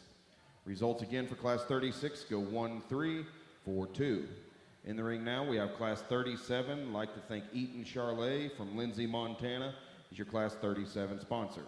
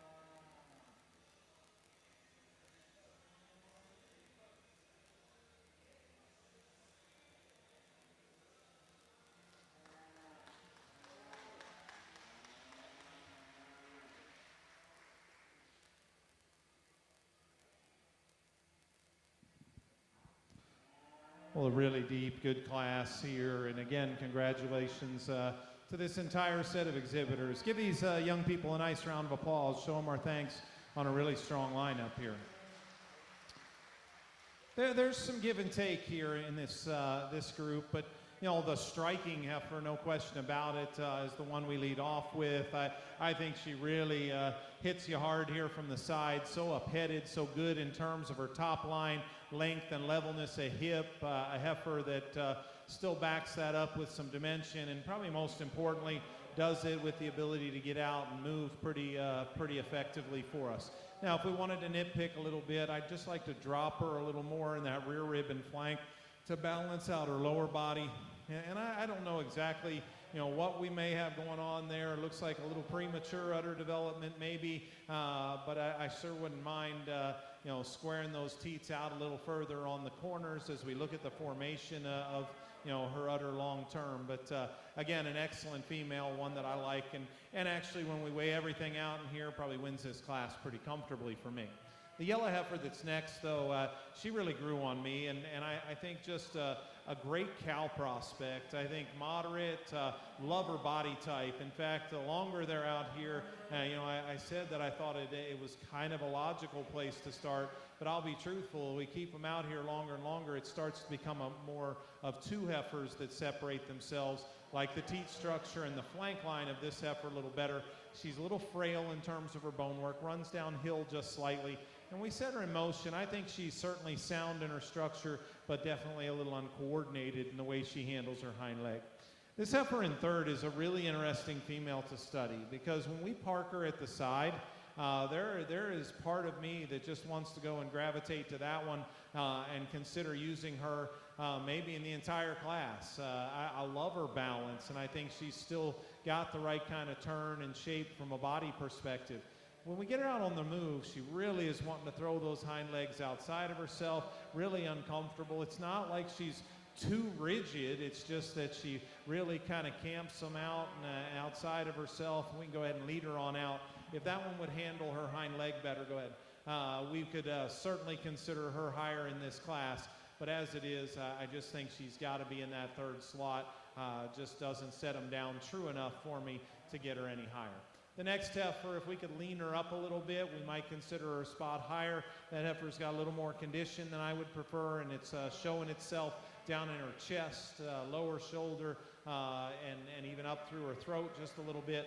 Great bodied, good stout hind leg underneath of that one. I think some real power pieces that I like, just needs to come in a more attractive package. A little more frame in the white heifer that's next, not as smooth and as balanced as she needs to be, a little heavier naveled as well, so all those things throw her off just a touch from the profile, but I still consider her to be the structural upgrade over of these next pair of heifers here that I thought were pretty close. The gray heifer is close because she's more moderate and she's really powerful.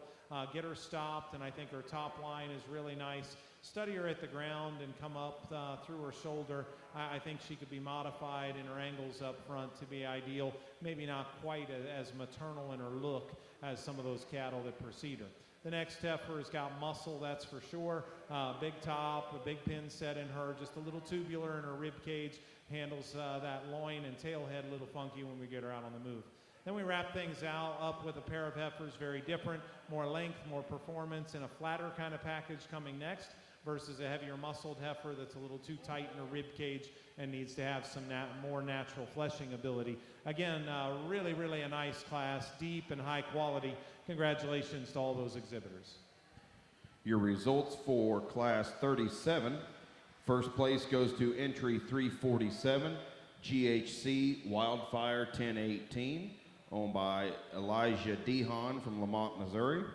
Second goes to entry 340, MCC Miss Reckoning 18, owned by Aubrey Wallace of Harris, Iowa. Third goes to entry 341, STCC Miss Patty 0510, owned by Haley Walker of Potts Camp, Mississippi. Fourth place goes to entry 339, GHC KLA Fiona 1218, owned by Brecky Barnard from Foosland, Illinois. Fifth place goes to entry 342, RWDE Georgia 710, owned by Kylie Polhamus from Bowie, Texas. Sixth goes to 349. EFCC Miss Emery 521J, owned by Charlie Jantz of Greensburg, Kansas. Seventh place goes to entry 348. MF Miss Bobby 61, owned by Ty Harrison from Holly Pond, Alabama. Eighth place goes to entry number 345. RSS MJS Bunny PLD, owned by Paisley Sita of Anselimo, Nebraska. And ninth place goes to entry 346. Mitt Little Blue Mittens 109J, owned by Xana Cassatt from Webb City, Missouri. Placings again for Class 37 go 423, 58, 9176. In the ring now, we will select your Division II champion in reserve. I'd like to thank Wright Charlet from Richmond, Missouri as your Division II sponsor. And sponsoring your reserve champion is SC Online Sales. Well, again, a very nice division here. Not huge in numbers, but our top-end quality is very solid once again. And, you know, as we get these three class winners back out here, the three heifers up front, take nothing away from our first class winner, but I think as you quickly analyze and look at those three, she just doesn't have the same look of quality that you find in those two cattle behind her. So it really does boil down to those two. And again, we've got two second place heifers to them that stand back here, I think that represent a lot of good as well. But it really does boil down to those two heifers to be your champion here in this particular division. As we say that, we can again get comparative all that we want. But for me, there's a pretty clear-cut winner in this particular division. And I think very, very unique in the way that she blends correctness of feet and leg structure with the right kind of top-side shape, boldness of rib cage, hip shape and dimension, and yet still quality and extension up through her front end. You know, I like both of those heifers quite well, but there's one of them that I think has a chance to really, really improve and be pretty darn tough as she continues to body down and mature. Two very, very good heifers, but for me, a very comfortable champion in this division came out of class number 2. Congratulations, that young lady. That'll be our champion. Your class 3 winner will be the reserve. Good job. Your Division II champion is entry number 334, DCC Miss Dalton's Nightshade, 6J02, owned by Bailey Ferguson in Madisonville, Texas. Your reserve division champion is entry number 347, GHC Wildfire 1018, owned by Elijah Dehon from Lamont, Missouri. In the ring next, we will begin Division III. Class 38 will be leading in. I'd like to thank the Nebraska Ethanol Board as your Class 38 sponsor.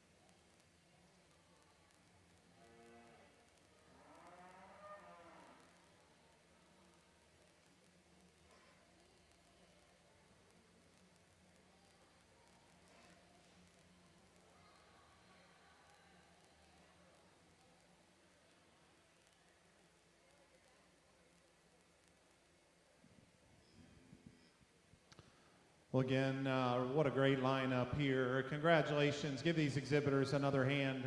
This is the deepest class we've had thus far in the percentage show. You know, we'll come back to the top end of this class, but boy, when you get to round things out with the biggest body, the deepest ribbed, highest volumed heifer in the class that's got that kind of fleshing ability, it tells you what kind of a class you've got. You look right next to her and have a heifer that's got as good a hind leg set as anything in the entire lineup, tells you what we've got is 6 really, really good cattle in this particular class. And yet the heifer that leads off, I think, jumps you and grabs you pretty quickly. First of all, presented to an absolute T, but that's not all that it's about. It highlights what I already really, really like about that female. And in particular, her back 2/3, I think, are exceptionally good. She's deep and good in the turn to her rib. I really like the hind leg set. She's stout all the way to the ground, yet her joints are still good. Does she have just a nickel chest in her? Yes, but I think she balances it out with so much body volume that it really doesn't deter from her look from the profile. I think an excellent lead-off heifer. The heifer here in second, I really like a lot about. Her freshness of condition, I think, is obvious. I think she surprises the heck out of you when you get on top of her. She's got really a beautiful turn down her top, all the way out of her hip. She's a nickel longer bodied than our class winner is, and she is a touch cleaner back there through the floor of her chest. She doesn't have quite the body depth and sweep as you come back to her mid and rear rib. Maybe not quite as stout or as coordinated in the way she plants off of her hind leg. But I think her extra quality and balance is what gets her over our third place heifer. This one in third I like a lot about as well. She has big, good feet underneath of her. The shape of her feet are beautiful. She sets them down square. You know, she may not hit her stride just perfectly, but I think sometimes we get so concerned with that we don't realize how good they really are structurally. Sometimes they're long-bodied and they keep their top line right. They don't have to perfectly hit their stride. That heifer, to me, has good feet underneath of her, stout bone work, and yet still joints that are built right. A heifer that's got some width and some substance to her. A female that just gets a little plain, even in the shape of her head, her throat, down into her lower portion of her shoulder. Just need to make her more refined. That's a heifer that would win a lot of classes, just got into a pretty tough one here. The heifer that comes next, there's times, you know, I study this gal and I say, whoa, man, she could move up, you know, as high as second in this lineup. And then other times she gets a little piecey on us. That neck to shoulder attachment needs to be a little better. She's got a chest that kind of sits out a little on her. And I think it all starts with being rock forward, just a little more than ideal in the angle of that shoulder. Presented beautifully. Love the depth of body and the refinement that that heifer has got. A female that doesn't overwhelm you with muscle, but I think is adequate in that regard. Maybe gives up just a shot of dimension to the cattle on either side of her. This heifer is bigger hipped and more powerful. As I mentioned, I like her hind leg. A heifer that's chest floor is just set out in her enough that it throws her off from a side profile in a class that's this good. I just wish we could balance her up better in her lower body. We wrap things up with that huge body, deep ribbed, high volume female that just comes apart in a couple of pieces for us. Two broken in behind her shoulder to really balance out the way she needs to from the side.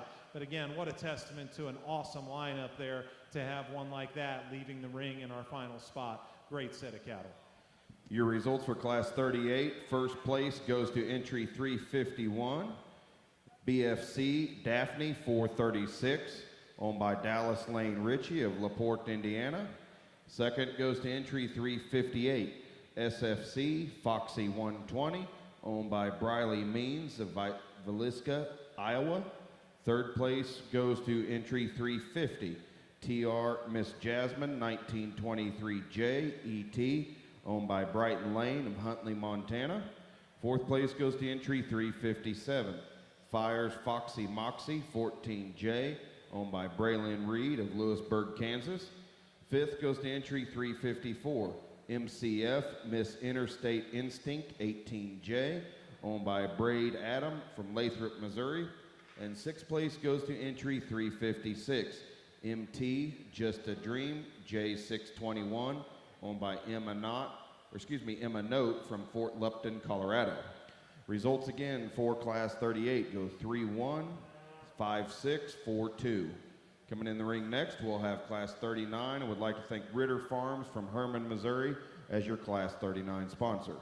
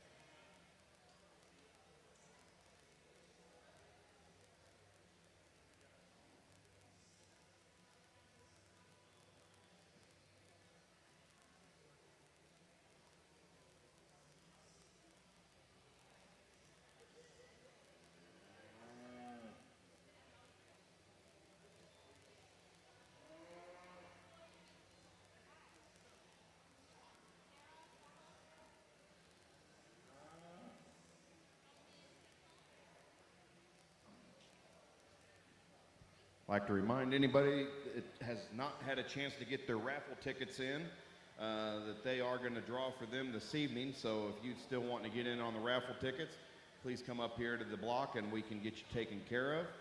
Grand prize is a Prefer SO4 heavy duty squeeze chute.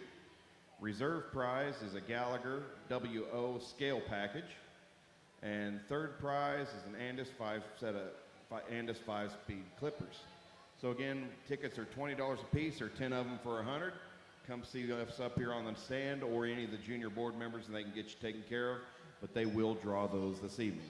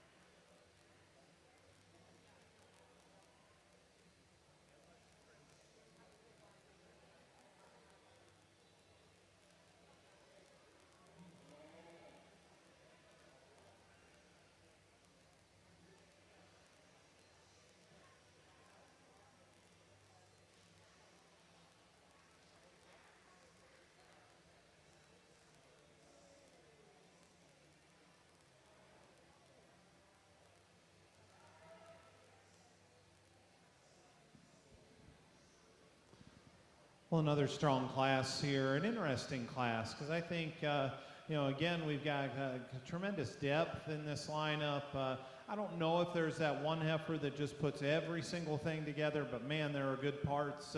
This initial trio of heifers in particular, I think, offer a lot of good. But, when you get them parked to the profile, I just can't get around the winner.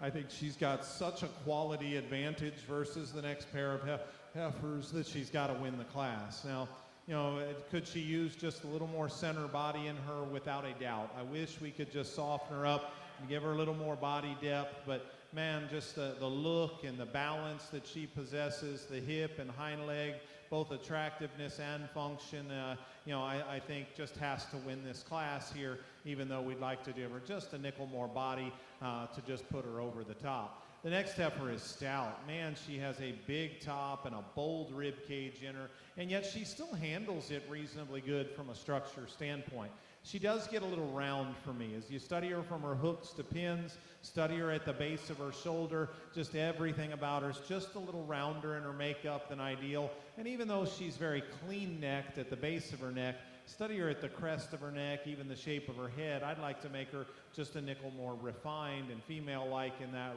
regard, but a power heifer that's still got some flexibility built into her skeleton. The deepest ribbed, highest volumed heifer of this initial trio is the gray heifer that comes next. And she's kind of been fighting and drawing back on the halter a little bit, but if you like that extra body depth to get her up into the second hole, I definitely contemplated that. When we set her out into motion, I think first of all, you see her even standing, that she twists out a little too much on those front feet. She needs to transition and hook together a little better into her forerib and top line, but a good heifer that's got body volume, we can go ahead and lead her on out.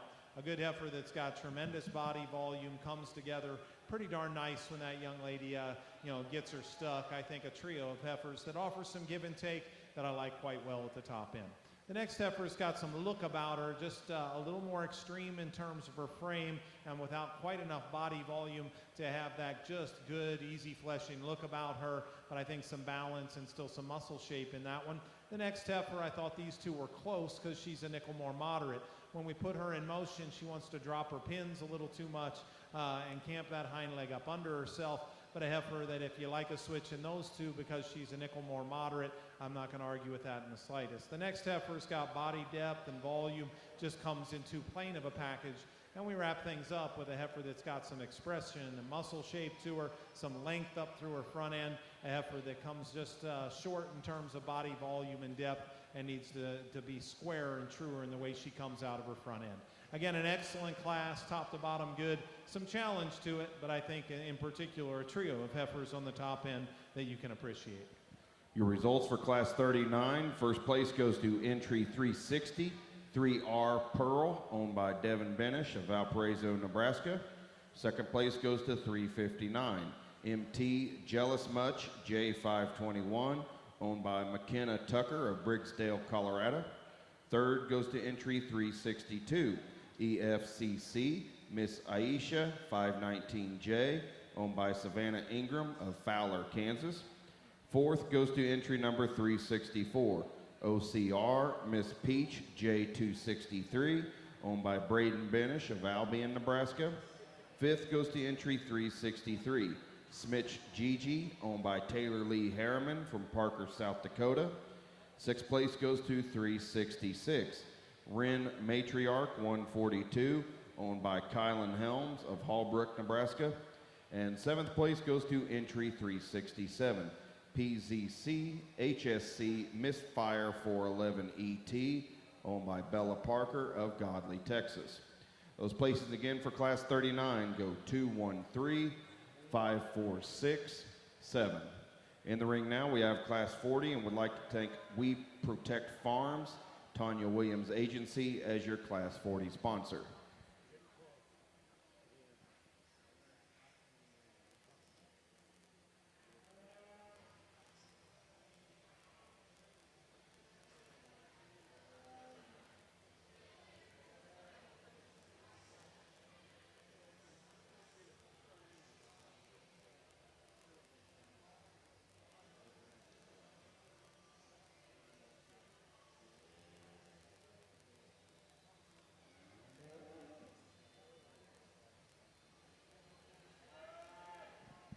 I'd like to remind everybody that the conference awards will take place right here in the show ring at the conclusion of our percentage heifer show.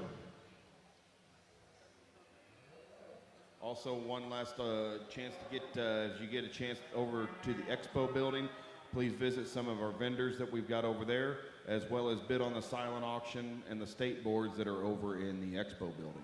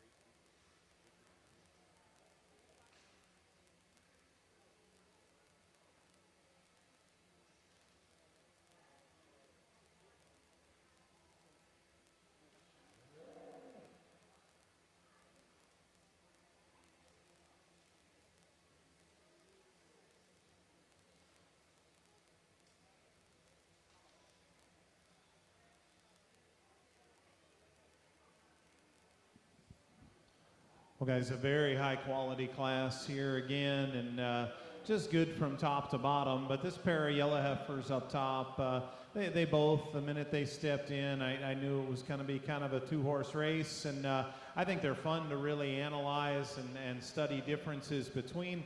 Certainly a little more length, a little more growth in the class winner, but that's not why she wins the class for me. I think the single biggest difference when you step in behind those cattle, there's really no comparison as to which one's bolder, truer, more genuine in terms of just natural width, and that is our class winner. I like that upper rib shape she's got, the pin width she's got. You know, and I think what's unique about her is she does so with an elegance and an attractiveness also.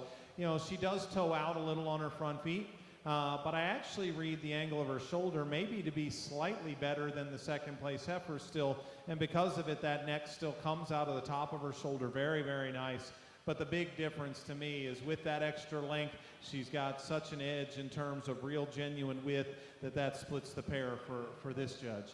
You know, the second heifer presented beautifully, first of all. In the back two-thirds of that heifer I like a lot. She's so deep and uniform in her body depth, a beautiful hind leg set to that female.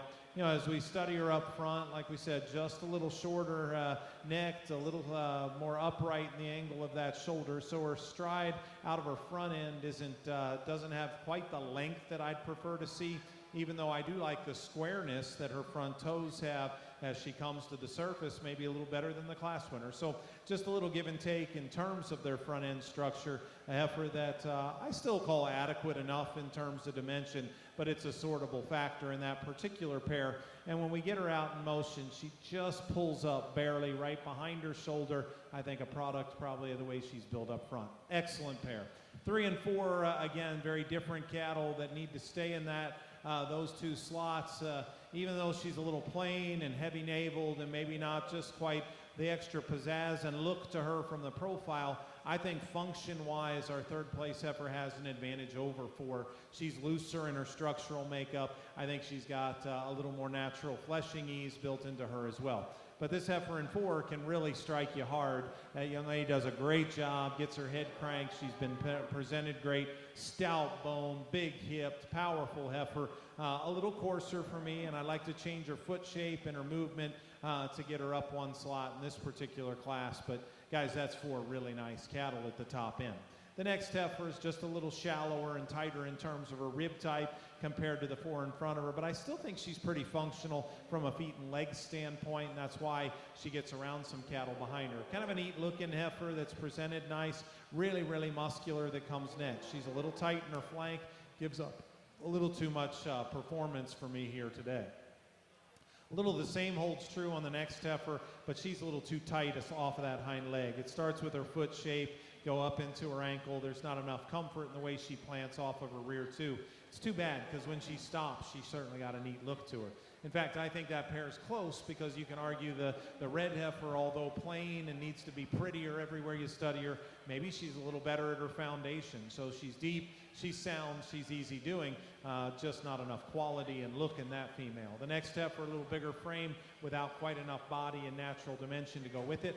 Then we wrap things up with a heifer that is by some margin the heaviest muscled female in the entire class. I mean, she is big topped, really, really thick-ended, to the point that it probably generates a coarseness about her that's just too much for me. She's too big and coarse in her shoulder, her hock joint, everything about the way she comes together is just a little too masculine in appearance for me, but certainly a heifer that's got some real muscle in her, no doubt about that. Excellent class again, challenges top to bottom, but really, really high quality on the top end. Your results for Class 40. First place goes to entry 371. Men Jennifer 102J, owned by T.J. Mueller from Lincoln, Nebraska. Second place goes to entry 377.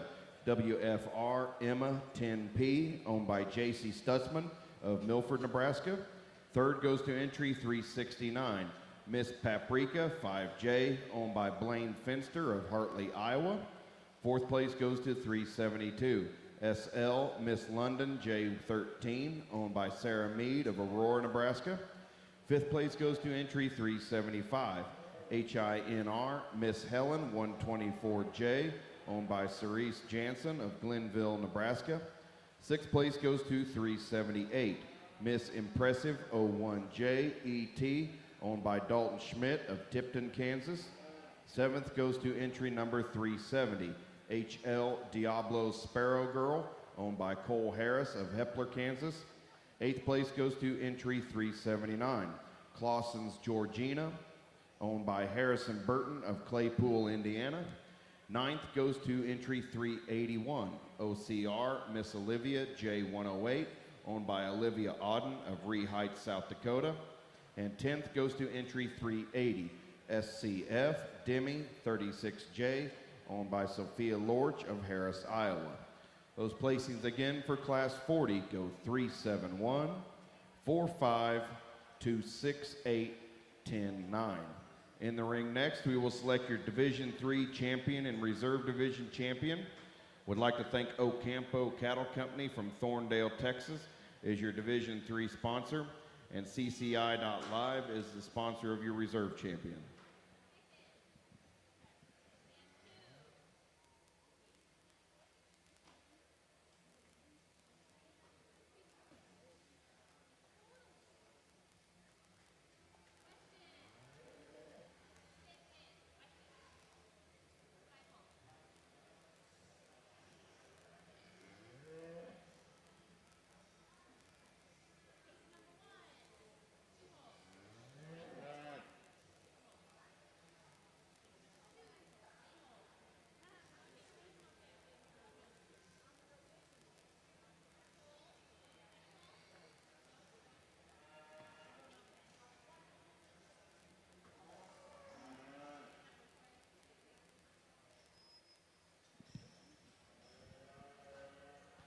Well, guys, as they pull them to the profile, what a wonderful set of junior yearling heifers.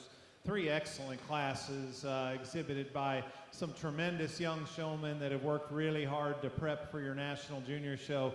Give these exhibitors a big round of applause. Congratulate them on an excellent set of females here to represent this age group.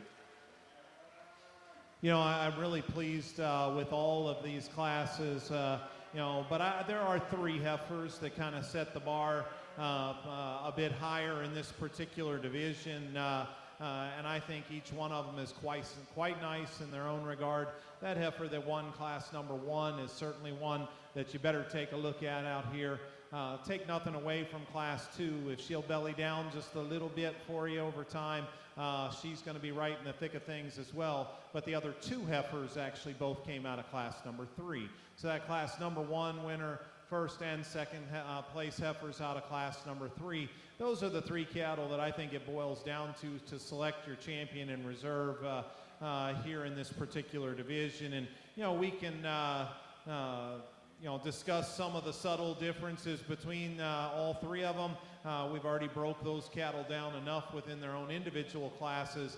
And I think there's one of them that really just probably combines what I like in the other two heifers into a more complete kind of package, and certainly looks the part today, no doubt about it. I think an excellent set here in this division. Young lady out of class 1 is going to have your champion. Give her a nice round of applause. Young guy here out of class number 3 will be reserved.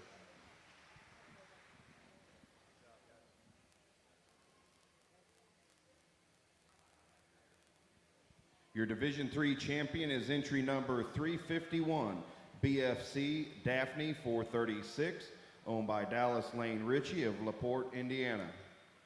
Your Reserve Division champion is entry 371, Min Jennifer 102J, owned by TJ Mueller from Lincoln, Nebraska. In the ring next, as we begin Division 4, will be Class 41. I'd like to thank Brian Poole of Mulhall, Oklahoma, as your Class 41 sponsor.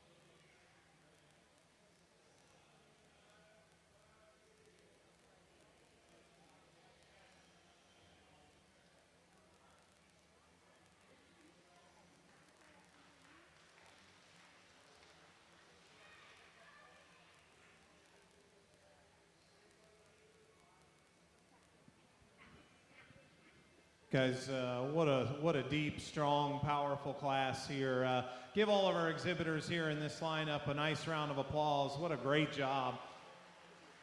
You know, and there's cattle in the middle of this lineup that'll go on to their state fairs and further into the fall and be incredibly competitive. You know, I think this is really a fun lineup for me to get a chance to sort. And, you know, we can bring that third place heifer out as well. I do think there's 3 heifers that separate themselves.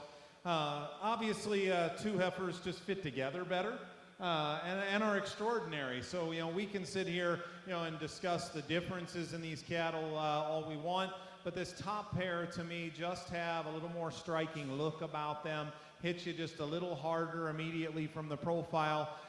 And now we can dig into some of the differences between that particular pair, because I think this is one of those times where these cattle are good enough that the two, once you make a decision, I think these two need to stay together at the top end.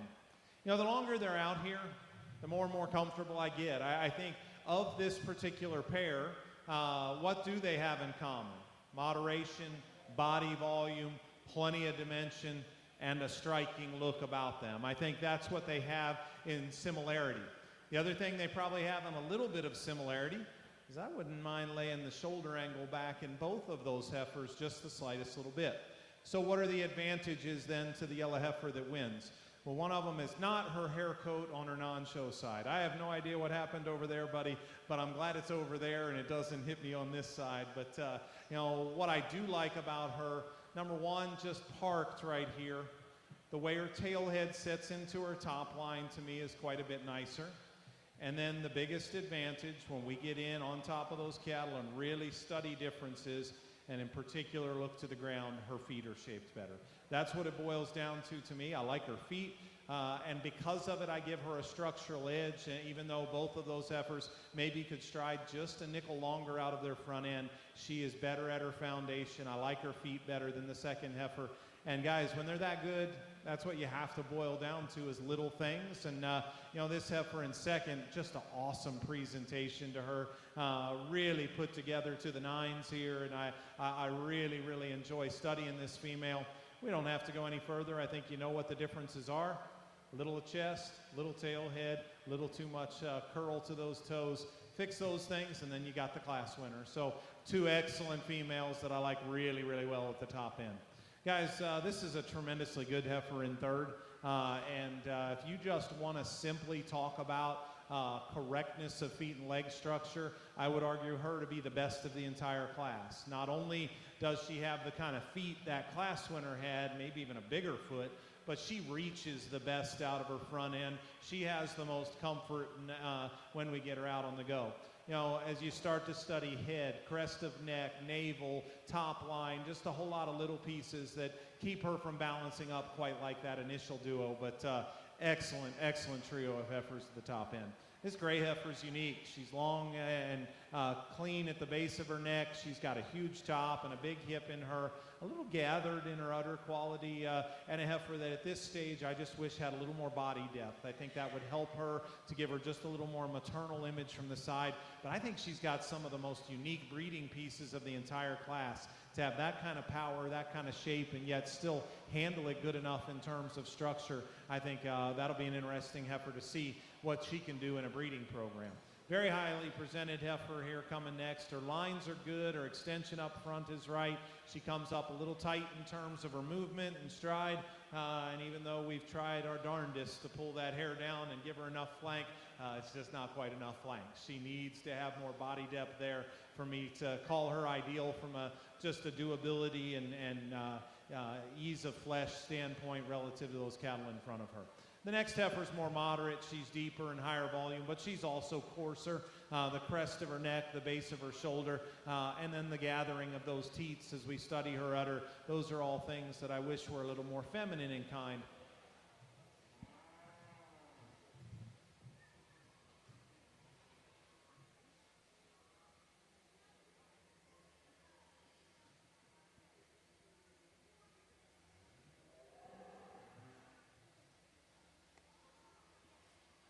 Those are all things I wish were more feminine in her to get her up the lineup. The next heifer, if she'd handle her top line, hip, and hind leg a little better in motion, we could make a case for her to be a touch higher, because standing, she's got some balance features.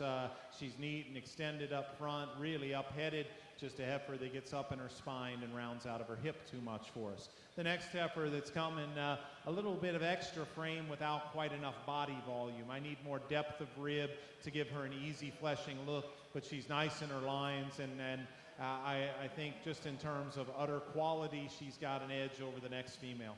Body volume, stoutness, and power goes to the next heifer. I appreciate udder development. I'm a little concerned with the coarseness of those teats and the gathering and shape of that udder as we look at it long term, but a heifer that's sure got some power. Round things out with a heifer that's got some length of stride to her. She just gets a little too piecey.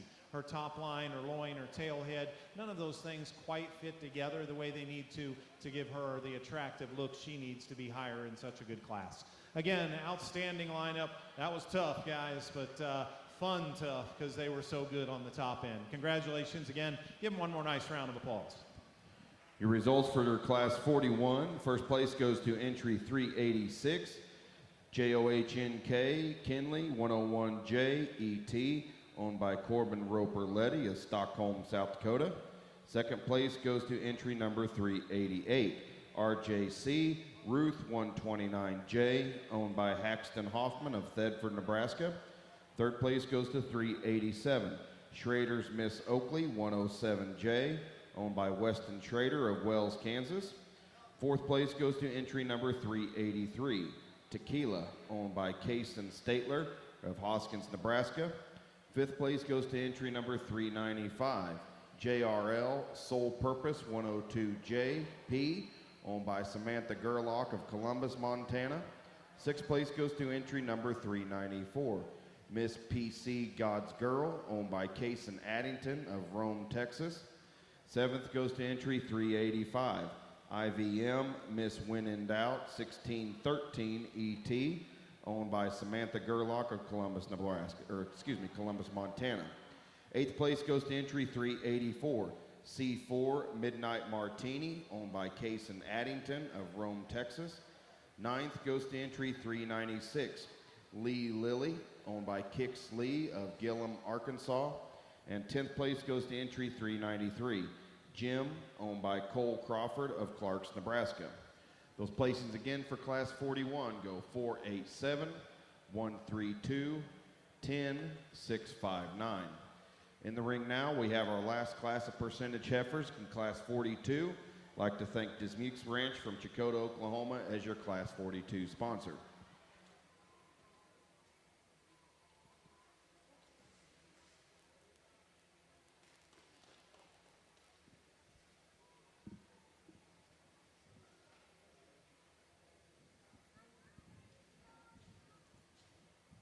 Well, perhaps our final class here in this division, but another good one. And four nice cattle. I think these two heifers pretty comfortably find their way to the top, but I really do like the yellow and white heifer. I think she's a comfortable winner here today, and you know, maybe the heifer behind her is just a little sleeker at the base of her neck, but from there back, just the body volume, the sweep and softness through the center portion of her rib, the flexibility and way she can go off both ends, but especially off her hind leg. I think those are the advantages she brings to the table with just a broodiness about her that I like. Now, if we could change her just a nickel, we'd sweeten her up front, maybe spread those teats just a little bit as she's starting to drop some udder, but a nice female that I think pretty comfortably finds her way to the top. But I think just as logically, you've got a second place heifer here that needs to find that second hole. I prefer her moderation and her fleshing ability versus the heifer that's in third. Maybe for some, she's a little on the small side, and I guess I can see that argument. A heifer that gets a little frailer featured. I wish we could stouten her up in terms of her bone, maybe change that rear foot shape a little bit in the way that it's curling on her. But she still moves with flexibility and comfort. In fact, that's an edge she has versus third. This heifer in third is big and long, and she's got a performance edge over that heifer right in front of her. She's probably showing us as much udder development as anything in this class, and I guess that in part generates a little bit of my wonder in her also. I would clearly say she needs more body depth and more volume to the center portion of her rib. And if we say that she's as far along in calf as any, what is she like when we pull that calf out of her, and does she have enough natural doability to maintain her flesh in production? That's the question I would have in her. I like her length, I like her composition, I like her top line, I like her muscle shape. I wish she had just a little more body. And we wrap things up with a heifer that just struggles way too much in terms of structure. I think it's pretty clearly hindered her ability to grow and get to the point that some of those other cattle her age are. A heifer that's got some muscle content in her. Certainly a young man that's doing a great job with her there, just not nearly sound enough in her structure. Give him another nice round of applause if you would. Congratulations, that final set of exhibitors. Results for Class 42. First place goes to 399 with SMR Miss Heidi, owned by Sage Revels of Webster, Florida. Second place goes to 397 Helena 113H, owned by Ethan Shoemake from Warner, Oklahoma. Third place goes to 400 DR Gracie 2430, owned by Katie Dismukes at Chakotah, Oklahoma. And fourth place goes to 398 WCC Miss Elias, owned by Jamin Ellers from Lake Park, Iowa. Placings again for Class 42 go 2, 4, 1, 3. In the ring now, we will select your Division 4 champion and reserve. I'd like to thank Hangin' A Cattle Company from Pasco, Washington, is your sponsor of your Division 4 champion. Your reserve champion is sponsored by JWC Marketing, Platte City, Missouri.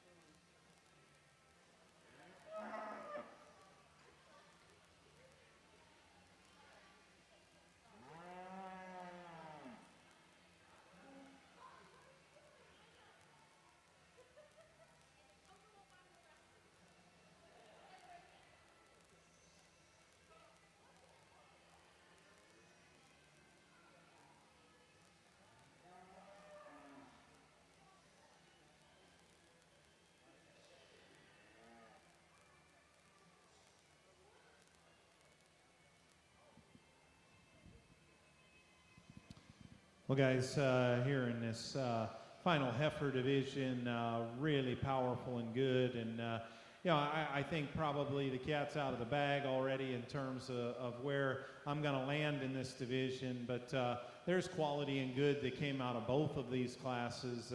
You know, but I think it's pretty obvious there was some real extreme depth and some elite quality on the top end of one of the two classes. In fact, I would even go as far as to say pretty comfortably my three favorite heifers, maybe deeper than that, all come out of the same class in this particular division. I think, you know, that's something that young people deserve credit where it is due, and that doesn't mean the other class didn't have quality, but sometimes it just runs a little deeper in some classes versus the other. But this was an awesome, awesome division. Congratulations to these young people. Give them a big round of applause, if you would, on an excellent set of females here. Young man, you're going to have our champion out of class number 1. That heifer that stood second to him will be reserved. Give those two exhibitors another hand. Your Division 4 champions, entry 386, John K. Kinley, 101J ET, owned by Corbin Roper Letty of Stockholm, South Dakota. Reserve division champion is entry 388, RJC Ruth, 129J, owned by Haxton Hoffman from Thedford, Nebraska. We're now ready to select your champion percentage heifer and your reserve champion. I'd like to thank your champion, your grand champion percentage female is sponsored in memory of Isaac Romero, and reserve champion percentage female is sponsored by Heinrichs Farms of Ayer, Nebraska.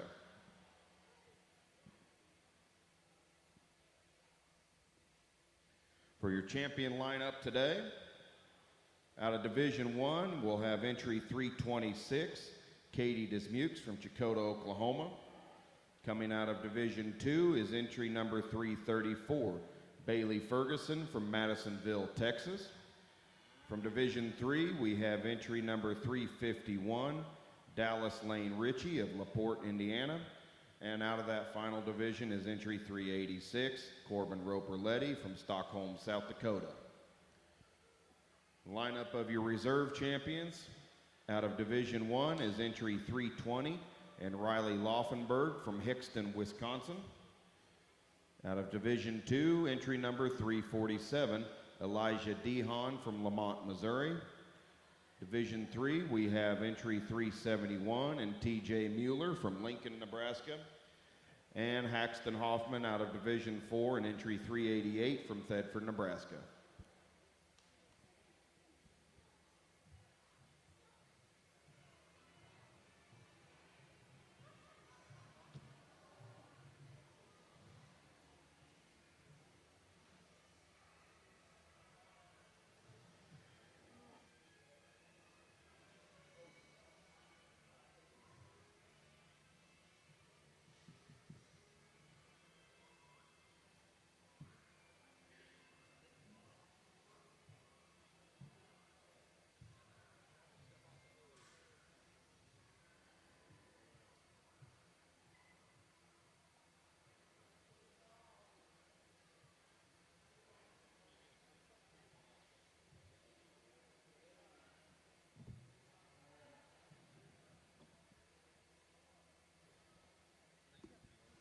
While he's making his selection here in Grand Drive, how about a round of applause for Chris Mullinex, the pride of K-State, and for the job he's done here today.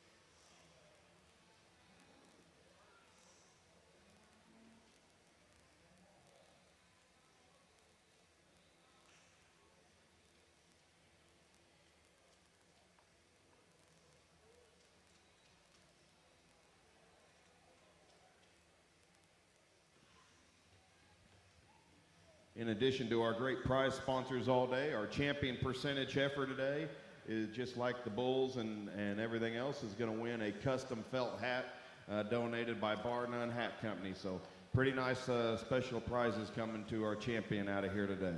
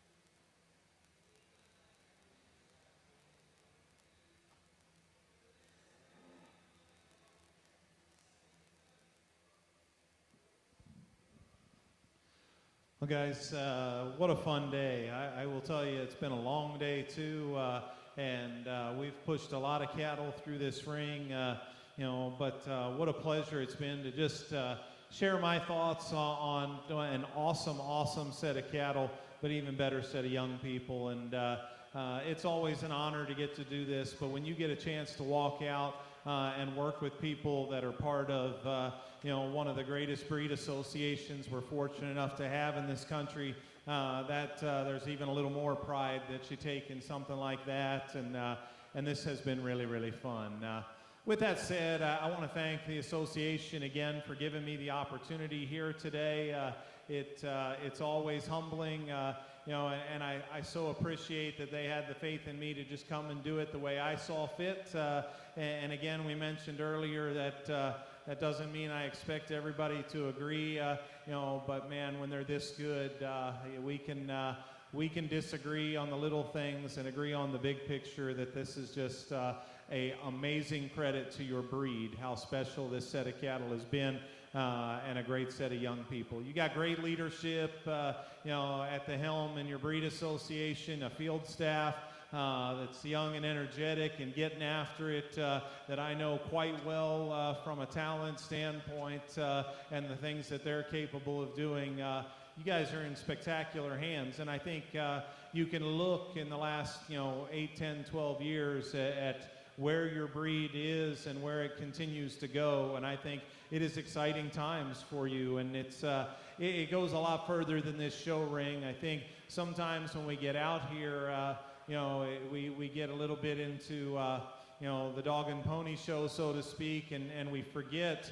how awesome it is that you guys have a breed that not only can show with the best of them, but still has such an amazing purpose in our cattle industry. You've stayed true to the things that the Charolais breed needs to be relative to value in our beef industry and the commercial side of things. And it seems like we've lost sight of that from time to time, in the show ring setting. And I love that we could bring a set of bred-known bulls out here that you could look up and down that lineup and say, man, these cattle will work in the real world. And that is a credit to you as breeders sticking to that. And that makes it really fun for me from an evaluation standpoint. Give this set of young people, give your association and staff a big round of applause, if you would.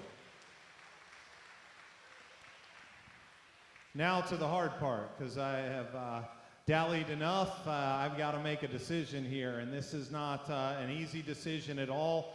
We had our top 5 in the purebred show. We're only going to select a grand and reserve in this percentage show, and unfortunately what that means at the end of the day is that a show that has 3 heifers that I think are just incredibly good, somebody is going to be left out, and that's unfortunate, but that's the way it works. And again, that doesn't mean that I don't love all 3 of these heifers, and under a different judge on a different day, heck, they might be completely flipped from the way that I did it, but I'm really happy with the lineup that we've got out here. And I really can't say enough about the quality all the way up and down, because these young cattle are certainly nice.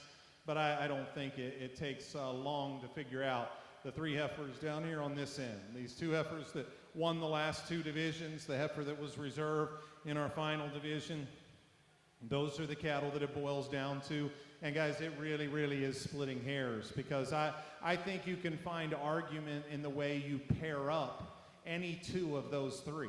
And I think that's what makes it fun about where you want to lay your emphasis. They're all 3 so elite from a quality standpoint that you fall in love with them. And now you just got to pick apart some of those subtle differences that you see. And I guess as I boil everything down, and as good as all 3 of them are, and we could throw a judging contest together and probably cut it 1-1, and no coach would argue. That's how good all 3 of those heifers are. I think each one of them are going to go back and do special things. Amongst these 2 divisional winners that are out here, love the body shape in both of them. I think they probably, as a pair, are a little more correct at their foundation than the 3rd heifer that's in contention here. Then between those 2, Maybe one of them's a little neater in her hind leg set. Perhaps the other one sets her chest up in her just a little bit better, and as a result, maybe has a little more maternal kind of look to her lower body for me. But that's the subtle differences that I see. This is an awesome, awesome lineup of cattle. Give them one more nice round of applause, if you would.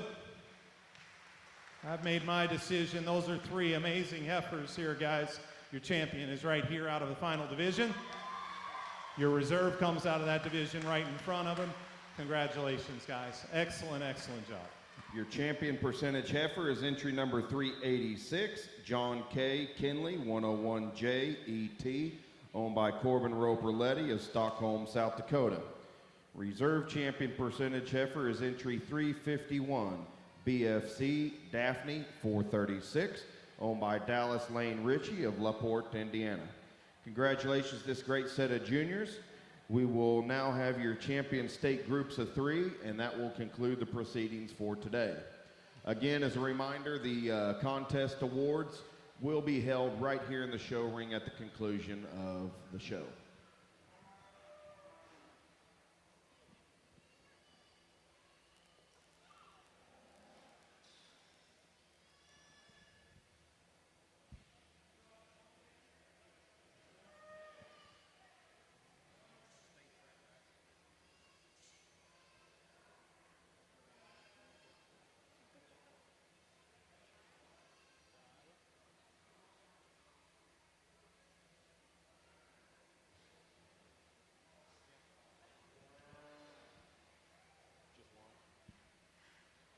Your champion state group of 3 goes to Iowa. Folks, thanks again for a great day. The banquet, the contest awards will be here. Banquet this evening. We look forward to everybody tomorrow morning at 8 o'clock for our own heifer show.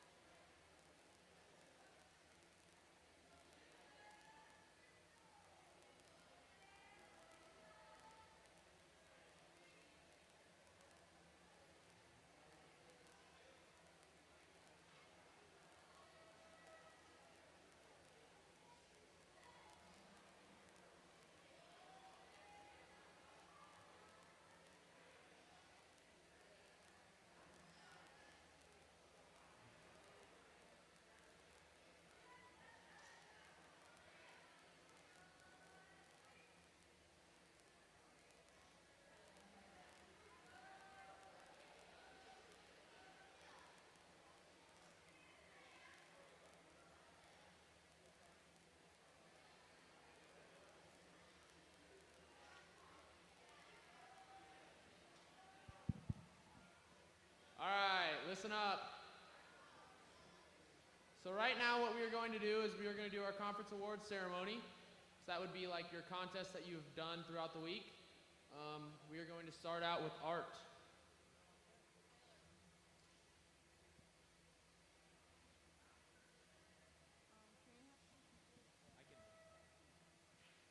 All right, so for art in our junior division, we had Paisley Seda from Anselmo, Nebraska for second.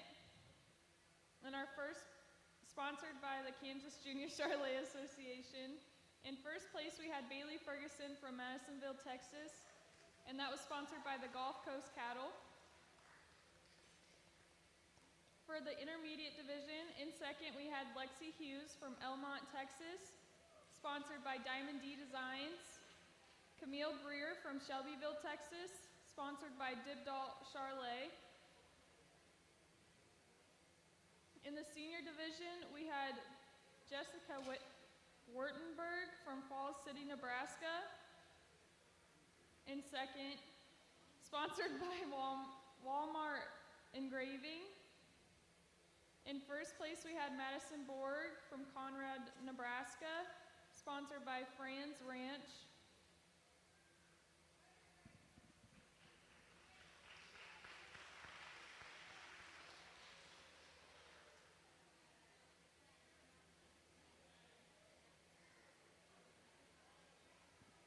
Okay guys, when you come up, please come up here, grab your prize, and then head to the backdrop when your name is called so we can get a picture. All right, next up we have the cook-off contest results from JC.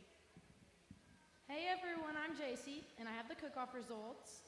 In second place in the junior division, sponsored by Greg and Amy Utech from Hubbard, Nebraska, we have the Texas Treasures, Carter Greer, Jaylee Littleton, Landry Lifesty, and Bailey Ferguson. And in first place, we have the Cow Camping Crew, sponsored by Charlotte Dees, Elijah Downey, Logan Downey, Lily Downey.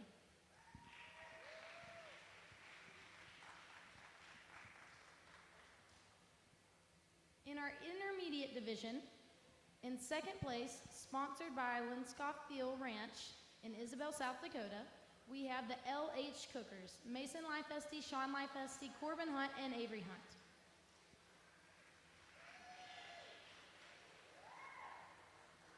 In first place, sponsored by Broken Box Ranch, Williams, California, we have the Home Cookers, Cody Jedlicka, Breeze Bunker, and Josie Schrader.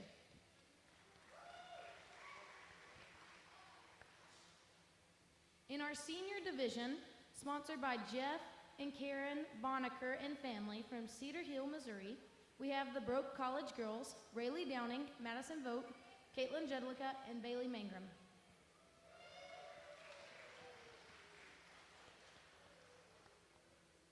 And in first place, sponsored by Jeff and Karen Bonacker and family from Cedar Hills, Missouri, we have the Nebraska duo, Trisha Dibdahl and Katie Utek.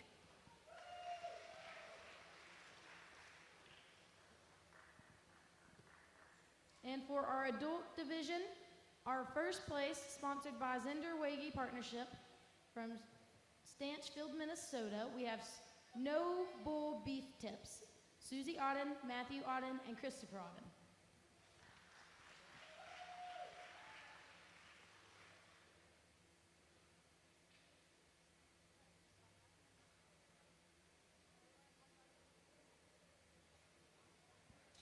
Okay, so in the meantime, does anybody want to come up and tell us a joke?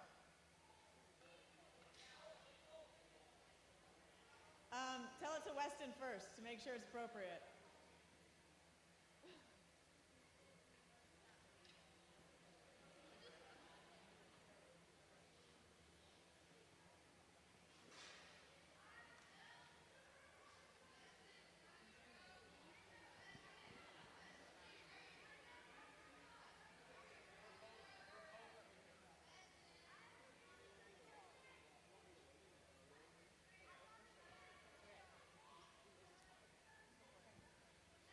What's the best time on a clock? 6:30, hands down.